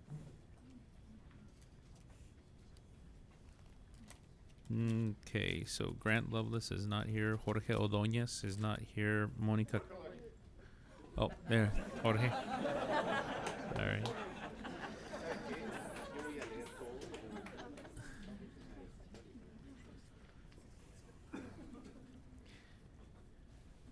Buenas noches, señores. Con todo respeto, mis hijos están en la escuela en nuestro distrito. Tengo 2 hijos en el distrito de la señora Ashi. Y lamentablemente, en vuestro distrito hay 90,000 niños, de los cuales 40,000 son hispanos. Mis hijos son hispanos. Nunca hemos recibido ninguna comunicación escrita de ustedes acerca de esto. Recibimos comunicaciones para fiestas de pizza, para que nuestros hijos vayan a un parque en forma escrita, para tonterías. Pero para cosas importantes como esta, nunca hemos recibido nada. Los padres hispanos estamos ofendidos con lo que están haciendo. Nuestros valores no están de acuerdo con esto. Incluso personas que no tienen afiliación religiosa están disgustados con esto. Señores, por favor, no hagan esto y den más tiempo a los padres hispanos para que ellos revisen esto. Y muy posible que esto no va a pasar si es así. Los padres hispanos están viendo formas de retirar a sus hijos a charter schools, a otros distritos como Buda, Kyle, Roca Redonda, etc. Y por favor, y eso va a exacerbar el problema que ustedes tienen de cierre de escuelas. Los chicos están yendo como un éxodo. Y eso va a pasar con esto, les aseguro. Oiga, perdón, va a traducir. Le iba a preguntar que si le iba. Okay. Ah, sí, gracias. Okay. I have 2 children in the district. They go to Ashi's district. The school district has 90,000 students. Of 40,000 students are Hispanic. We receive letters about pizza parties and picnics and things like that, which are silliness. But we don't receive communication about the human sexuality communication. And for most of Hispanic parents are offended with this. Even people that do not have a religious affiliation are offended with this. It doesn't go with our values. And this is just going to make worse the problem that the district has with students in the district. Students are leaving the district, so please regain the trust of the Hispanic parents and do not approve this curriculum. Thank you. The next speaker is Monica Klein. Monica Klein, and then Cheryl Chapman, and then Vera Dusek. My name is Monica Leal Klein, and I'm a public health educator trained by the LGBTQ community and Planned Parenthood, and I served as a comprehensive sex educator for over 10 years. I oppose the adoption of the proposed sex education curricula. Number 1, it exposes our children to hypersexualized content that is against the values and wishes of parents, and it's also harmful to children. It is not medically accurate, and it opposes biological absolutes. The Office of Adolescent Health has published data that comprehensive sex education failed to achieve the desired results, which are to reduce teen sexual activity and increase consistent condom use long term. Comprehensive sex education is not effective. A 2015 TeenSpeak survey, teens stated that comprehensive sex education pressures them more to engage in sex than their peers or social media. They also stated that condom demonstrations made them feel that sex was an expectation. Please do not approve this curriculum. Thank you for your comments. Cheryl Chapman.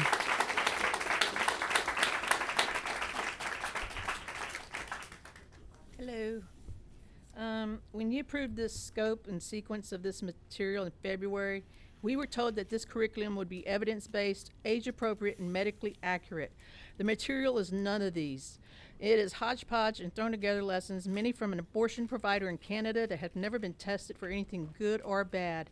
There is no evidence it will work to do anything positive, while there is real potential for harm. In fact, extensive, numerous government studies actually show that when measured or decreased in sexual activity or increased in condom use, comprehensive sex and programs do neither. And some, like It's Your Game, negatively impact students. The curriculum will affect all AISD students from 3rd grade and up. Children need to be treated with dignity and respect and not be used as guinea pigs for a political social experiment. Please do not approve this curriculum. Thank you. Vera Dusek.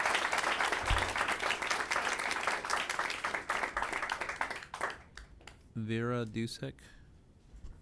And after Karen, and I'm not sure I'm pronouncing this right, Krajer, Krajcer. Vera. Hi, thank you. Thanks for the opportunity to participate in this process. I'm here as a parent of 2 elementary-age children at AISD. I feel the proposed comprehensive curriculum is critical, particularly because it promotes personal safety and it represents identity and diverse family types. Lessons on personal safety, including identifying multiple trusted adults for each student, is critical to the well-being of all the children in the district. It is a sobering mathematical reality that many of the children who are currently enrolled at AISD have been, currently are, or will be victims of abuse at some point in their lifetimes. This reality is amplified for children who identify as female, for children with disabilities, and for children of color. Ensuring that all children have the vocabulary and the tools in place to communicate their experiences to trusted adults at this early age will save lives. Lessons on identity, including multiple family structures, are also crucial to the well-being of children. While my own children are being raised in a 2-parent mixed-gender household, that is not the case for many of their peers, who are being raised by single parents, have half and step siblings in the household, same-gender parents, or grandparents as the primary caregivers. All children deserve to be seen, heard, and affirmed at AISD. Thank you. Karen. And after Karen is Simi Shonowo. Hello. My name is Karen Kreitzer. I am the proud parent of 2 Austin ISD elementary school students, one of whom is transgender. This year, my 2nd grader returned to school as her affirmed gender, the girl that her father, brother, and I have known her to be. No confusion. My child's smooth, uneventful social transition would not have been possible without the support of AISD administrators, teachers, and staff who insist that everyone has the right to an education in a safe environment free from bullying. I support the revised health curricula because it ensures that all AISD students, no matter who they are or what family they come from, will receive equal and fair treatment. Y'all means all. Thank you for including us. Thank you.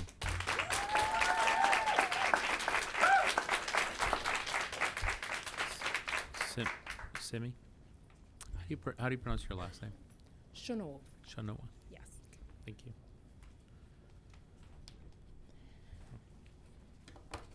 I mentored a child who was a drug addict with a parent who put them out of the home every 2 weeks. Their parent was schizophrenic, and their schizophrenia was directed at their child, who they thought was going to kill them. The child did not do well until mentoring. Getting the support and connection the child needed caused them to excel and go on to be a healthy member of society. Character dictates that we love our neighbor as ourselves. It is not loving to take away connection and support from children in order to implement a curriculum. This curriculum encourages children as young as 3rd grade to distance themselves from their families, especially their moms and dads, removing the support and connection they need. This is a glaring problem, so please vote no to implementing this curriculum. Thank you.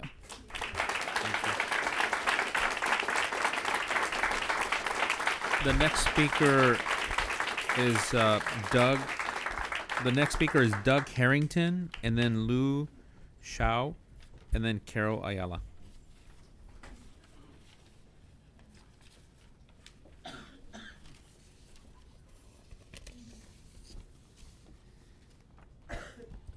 On behalf of the families that do not believe in what you call comprehensive sex education, I urge you to work with us on adopting a curriculum that meets everyone's needs and stop ignoring our voices.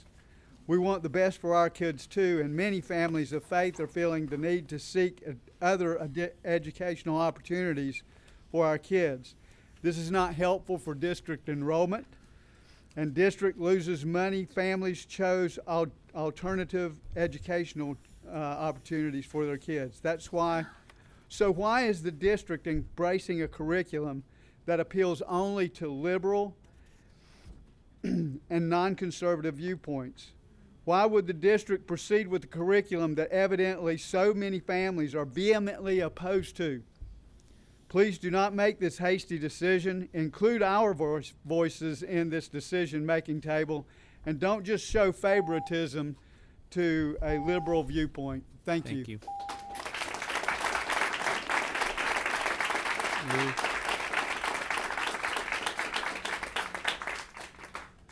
Good evening. My name is Lu Zhou. I'm a parent of 2 kids that are attending AISD. Both my husband and I believe that there's no need to influence children with overly sexual contents that are contained in the revised sex ed curriculum. There's no need to teach children with excessive sexual education or to sexualize a classroom. Please kindly consider that children are children, they're not adults yet. Schools are welcome to work with parents and affirm the values and authority of parents regarding sexual education. Let's work together to help our children keep their innocence and at the same time learn self-respect and respect for others. Thank you. Thank you.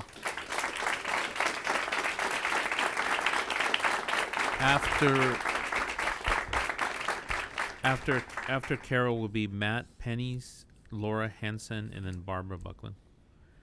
You guys know that I am the director of Concerned Parents, and I am a previous former dual language bilingual teacher here from Austin.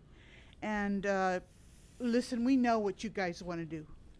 We know what you want to vote for. Y'all have made that known throughout these past couple of years, at least that I've been coming. But my question is this: if you have a bunch of people that are speaking up and are sharing their heart and what they think and what they believe about their children, why haven't they been given a seat at the table, like even at the shack? The Student Health Advisory Council, they have been denied from sitting there. When they applied, they were denied.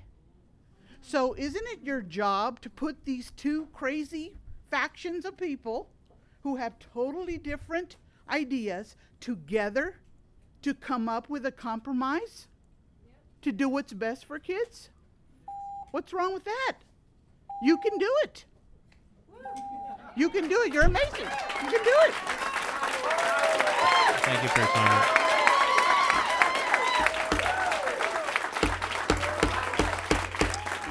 Thank you. So the next speaker is Matt Pennies, and then Laura Hansen. And then I just wanted to clarify, I mentioned Barbara's name, and Barbara, you had spoken already on the same topic, so I'm going to scratch your name off of here. But Mr. Pennies. Hello, my name is Matt Pennies. I've got 4 kiddos in AISD. I think that gives me extra credit before you this evening. I too don't feel like you've listened to me. I've emailed this board. I haven't been invited to this table. Aren't we all really good at sensationalizing this topic? Where's the room for the middle ground in this conversation? Where's the room on this board for the middle ground in this conversation? My goodness, of course we should be teaching our kids to love the people around them. And my goodness, we should be teaching kids to have the words to protect themselves and go see a trusted adult. Absolutely, we can combine on that. You endeavor to teach my 5th grader how to have anal sex. You want to have role plays for my 7th grader about what to do if her boyfriend wants to have oral sex. Who gave you the right, AISD? You have overstepped. Please, for the good of all our children, let's have a middle ground conversation and do the right things for these kiddos. You have pushed this agenda way too far, and I'd like you to bring it back to the middle, please, for my children. Thank you very much. The next speaker.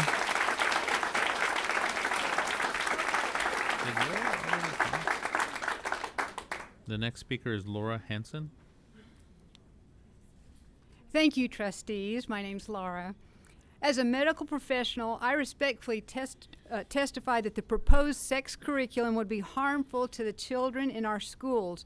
I oppose the type of information being presented. Our children should not be exposed to and desensitized to this type of material. The 7th grade curriculum defined abstinence as no sperm in the vagina. This definition is inadequate and poses a health threat big time. The U.S. Health Department of Human Services defines abstinence as refraining from all forms of sexual activity and genital contact, such as vaginal, oral, or anal sex. I would also like to state that condoms are not as safe as this curriculum makes them out to be.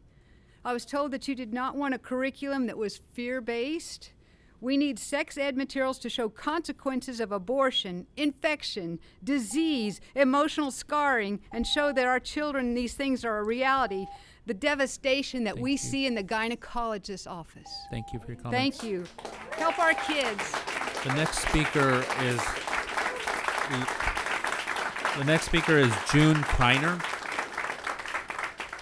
June Kreiner, and then Rob Satterfield, followed by Mary Castle and Deidre Dowdy, and then John McKiernan Gonzalez. Thank you. I'm June Kreiner. In this new sex ed curriculum, it's impossible for students to have a full consent conversation. First, the material does not fully inform them of the risks. Second, because of their cognitive immaturity, it is impossible for students to understand all the risks inherent with sexual activities at that age. If anyone understands that reality, it should be educators, doctors, and counselors. This curriculum makes the district complicit, promoting sexual assault between students. Please vote no. Thank you.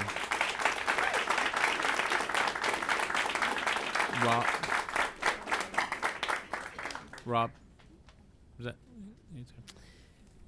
I know y'all have a tough position, and I want to thank you for the hard work that you do. It's hard. I hope you're going to listen to your stakeholders. Right now, there's over 70% of the people against from all different types of backgrounds. I have 3 major concerns with this proposed sex ed curriculum. This material has a potential to do harm and not good. Your goal as educators is to educate and do good. Teaching children as young as 3rd grade the materials of this curriculum, it puts them at risk. This curriculum does not take into account that condoms only have a 50% success rate of stopping venereal disease.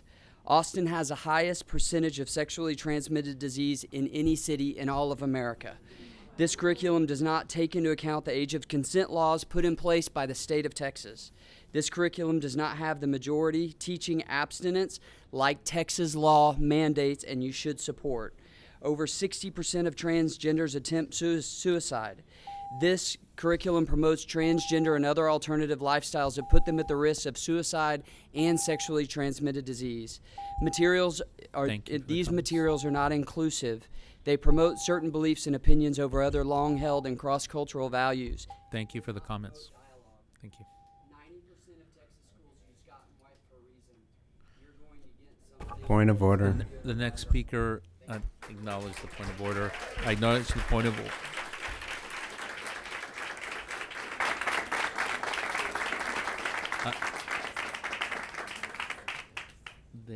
They stopped the microphone. Sorry, I'm just.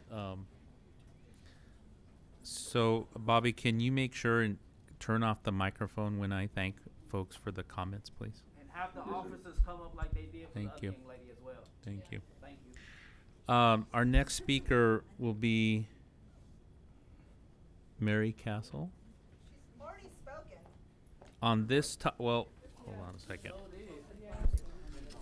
She spoke on, and I will check because I've been asked. I'm sorry. I'm speaking on 15.2. She spoke on item, just to clarify so that we understand the law. So there is item 15.1 and there's item 15.2.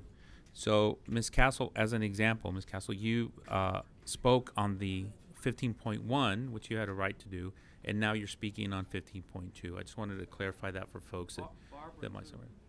And Ms. Buckland did speak on 15.1, but she also on 15.2 was in my list, signed up as speaker number 25 who spoke, and then later showed up on my list as speaker number 46. And so because she was twice on the 15.2 list, I scratched her name off of that. So I appreciate the comments from the crowd, but I think we're still, again, trying to get through all of the speakers, but we're also, in the spirit of transparency, trying to explain the process as we go along. So, Ms. Castle. All right. Thank you, President Rodriguez. My name is Mary Elizabeth Castle, and I'm the Policy Advisor for Texas Values. And our team has looked at this curriculum and kind of its issues, and we have found several legal issues with this curriculum. Now, the school board knows that they did not choose the Get Real curriculum because it was against SB 22. Now they've gone to Canada and chosen another curriculum from another abortion provider, and they still have not defended that this is still within the confines of SB 22, and it's up to the board to prove that this curriculum is still legal. Besides that, there are still concerns with the Texas Education Code and the age of consent laws that were corrected at the last minute in the curriculum. The school board has also ignored parents. If you look at the superintendent's report, it shows that many parents had concerns and said that many things were medically inaccurate. However, the response was, you're wrong.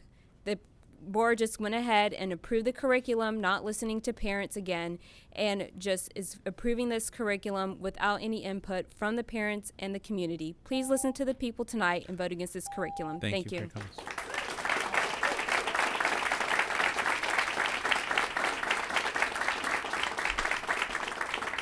The next speaker is Deidre Dowdy, and then John McKee. There you go. And then are you John McKierman Gonzalez? Okay. And then after John will be Lindsay Foster. Hello. Hello. My name is Deirdre Doty. I am the proud parent of 3 AISD students. My oldest, my beautiful daughter who is graduating this year and has been in the district since kindergarten, is transgender. She's had the great good fortune of growing up in schools surrounded by teachers and students and families who embrace her for who she is, and she has thrived because of this. I'm also the 2020 Regional Secondary Teacher of the Year for Region 13, which includes AISD. I teach next door in Bastrop. And there my students and I started our school's first GSA to promote tolerance and support for LGBTQIA students. So I'm speaking as a parent and a teacher when I say that I applaud the lessons in AISD's comprehensive sex ed curriculum on sexual orientation, gender identity, and gender stereotypes. Public schools are awesome because we accept, educate, nurture, and love all students. Our students, all of them, have the right to equitable opportunities for good physical and mental health and to a safe and welcoming environment. The proposed lessons will help ensure these rights are met by including and supporting LGBTQIA students and their families. Thank you. Thank you for your comments.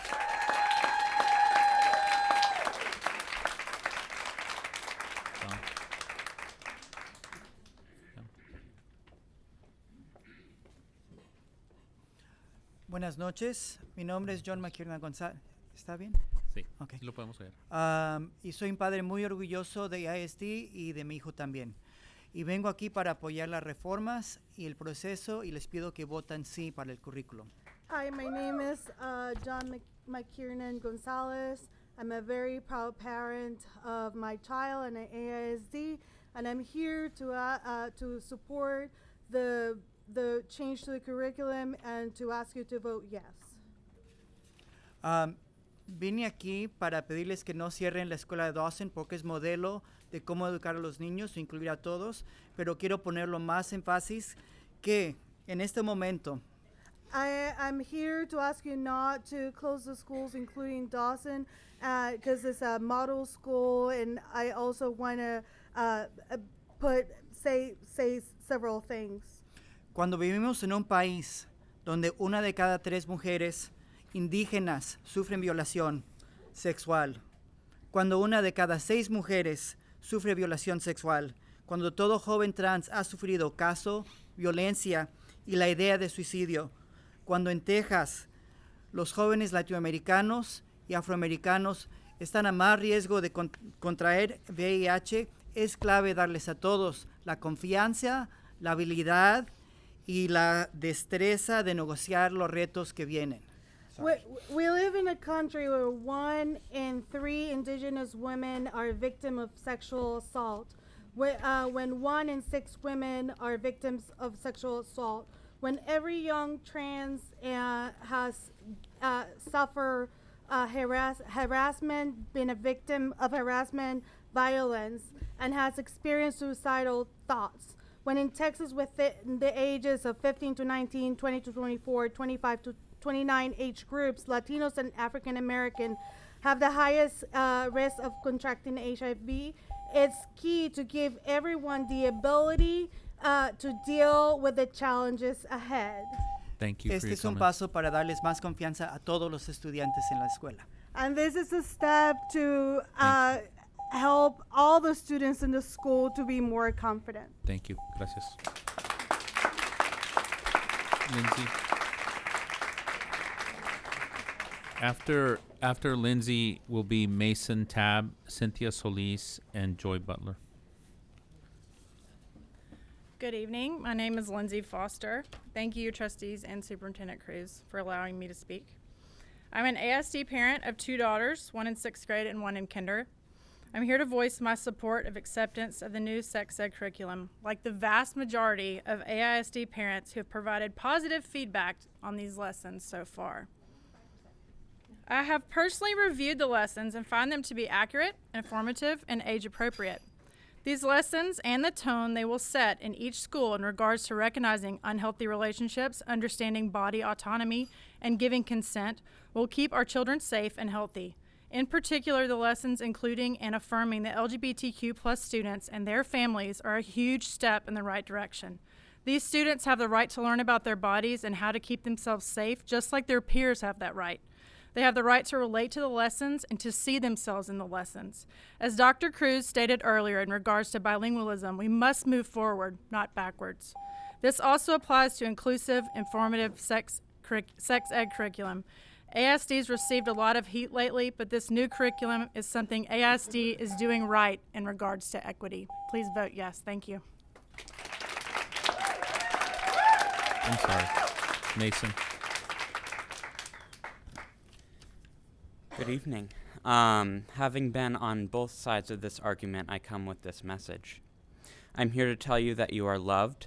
There is nothing that you must do to receive God's love other than to ask and to listen.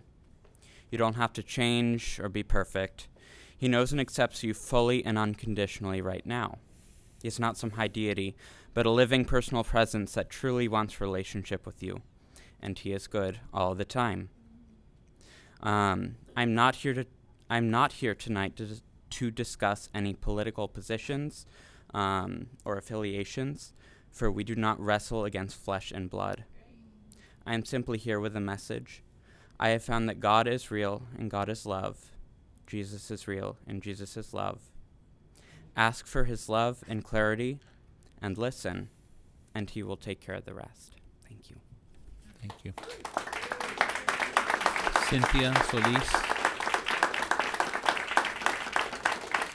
Cynthia Solis. And after Cynthia will be Joy Butler, Drew Garza, Meredith McNeese, and Stephen Alexander. Hi guys, my name is Cynthia Solis, and y'all are trying to close my kid's school. And honestly, I would rather be here talking about that, but I can't. Because 400 students that are affected, and in fact, I have to stand before you as the chair of the SHAC. As a chair of the SHAC, I want you to know that we have done precious little else for 3 years, okay? I have attended every single community input session. I have read 5,800 pages of sexual ed curriculum. I have reviewed every single survey with a 95% approval rating from our community stakeholders. I have met with experts throughout, and I have read every single piece of feedback, and I get the best fan mail, let me tell y'all. Okay? With that said, I, at the expense of never being able to date in this town again, have to tell you that I know more about sex ed than I do about actual sex at this point. The point is that SHAC has done a great job. It is well educated, informed, thorough, and fair, and we ask that you approve our recommendations. Thank you. Thank you. Joy Butler.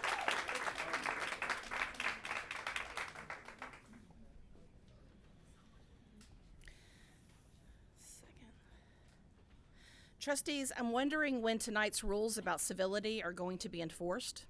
Speakers aren't supposed to disparage or bully anyone, as stated earlier. Tonight we've heard the fear-filled red shirt wearers, most of whom don't live within our school's boundaries, comparing LGBTQ kids to pedophiles and practices of bestiality. We've heard homophobic comments and comments making fun of transgender people multiple times. We've heard from folks who want to erase the existence and rights of queer people. Lesbian, gay, bisexual, transgender, queer, intersex, and asexual children are beautiful and wonderfully created by God. Clearly, we all need better education if grown adults don't understand this simple truth. And in response to one of the earlier speakers, people with autism are not broken and don't need God to fix them. Thank you. Thank you for your comments. The next speaker is Drew Garza. Drew Garza and then Meredith McNeese. As a parent, I send my 3 children to school so they can be taught what is necessary for them to be successful and what they need to get through their education. I want what the statement on your website says. Your goal is to see our children prepared for college and life. I'm not sure how exposing them to a very radical sexual curriculum that are against our biblical beliefs that may hold us, that many of us hold and we raise our children, will help you accomplish that. I don't know, and I don't expect people who don't believe in traditional biblical values to be forced to be taught that. And as a parent, I don't want my children to be taught what is against our beliefs and what we know is false and sinful. That's why I take my kids to church. And I know this, that God instructs us to pray for those who govern us, and in that case, that's y'all. So we will be praying that you choose to vote against this curriculum that goes against our beliefs and is harmful, because I believe that you're there to teach ABCs and 1, 2, 3s, and the rest is a parent's responsibility. So I leave you with the words of Jesus. In Matthew 18:6, it says, whoever causes one of these little ones who believe in me to sin, it would be better for him if a milestone were hung around his neck and were drowned in the depths of the sea. Thank you. May God's word be true. Point of order. Thank you for your comment. Point of order.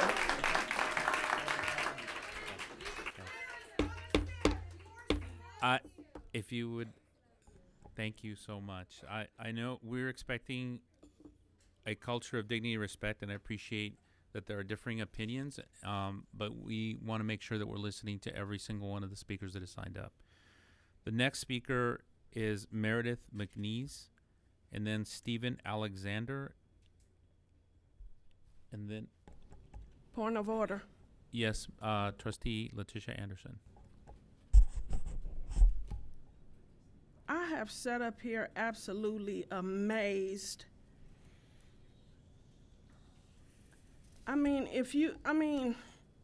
We sitting up here hollering point of order. Please let people talk. You do not have to be disrespectful. You do not have to shout out. It's come on now. These are the things that we teach our kids respect, and you sitting up here doing the exact opposite. Please have decency and respect for us, whether we volunteers or not. Nobody else won't say nothing, but I will. Please have respect for us. We are not statues. We are people too. Respect us. We are up here. Respect us. Thank you. Thank you, Trustee.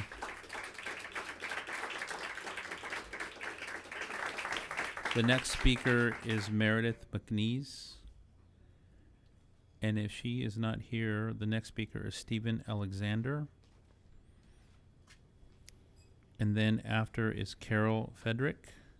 And then Esty Warney. Stephen? Oh, we will check on Carol, as I understand she might have been. We'll double check, but go ahead.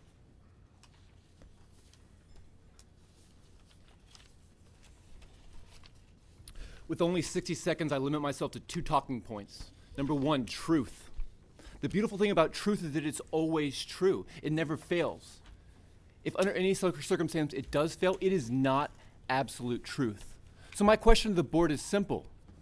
Please raise your hand if you are not willing to support truth for our children.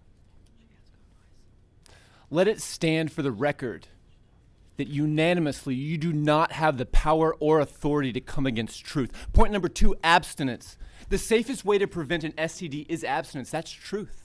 In fact, according to Texas law, AISD is required to teach abstinence.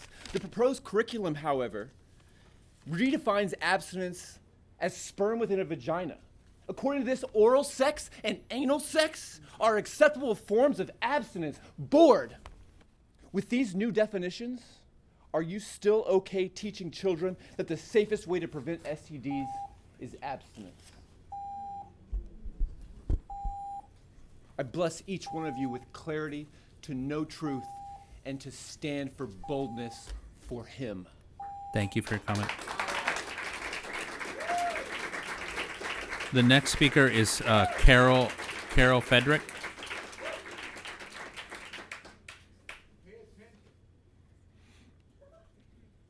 And after Carol is Esty Warney, and then Stephanie Rankin, and then Becky Harris, Nancy Alvear, Andy Lee. Back again one more time. This curriculum is inappropriate throughout. 12-year-olds should not have to see a picture of a condom-clad penis hanging down between a woman's legs. 11-year-olds should not have to see a picture of an erect penis ejaculating or being forced to play a card game with classroom discussions on whether mouth to genitals or penis to anus is abstinence. Cards, by the way, that were not shown to parents during the reviews. This material is not medically accurate. It tells children that sex is determined at birth, when in fact it is determined at conception by XX and XY chromosomes, chromosomes which affect all of the majority of the rest of the genes in our bodies, and produces different types of reactions, male to female, different types of ways to think, male to female, different propensities to diseases, male to female. Please do not vote for this curriculum. Thank you for your comments.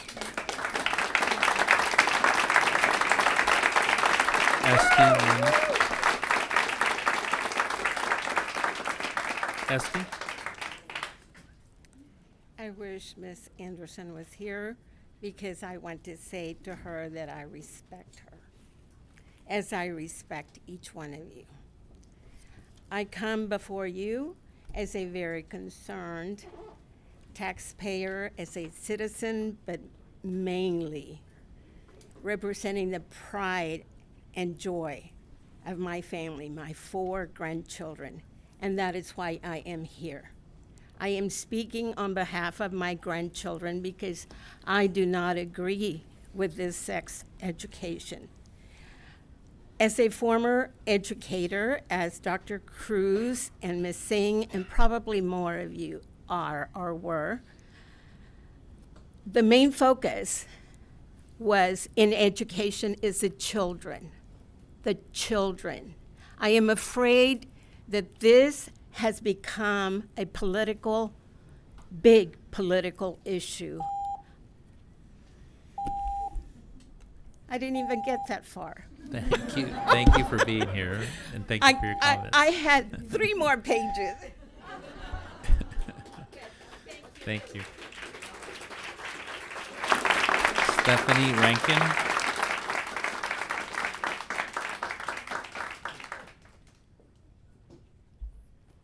Hi, I'm Stephanie Rankin, and I'm a parent with a vested interest in your decision tonight. I'm here to tell you that we do not want this proposed curriculum imposed on our children. I'm a mother, and I say no thank you. I do not need, I do not require, nor do I invite your assistance teaching my children about sex, sexuality, and relationships. My kids don't want to participate in the lessons that they're going to be taught in AISD. My 3rd grader doesn't want to be robbed of her innocence. My 6th grader has no interest in political agendas. I'm a resident of Austin, Texas. I am a taxpayer in the great state of Texas, and I say you may not. You may not use an army of educators to assault the intrinsic dignity of my children and groom them to be sexually degraded by the authority entrusted to you by the state whose laws you are breaking. Under any other authority, this curriculum Thank you is for made your of the same comments. stuff that sexual predators use to exploit their victims. Thank you for your comments. Next speaker is Becky Harris.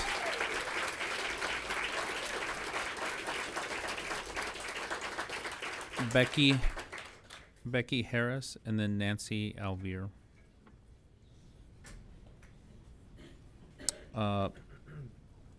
Becky Harris is not here. Nancy Alvear.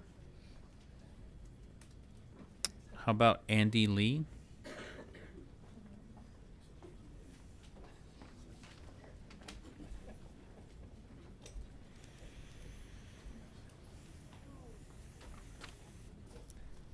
Well, thank you, Board of Trustees, for letting me speak today. I am Andy, a former AISD student, and I'm also happen to be the student of the Dalai Lama. I am very disappointed at your sex ed curriculum, which fails to comply with the Texas Education Code 28.004. In so doing, you violated the Buddha's teaching on respecting civil law. Further, your sex ed opposes Buddhist values when you taught to 6th graders that kissing and sexual touch is abstinence. The 3rd precept of Buddhism teaches people to engage in these sexual activities only within marriage. When you redefine gender roles by discussing or dismissing opposite views and showing that traditional biological family is an option through your Love is Love videos, you oppose Buddhist teachings by about honoring your family, the virtue of equanimity, and speaking truth. So be inclusive of Buddhists by being Thank you by for your being comments. teaching abstinence, Thank you. long-term committed relationships like marriage, and freedom of religion. Thank you. Kim Robinson.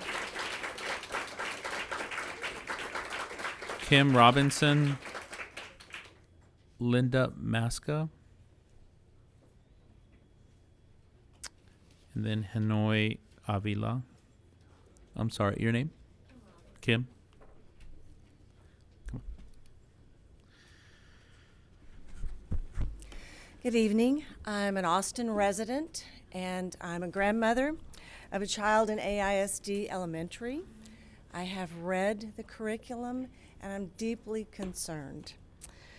Young children need a safe place to learn to read and write, to learn math, science, and geography, but it is entirely inappropriate for a public school system to put forth curriculum to young children that introduces discussions on sexual activity, promotes the questioning of gender, and it encourages condemnation of those who may disagree with a homosexual or a transitioning gender worldview.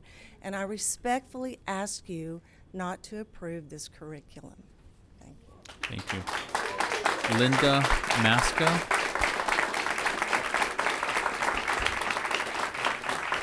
Linda. Thank you so much, trustees, for all your volunteer time and continuing education. I appreciate that. So I'm going to quote from the curriculum, and it's really awkward for me to say this to adults, and I can't imagine it being said to children. So let's talk about trust.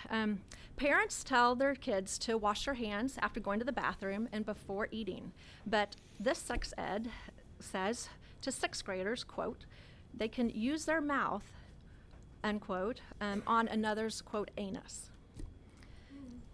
Parents tell their kids to be nice to everyone especially or including at least the LGBTQ community. But this sex ed actually recruits for the LGBTQ, saying, quote, attend a pride rally. Parents think sex ed is the birds and the bees, but this sex ed gives how-to details to sixth graders, like the section titled, quote, does anal sex hurt? What's the best way to have it? With Thank you for lots your of comments. I appreciate your time. So the next speaker is Hanoi Avila.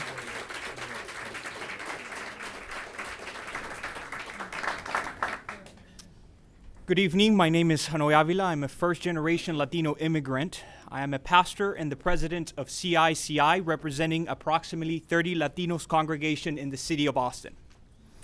What is about to take place here tonight goes completely against the methodology of implementation and against AISD core values. As stated in your website, we provide choice in educational decisions, which empowers advocacy in students and families to control their school experience. I believe that by prematurely voting on this matter tonight, you are acting contrary to core values of AISD. And let me tell you why. 55.5% of the student body of this institutions are Latinos. According to my investigation, parents of the Latino community have not been surveyed, have not been educated on the curriculum that is about to be voted on. All the curriculum materials presented to the public has been in English and not in Spanish. With your vote, you are speaking for the least of these without considering their cultural values, language, barriers, and instead unjustly discriminating against minorities by taking advantage of their language barriers. Thank you for your comments. Next, the next speaker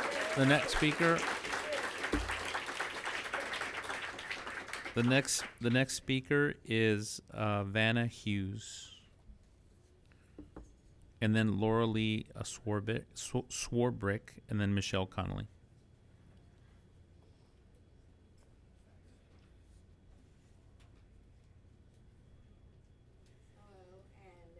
For having me. My name is Vanna Hughes, and I have a master's in forensic psychology. I specialize in trauma and addictions, but that's not why I'm here. I'm actually here because I was given a dream a few days ago to come up here and to tell my testimony. So I just wanted to let you guys know that from the beginning, I believed that I was born gay. I also had an issue with my identity. I thought that I was supposed to be born a man. And so for almost 27 years of my life, I struggled with this. And there was depression, there was trauma, there was anxiety, and there was addictions that came because of this. And I was introduced to sex at a very young age, from TVs, from molestation, and a lot of the people who struggle with their identity, they have experienced this. And so when you are educating them early, it puts them in a position of abuse all over again, and you will see a cycle of the same mental health and addiction issues.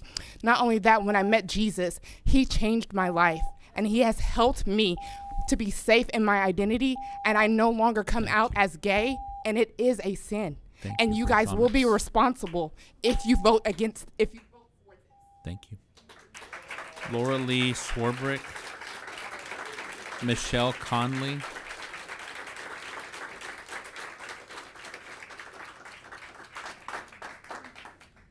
Hi, my name's Laura Lee.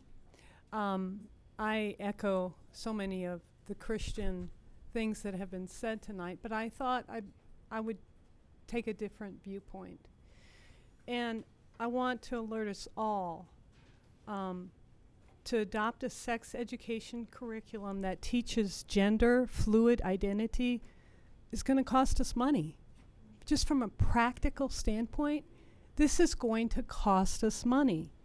It doesn't take a rocket scientist to predict that if we do this, we will be sued. Once we've paid the damages of the lawsuits, then more money will be wasted for a newer and stronger advertising campaign to attempt to recover students we lose because we refuse to change our course and listen to the community of our parents and community who don't support teaching gender fluid identity. I've got to ask you, how much money do we have to waste? Thank you. How much?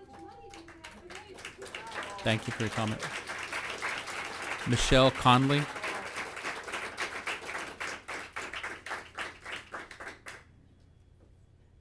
Michelle Conley. If not, then Ellen Williams.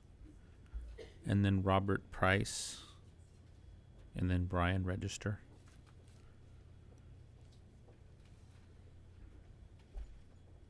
So Michelle Conley. And is it Reverend Ellen Williams? Hi, I'm Pastor Ellen Williams, a pastor of St. John San Juan Lutheran Church in South Austin. And I was sitting here listening and thinking, I wonder how much debate happened when there was a change in the mathematics curriculum. And as a pastor, I hope that what I can say is we struggle with these things and we're in a divided city, but really we're trying to do our best for everyone. And listening to each other is the way we need to work. And maybe this curriculum is actually a way to help our kids start to listen to each other. I don't know. I'm not an expert. I do know that it's really hard to listen with love and with compassion. It's easy sometimes to throw things at people, and that's not what we want to do. Thank you. Robert Price.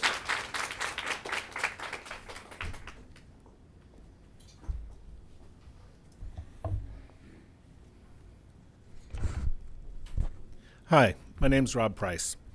Born and raised here in Austin, I'll never forget my sex ed classes at Andrews, Pierce, and LBJ when I was in the first graduating class of the Science Academy. Sex ed was a boy, a girl, condoms, STDs, and abstinence. Then came AIDS, something for which we were woefully unprepared and because we didn't talk seriously about anything else because of the stigmas some here ask you to protect and perpetuate. We should know that ignorance and ignoring reality is a terrible education strategy, yet here we are. Teaching sexuality doesn't cause promiscuity or gay any more than teaching chemistry causes moonshining or meth labs. Education isn't the enemy, ignorance is. My wife and I have elementary and middle school kids in AISD, and a lot has changed in our culture in the 10 years since this information was updated. The meaning of no for boys, the realities of gay and trans lives, and awareness about abuse, which data shows terribly most comes often from the hands of loved ones, not strailers. What we don't teach, the internet and friends will. Thank you. Thank you for your comment. Brian Register. And then Joe Ivester. Hey, I'm Brian Register. I'm a sexual ethicist and the father of an 8th grade girl in the district. So the first time I ever heard about this kind of a debate, I was in the 6th or 8th grade myself, and I could not understand why it is that people were continuing to act as though we were going to burn witches later on when we had science and, contemporary secular ethical values. I couldn't figure out when I was in the 8th grade, I cannot figure out why people would like to do the same to my daughter in the 8th grade. This is supposed to be the United States of America, and it is not Iran or Saudi Arabia. If somebody wants to come up here and tell you to advocate, to implement a policy based on their religious faith, they are welcome to move to a country that does not embrace freedom. As for us around here, I would like you to implement policies based on scientific fact and the self-determination of each individual, and show a commitment to each individual demanding and treating others with respect. That includes the fact that there are actually gay and trans people, and they exist, and they deserve our respect. Thank you. Thank you. Joe Ivester, and then DJ Cardamone, and then Jonathan Ivester.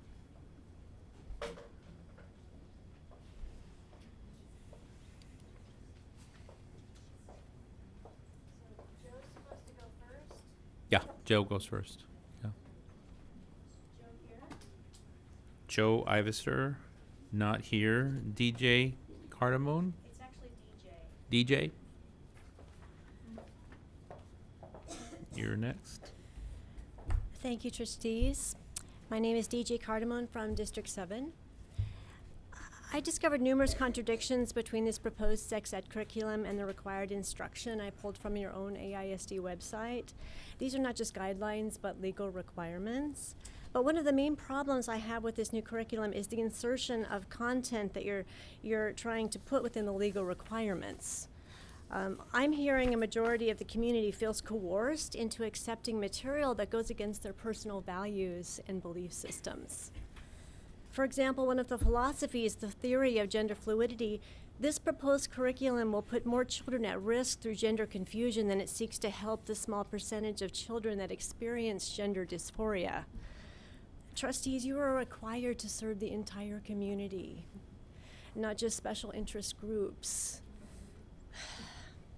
This curriculum violates multicultural family values within our community. And that is why I am asking you to vote no, because you can do better. Thank you for your comments. Jonathan Ivester.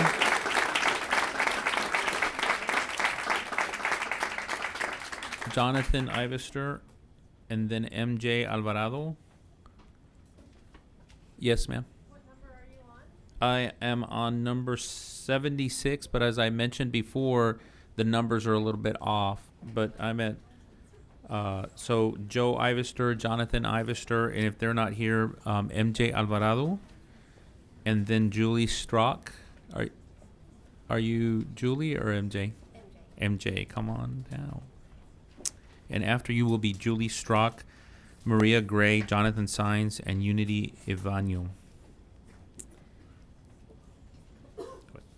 My name is MJ Alvarado, and I fully support sex education of our children, but I oppose how the rewritten 6th through 8th grade curriculum was communicated and the lack of qualified writers.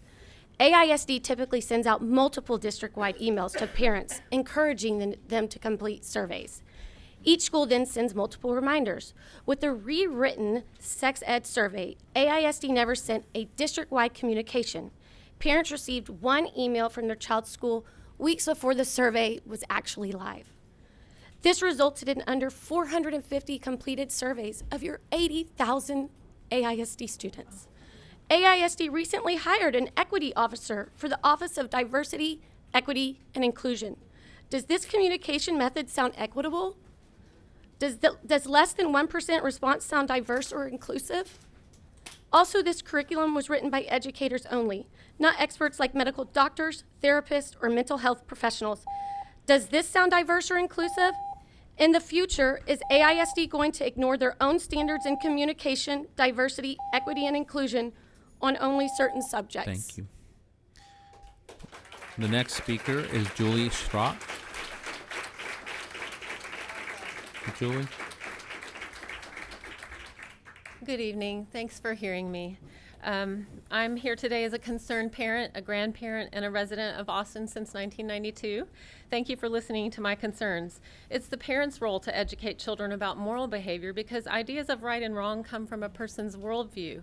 Children belong to parents, not the state. In America, we have the freedom of religion as stated in the First Amendment, and no government entity can infringe on this freedom.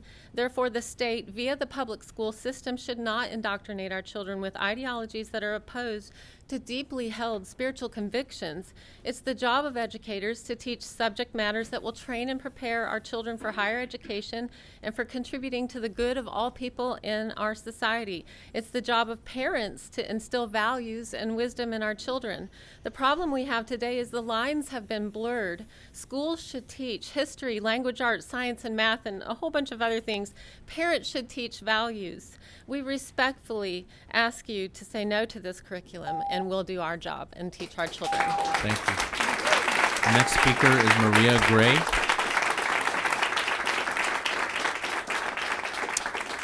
The next speaker is Maria Gray, and if not, Jonathan Saenz. Jonathan. Good evening again, Mr. President, members of the board. My name is Jonathan Saenz. I'm a licensed attorney here in Texas.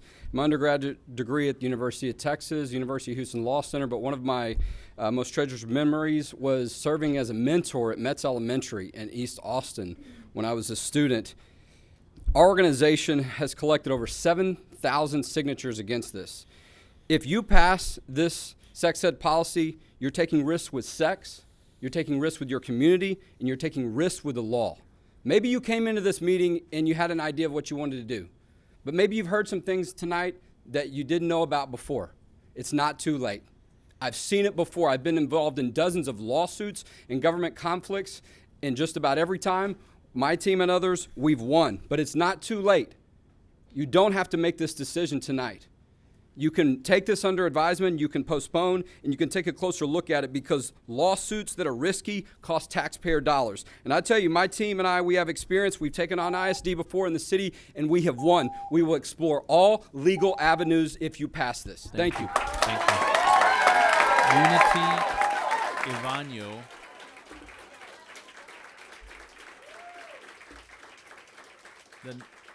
The next speaker is Unity Ivanyo, and then L. Smith, and then Jennifer Fleck. Before I came up here, because I'm like shaking, because I come in on behalf of my grandchildren, my daughters who are in high school. They came to me disgusted with this.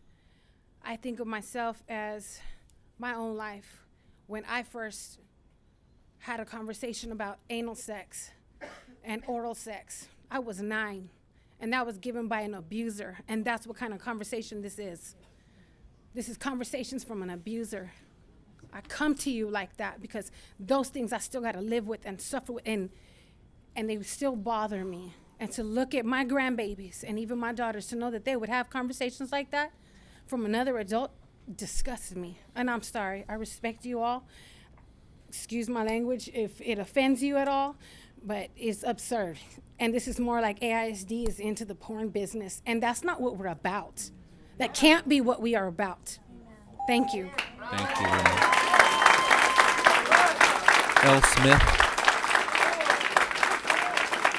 L. Smith is our next speaker. L. Smith. And then Jennifer Fleck. My name is Elle Smith, and I am the president of the Central Texas Genders and Sexualities Alliance Coalition, an organization that supports LGBTQ+ teens. I am here today as a queer and non-binary high school senior in support of an inclusive sexual health education curriculum.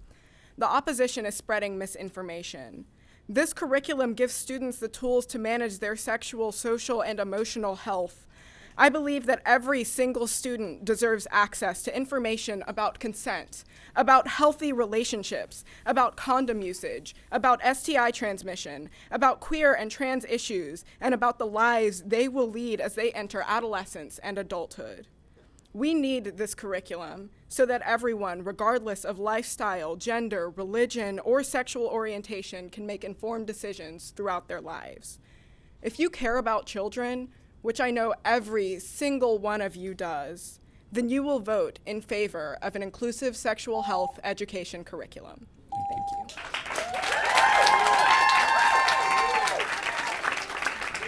Jennifer Fleck. Good evening. I thought since we wouldn't just talk about the lessons, but we'd have a lesson. So this is for 11-year-olds, and if anybody in the room is feeling a little cringy, try to imagine being 11. How to put on and take off a male condom. Carefully open and remove condom from wrapper. Place condom on the head of the erect, hard penis. If uncircumcised, pull back the foreskin first. Pinch air out of the tip of the condom. Unroll condom all the way down the penis. After sex, before pulling out, hold the condom at the base. Then pull out while holding the condom in place. That is accompanied by a picture of a male and a female straddling each other. For 11-year-olds. Carefully remove the condom and throw it in the trash. This is age inappropriate and pornographic. Thank you. The next speaker is Layla Scrivener. Layla Scrivener, and then Deidre McLean, and then David Straley. So, are you Layla? Leela Scrivener. Leela. Yes. Leela. Yes, Thank my name you. is Leela Scrivener, and I just want to share a testimony of how Jesus Christ redeemed me. I don't have a homosexual or LGBTQ background, but I was exposed to pornography in 3rd grade, so this concerns me between 3rd and 8th graders, which led me to explore same-sex relationships, well, not relationships, but experimentation as well as heterosexual. At 12, I accepted Jesus Christ as my Lord and Savior. I renounced him at 13 so that I could get married because I wanted to have sex. After that, I became sexually promiscuous, which led to a failed marriage, adultery. And so I just want to share my testimony that I don't believe that exposure to sex for a 3rd grader or 8th grader is developmentally healthy. It's led to me have a life where I have been on antidepressants. And so I've been free from that. And so I just want to express my concerns with that. Thank you. Thank you. Deidre McLean.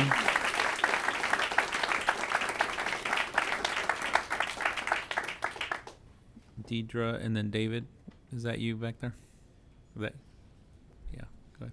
Hi, I'm Deidre McLean, and I'm a resident of Austin, and I have a student in Clayton Elementary. And I do support comprehensive sex education, and I appreciate that the proposed curriculum has a lot of useful factual information for empowering children to understand themselves, love and respect the people around them, stay safe, and make responsible choices. However, I do find that there is a lot of material that is age inappropriate. One example is the discussion scenarios for the 6th grade STI lessons. Additionally, the 7th grade lesson that talks about boundaries specifically lists family pressure as a barrier to overcome, and this would teach children or students to disregard the authority and the input of their parents rather than encouraging open communication with their parents. As a parent of a child in her first year at ASD, the lack of communication about this curriculum was also very disappointing. I ask you to please review the details of the curriculum before adopting it. Thank you. Thank you. David Straley.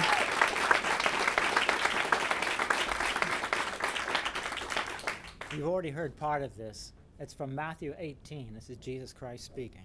He spoke this to the people of his days with a bunch of children around him, and he said this, I quote, he said, "But if anyone causes one of these little ones who believe in me to sin, it would be better for him to have a large millstone hung around his neck and to be drowned in the depths of the sea."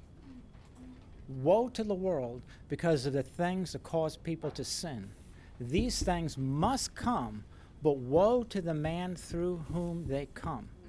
Now, these words, of course, apply to everybody, not just the governing authorities. But the governing authorities, they apply 100 times more, because God's given us governing authorities so as to lead us in a righteous way. And Jesus talks about this warning. If that warning doesn't put the fear of God in you, consider Luke chapter 12.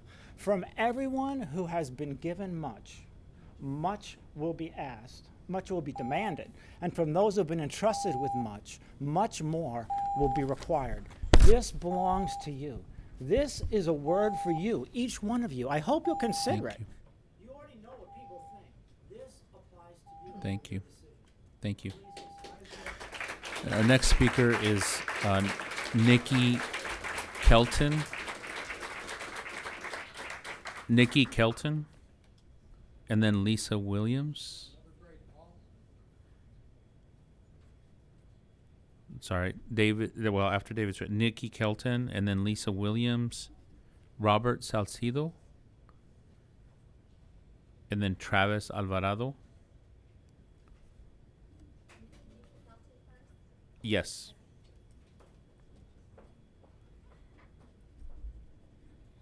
I'm grateful, and it is my privilege to speak. My husband and I have 3 young children, ages 8, 9, and 11. Our family lives in the community. What's at stake here tonight? The issue at hand reaches far beyond sex ed. The progressive curriculum is a direct assault on truth, innocence, and the well-being of our children, causing them to question everything they know to be true. creation, identity, intimate relationships as defined for our good health by our Creator. Implementation of this curriculum is a violation of our parental rights. Blanketing our children with these values are in deep conflict with the majority of our community. Who are you to impose these values and false narratives on our precious children?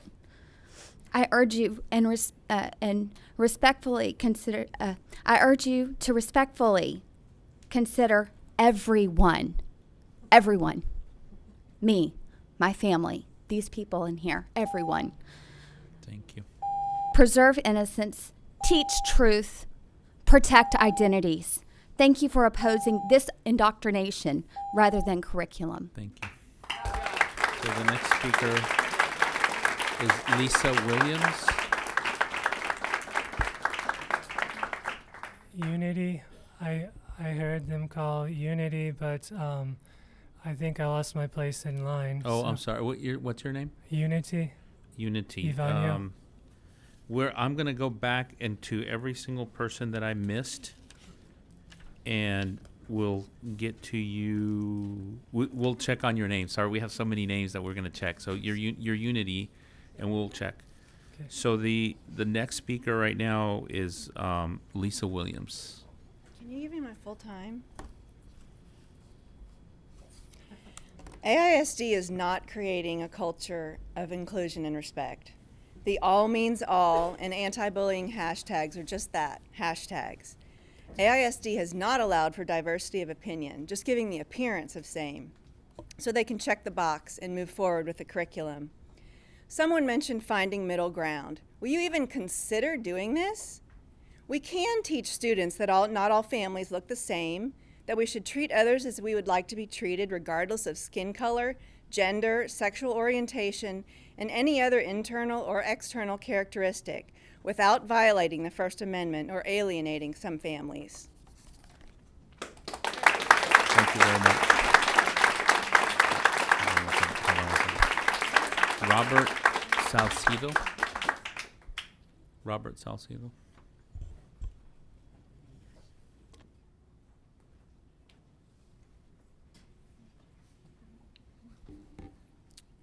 Good evening, everyone. My name is Robert Salcido. I'm the statewide field director with Equality Texas. Sex education standards vary widely across the country, leaving many students uninformed about basic anatomy, healthy relationship skills, and safer sex practices. LGBTQIA youth face even bigger challenges because most sex education materials work from the assumption that all youth are heterosexual and cisgender. Sex education curricula often don't even mention sexual orientation or gender identity. This prevents LGBTQIA students from learning the basic information they need to remain healthy and also sets a tone of exclusion. Comprehensive and inclusive sex education is crucial to sexual health. Evidence has shown comprehensive sex ed helps reduce high-risk behaviors, promotes safer sex practices, and prevents pregnancy and the spread of STIs. Inaccurate and exclusionary sex education programs not only do not help these vulnerable students, but they set them up for negative health outcomes. LGBTQI students deserve better, and they deserve sex education materials that will allow them to thrive. Thank you for your comments. Travis Alvarado. Travis Alvarado. And after is Jessica Wilson. Will Davis. If any of these folks are here, please come up. After, yes, sir? I'm Will Davis. Will Davis. I bring you guys greetings. My name is Will Davis Jr. My dad served on this board for 15 years in the State Board of Education for another 15. He was on the state board when they adopted the abstinence curriculum back in the 90s, forever ago. I'm also the founding and senior pastor of Austin Christian Fellowship, and all I want to do is pray for you. I know how hard this is. I know you're going to make a lot of people mad tonight, no matter what you do. I remember my dad coming home at 2 a.m. from meetings just like this. A lot of people said they pray for you. If you let me, I'd like to. Is that okay? I'll go with my time. Father, I ask you to bless these leaders. I thank you for them. They're volunteers. I pray you'd honor them. I pray you give them favor. I pray you give them wisdom and courage. And I pray you protect them. And I thank you for them. In Jesus' name. Thank you, guys. Thank you. Thank you for your comment. The next speaker is Glenda McKinney. And then, Glenda, after you is Monica Cook, and then David DeRigo. I'm Jessica. You are Jessica Wilson. Mm-hmm. Hi. Thank Hi. you so much. I don't know how you do this. This is painful. I'm a mom. I have elementary school twin daughters, and I'm here because I feel strongly enough that I want to voice my opinion that I don't support this curriculum. You know, I teach my girls to be respectful and kind to everybody, regardless. So that's beside the point with this curriculum. I'm so grateful to live in a country where you can love whoever you choose to love, and we all have different beliefs and opinions, and some people have beliefs and the opinion that your gender is fluid, but some of us don't. But the point is, it's not based in science, it's just an opinion, it's an idea, and not everybody believes this idea. And so why is somebody's opinion more relevant than mine, and why would you teach all children to believe an opinion that not everybody believes? Thank you for your comment. Thank you.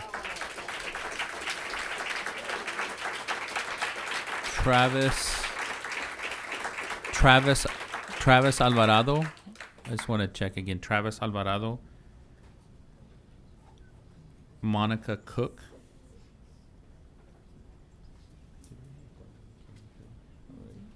We already have. Yeah. Monica Cook. And then Glenda McKinney just spoke. So Monica Cook. David DeRigo. Yes, sir. Come on up. You're David? Yes, sir.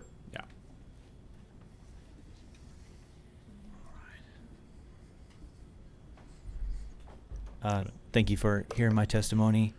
So basically, I have a lot of stuff to say, and I'm not going to say any of it. I'm just going to pray for you guys.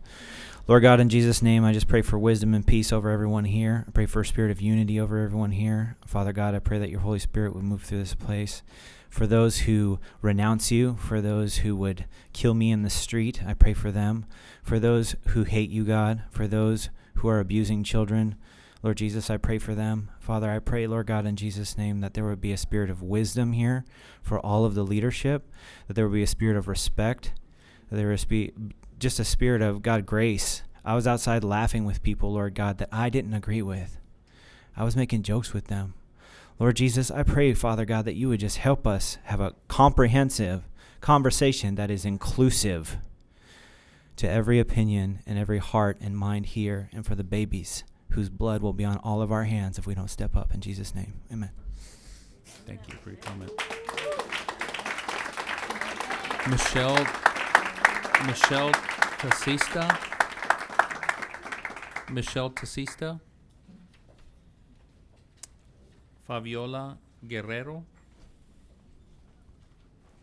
And then after Fabiola will be Sarah Wheat, Amanda, and then Amanda Orty. Thank you. It is true that God loves all people regardless of their background, lifestyle, or spiritual condition. We know that he sent his one and only Son, the Lord Jesus, that whosoever shall believe in him, they shall not perish but have everlasting life through him. But as good and as loving as he is, he's also holy and just. And he has a standard.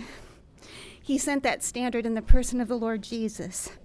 And he will not bless policies that go against him in his holy word and that harm children. He's not going in the direction of radical sexualization of children. It is an offense to him. And the Lord said, if anyone causes one of these little ones who trust in me to fall into sin, it would be better for them to have a large millstone tied around their neck and be drowned into the depths of the sea. God will not hold any of us guiltless if this should pass. Please vote no against the AISD Thank you. The next speaker is Sarah Wheat. You're Fabiola? Who was? If you're Fabiola, I just want the lady's name. Is Michelle? Okay, that was Michelle. Thank you. Fabiola, go ahead. Hello. You cannot change your chromosomes. Those are hardwired. Sure, there are exceptions sometimes, but that does not invalidate the rule for everyone. You don't see people with Down syndrome be their own gender. On a separate note, I want to say that I see all of this pride and everything, but have y'all been to a gay pride parade? They're disgusting. People walking in the streets almost naked. Are y'all gonna, what's next? Are y'all gonna bring that into the schools too? Point of order. What's next? Point of order. Yes, Dan, Trustee did y'all Letitia Anderson. Just if you'd hold the time for just 1 second, Bobby, it's at 20 seconds. I just want to recognize Trustee Anderson for a point of order. We said at Hold the on, Ms. beginning, a culture of respect. We don't have to be disrespectful. We don't have to be disrespectful. Thank you, Trustee Anderson. Ms. Guerrero, you have 20 seconds Did left. y'all see the dancing of the drag queens in front of the AISD right now, earlier today? Are y'all going to bring that into the schools?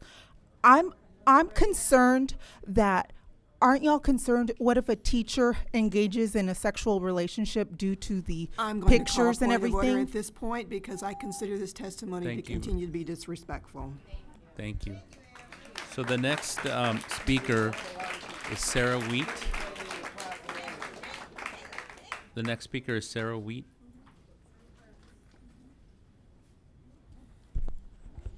Good evening. My name is Sarah Wheat, and I am here as a parent of 3 AISD students, and I'm also on the staff, and I'm speaking here on behalf of the staff and board of Planned Parenthood. I want to thank you for your volunteer leadership on behalf of ISD students. I want to thank you for your thoughtfulness and thoroughness.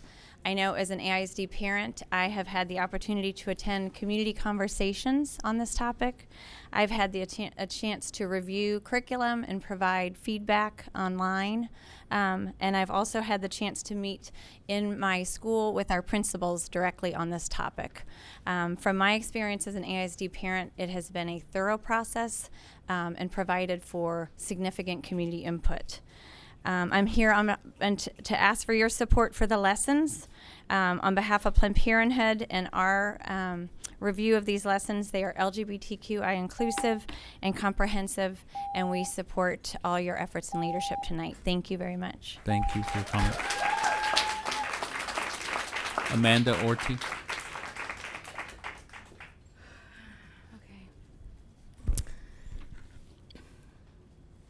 Hi, my name is Amanda Ortiz, and I am just a software engineer that lives here in Austin, and I'm here to discuss the sex ed curriculum and mainly maybe the topic about condom education in the curriculum.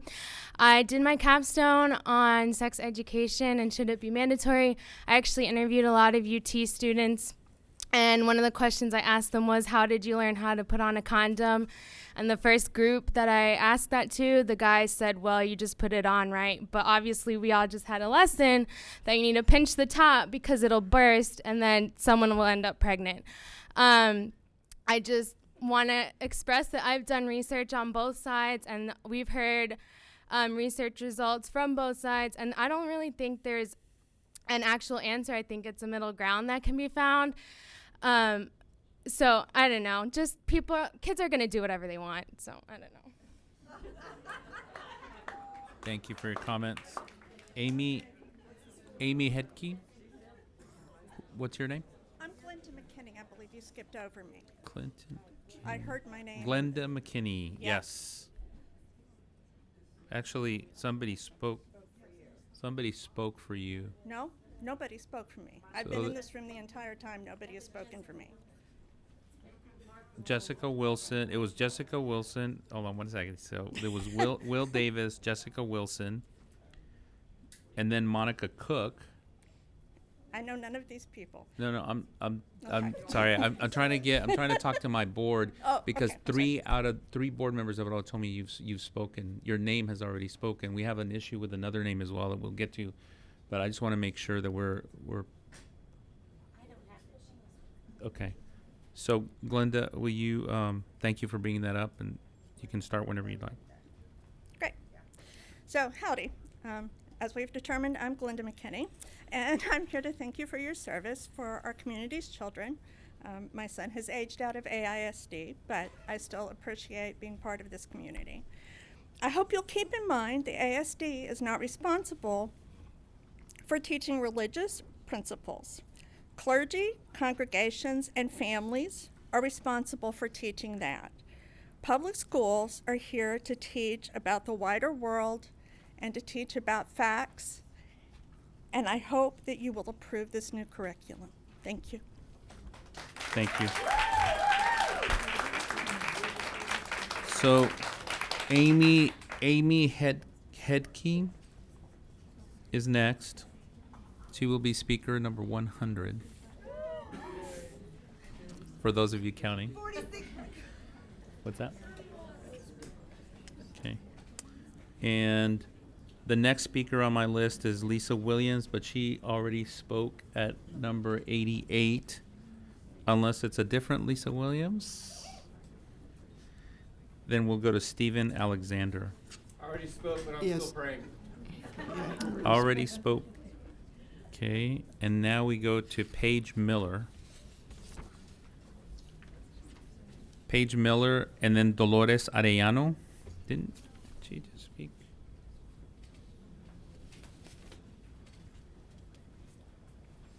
Sorry, we apologize. This is the largest group of speakers we have had, so we're trying to make sure we're. So Paige Miller, Dolores Arellano, Joanna Close. Joanna, awesome, and then Becky Canelos after that. But I'm sorry, your name? Dolores Mica Ariano. Dolores Arellano. So Dolores, you'll go first, and then Joanna. As a former health and physical education school teacher for 30 years with AISD, I'm here to speak up on behalf of our children and your children. As a survivor of incest and many types of abuse, school was a safe place, and my teachers were my heroes, my defenders and protectors. I looked up to them to teach me about the biological truths of sex ed. If they would have been unsafe and introduced this sex education curriculum that you may adopt, I don't know if I would have survived and flourished as a teacher. This allowed me to give back and support our students, parents, and community. It helped me to relate to those students and parents who are struggling with abuse and family issues. Our students deserve the best. Your no vote can give that to them tonight. As Martin Luther King Jr. stated or quoted, I have a dream that I also have a dream, and pray that we have a safe curriculum for our students. They are our children, and they might have been victims of abuse, and this could cause more emotional or even additional trauma. Thank you. So thank you so much. Appreciate y'all. Joanna.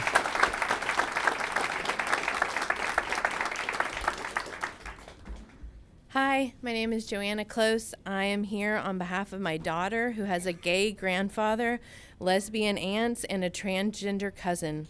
I want her to grow up knowing that this is accepted in our home, our hearts, and our schools. Education trumps ignorance, and I urge you to vote yes to ensure that Austin ISD students have the opportunity to receive important, much-needed health education to protect their health. Article 6 of the United States Constitution also specifies that no religious test shall ever be required as a qualification to any office or public trust under the United States. Thank you so much for standing up for education, doing your job well. I want you to know that prejudice and abstinence only is the past, and acceptance and comprehensive sex education is the future. Thank you so much. Thank you. Becky Canelos, and then Karen Jenkins. Katie White. So Becky Canelos, Katie Jenkins, Karen Jenkins, and then Katie White, Jeanine Bond, Michael Herbert, Jonathan Jenkins, Sharina Warsler, Lydia Louise Miller. Lydia. I taught high school math in AISD for 27 years. Thank you for the opportunity, the honor, and the privilege. This proposed curriculum would cause parents who can afford private school to remove their children from the district immediately or homeschool them. It would shame students who could not afford to leave the district who disagree with this political agenda and put focus on values that only parents have a right to teach their children. It would distract students from focusing on the true curriculum, preparing them for college and career readiness. It would lower scores of AISD on state-administered tests based on required curriculum. This proposed curriculum would bring harm to children by distracting them and bringing a political agenda into a politic-free zone. The focus needs to remain on academics and advanced academics, on college and career readiness. I strongly urge you not to pass this political agenda, which will cause great harm to the district and much more harm to the children in the protection of the district. Thank you for your comment. Next speaker is Brenda Rapphorst. Brenda Rapphorst. And then Brian Longifasi.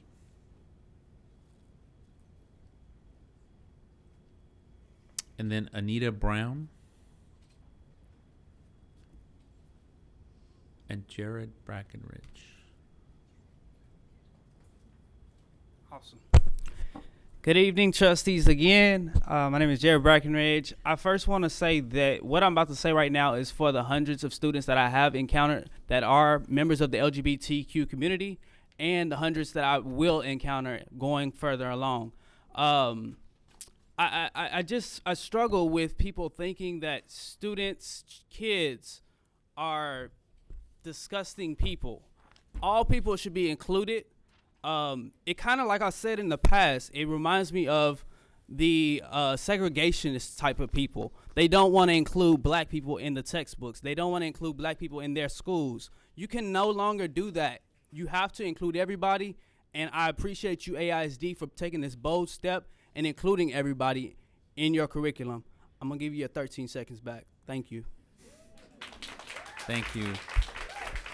Jared, you were speaker 117, the last speaker on the list. I'm going to go back with the help of my colleagues. I want to make sure that we just call out the names of the folks that were not here. If we go back to page 1 of our list, I have Sharon Armke. That's the only one on the list. Okay. Thank you. He spoke. Yep. He father of 3. Okay. On the second list, I had Gary Brown, Grant Lovelace, and those were the only 2 I had on that list. Page 3, I had Becky Harris, Nancy Alvier, Michelle Conley, Joe Ivester and Jonathan Ivester, Meredith McNeese,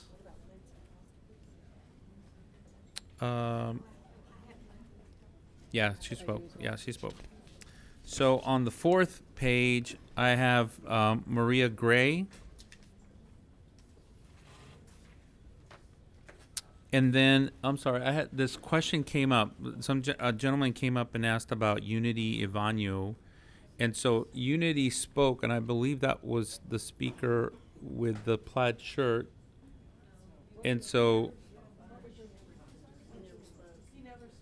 no, she spoke when I asked for Ivanyo. I'm sorry, the lady in the 1, 2, 3, 4.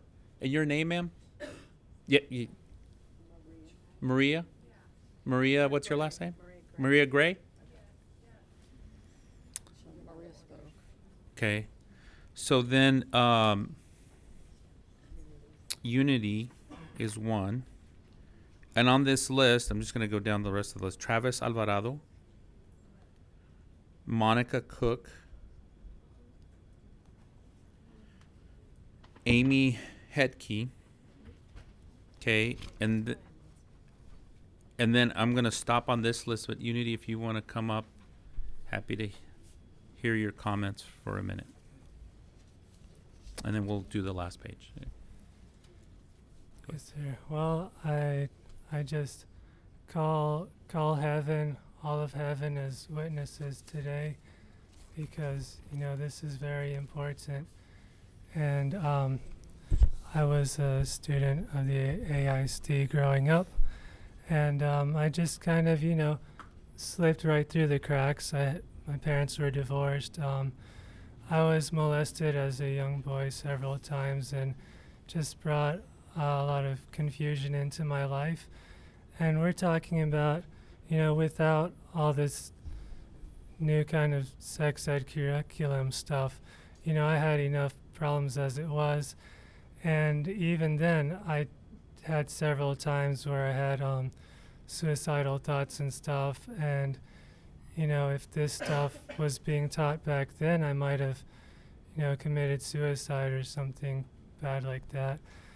And I'd like to say, Jesus loves the little children, all the children of the world. Thank you. Thank you for your comments. Point of order. Thank you.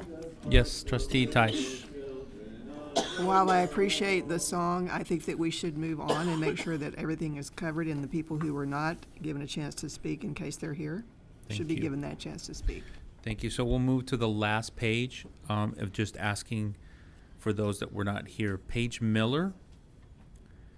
And then I had Becky Canelos, Karen Jenkins, Katie White, Janine Bond, Michelle Hebert, Jonathan Jenkins, Sharina Warsler, Brenda Rapphorst, Brian Longifasi, and Anita Brown. So those are all the individuals. Trustees, any others that I might have missed? Okay, thank you so much. Okay, so this concludes our public testimony. And trustees, are there any questions or clarifications that you would like to make this time?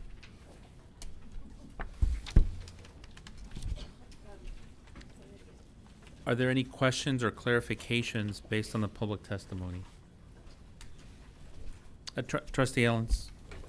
I would just like to point out that in policy, now I've lost it. In policy EHAA local that we're looking at, the abstinence statements that people said were struck from the policy have just moved from page 1 to page 3. They're still present and comply with law. Trustee Matthias. There were two statements that were made during citizens' comment. I'm wondering if administration might be able to respond to them.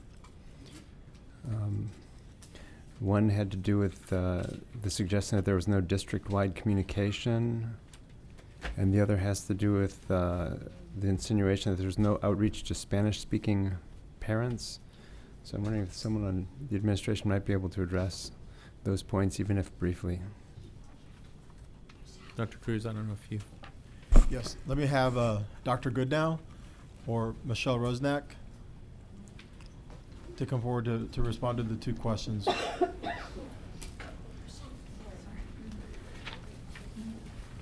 Or Kathy Ryan. There's Kathy Ryan. Couldn't see Kathy there. I'll try those questions again. So one question is deals with district-wide communication and if that took place. The second question was outreach to Spanish-speaking parents. There was the allegation that there was no outreach to Spanish-speaking parents. Good evening, trustees. Lisa Goodnow, Associate Superintendent of Academics and Social Emotional Learning. We did have various forms of district communication and outreach, both in English and Spanish. There was no district-wide email that was sent out for the 6th through 8th grade curriculum. There were other, we did that after we were not able to proceed with the adoption of the Get Real curriculum that was initially the suggested curriculum to move forward with. And so at that point, we worked with principals to contact parents directly on their campuses. However, there was district-wide engagement with parents and grade levels from 3 through 8, including Spanish-speaking parents. And I'll let Kathy Ryan give you more detail on that. Hi. We actually had 2 parent meetings, especially for our non-English speaking parents, and that information was sent via the principals in Spanish and Arabic to attend and get an overall summary that was provided in their native language, as well as we had plenty of interpreters on hand to help interpret actual lessons.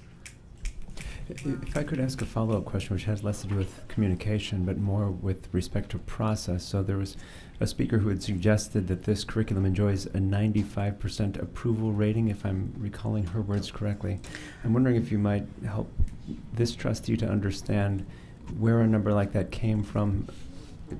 Help me to unpack that statement.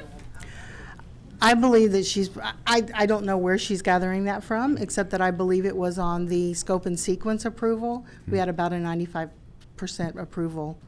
Of whom? Of over the 6,000. Of 6,000 Right at comments 6,000 or persons who responded? Okay. People who responded. Thank you.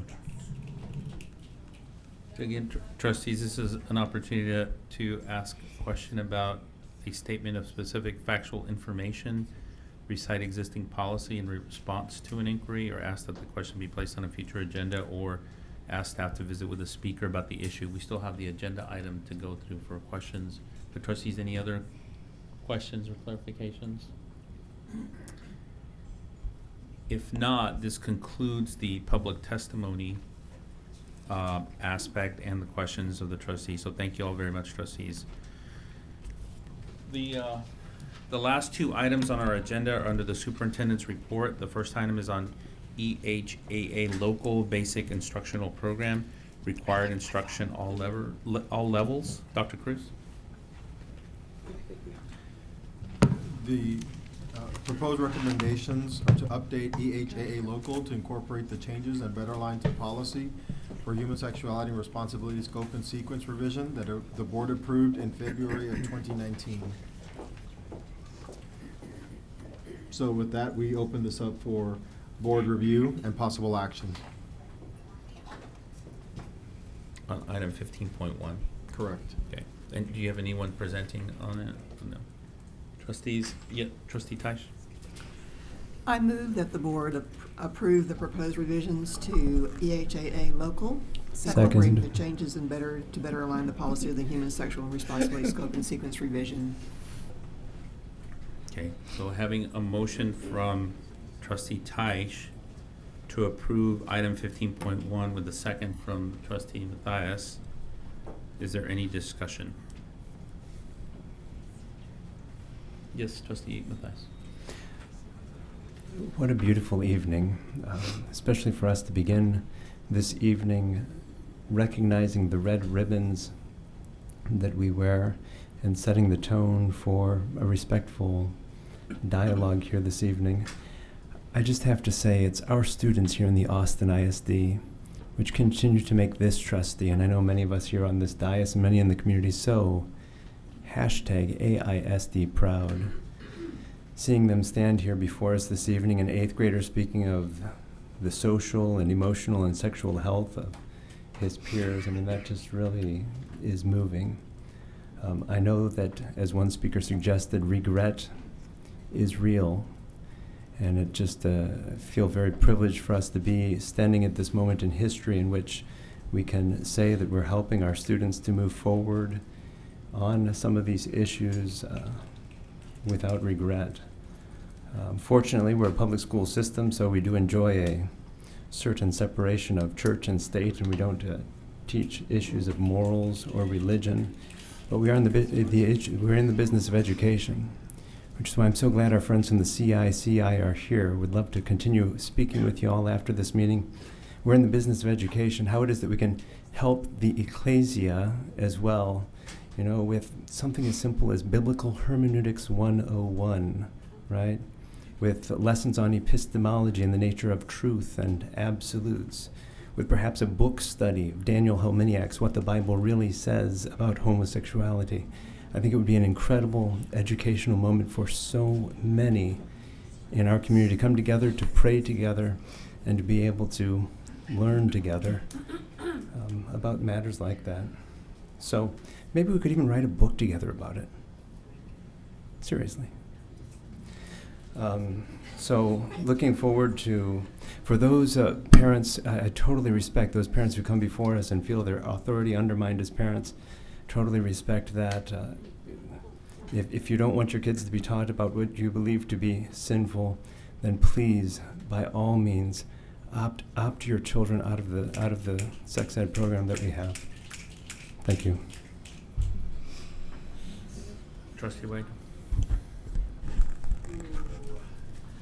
I think I want to keep my comments very simple tonight. I've said a lot on the subject before now, but more than anything, I want to thank Addison, I want to thank Elle, and I want to thank Maya, the students who had the courage to stand up in a room full of adults, speak their truth, and tell us what they need.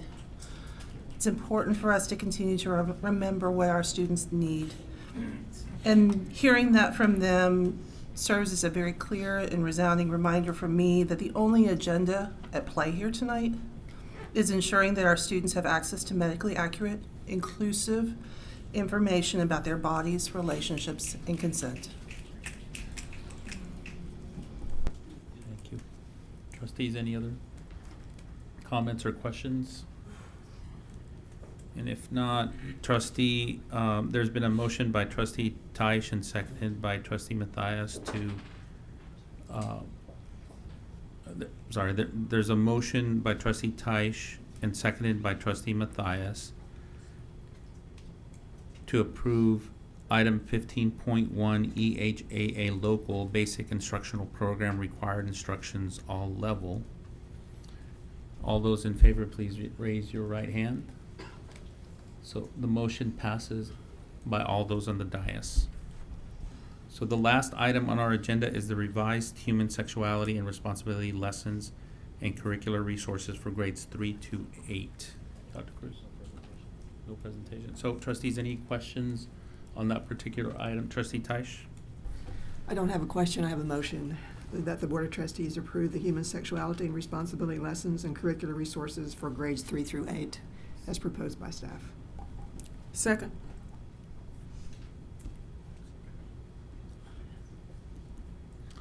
So there's a motion by trustee Taish and seconded by trustee Letitia Anderson to approve the revised human sexuality and responsibility lessons and curricular resources for grades 3 to 8. Any discussion on the item? Trustee Ashe.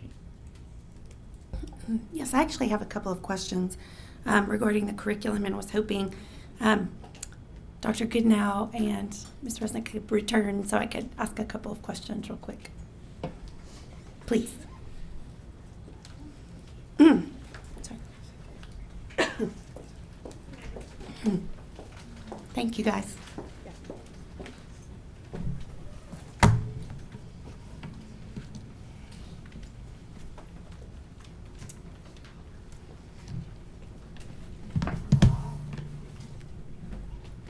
First of all, thank you all for being here and staying through the entirety of the meeting. I really appreciate it. I just was going to ask a couple of questions and then make a brief statement. So I have received some questions from constituents, and one of them was Were the changes made to the curriculum after the parent feedback was received subsequently reviewed by the SHAC? Yes. Yes. Am I correct that that date was October the 16th when that meeting took place? That they voted on it at that time? If that was a Wednesday, let me double check the date. A lot has happened. Yeah. Yes. Just making sure that. Yes. And how will parents have access to the curriculum? I know it's been on the portal. Will it still be on the parent portal and viewable even on a phone? Yes, it's in the portal. It's on the out-facing website. Okay. And it will also be available in libraries like curriculum currently is now. Great. And then how far in advance do parents need to opt out of the lessons? In March, there's a meeting on campuses where principals go over the curriculum, review their options with the parents, and at that point, they can fill out the opt-out letter. Great. And then is this an all or nothing situation, meaning may parents opt out of just particular lessons, or do they have to opt out of the thing in entirety? You are correct. They can opt out of any particular lesson or all of the lessons. Okay. So thank you for those answers. Those are questions that I have been asked often. And if you'll indulge me a minute, I'd like to read something that I wrote down as I was gathering my thoughts.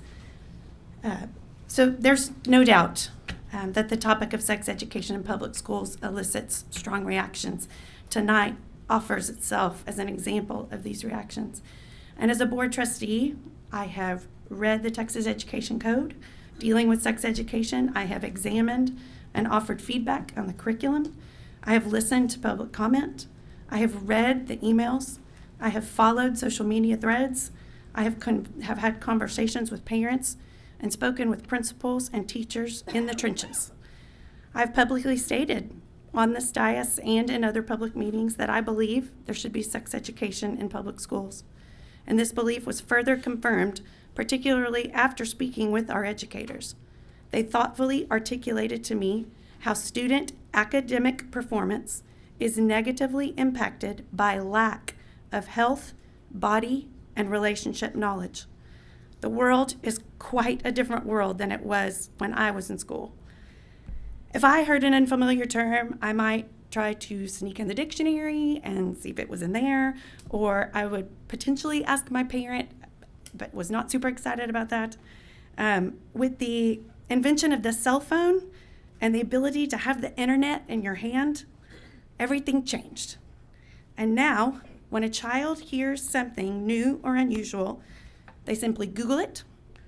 They are provided a definition with no adult present to verify if that definition is correct, and watch the accompanying and very often inappropriate video.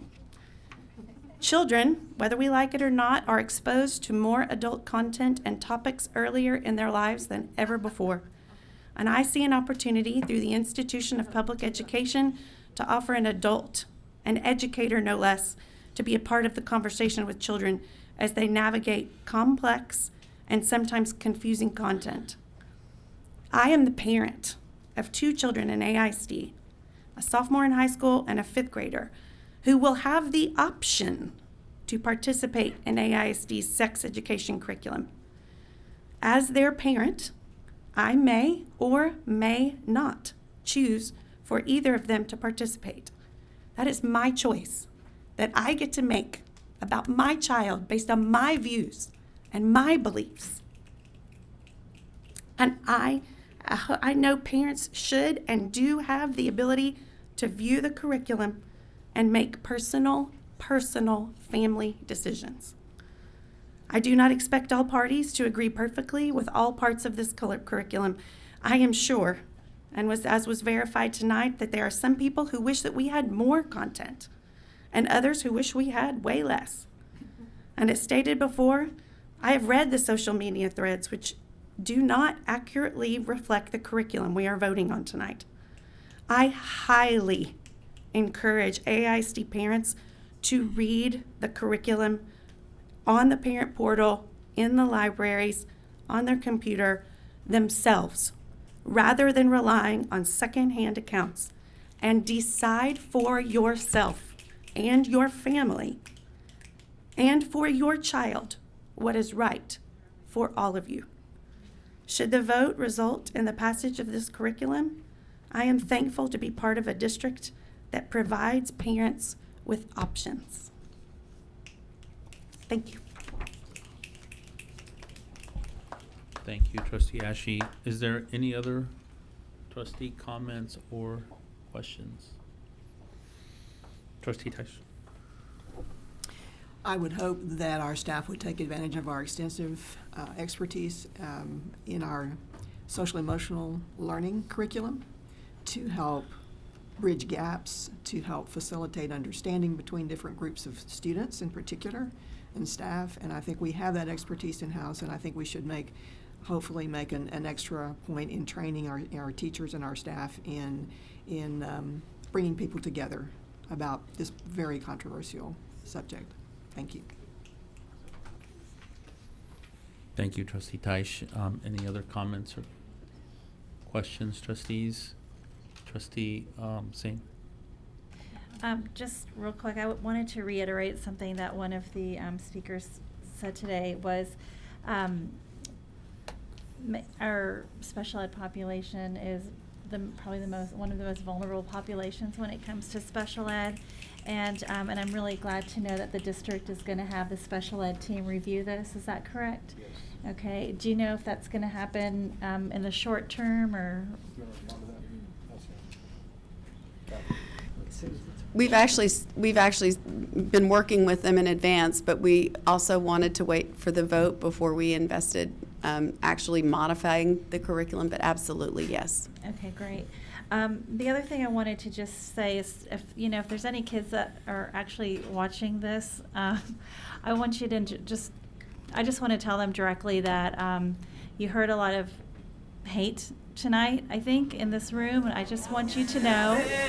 Excuse me. Sorry.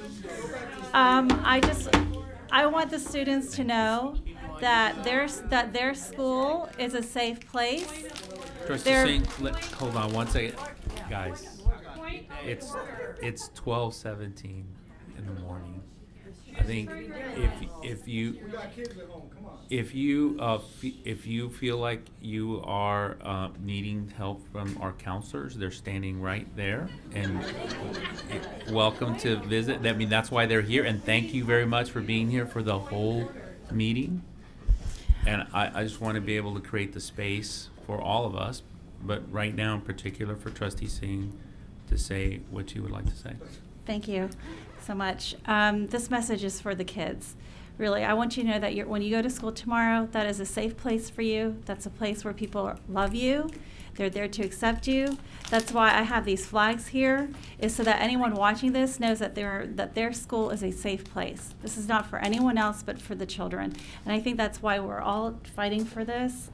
Or even, I won't say fighting for it, but just thinking about this and spending so much time trying to make sure that this is just right, because we want our children to feel safe, to be healthy. This is not a joke. I don't think anyone here thinks it's a joke, but just know that this is for the kids. The suicide rate for our LGBTQ kids is about 4 to 5 times higher than it is for those who aren't. And so we have just got to have a safe space for them. And I'm so proud to be voting for this tonight. Trustees, any other comments or questions?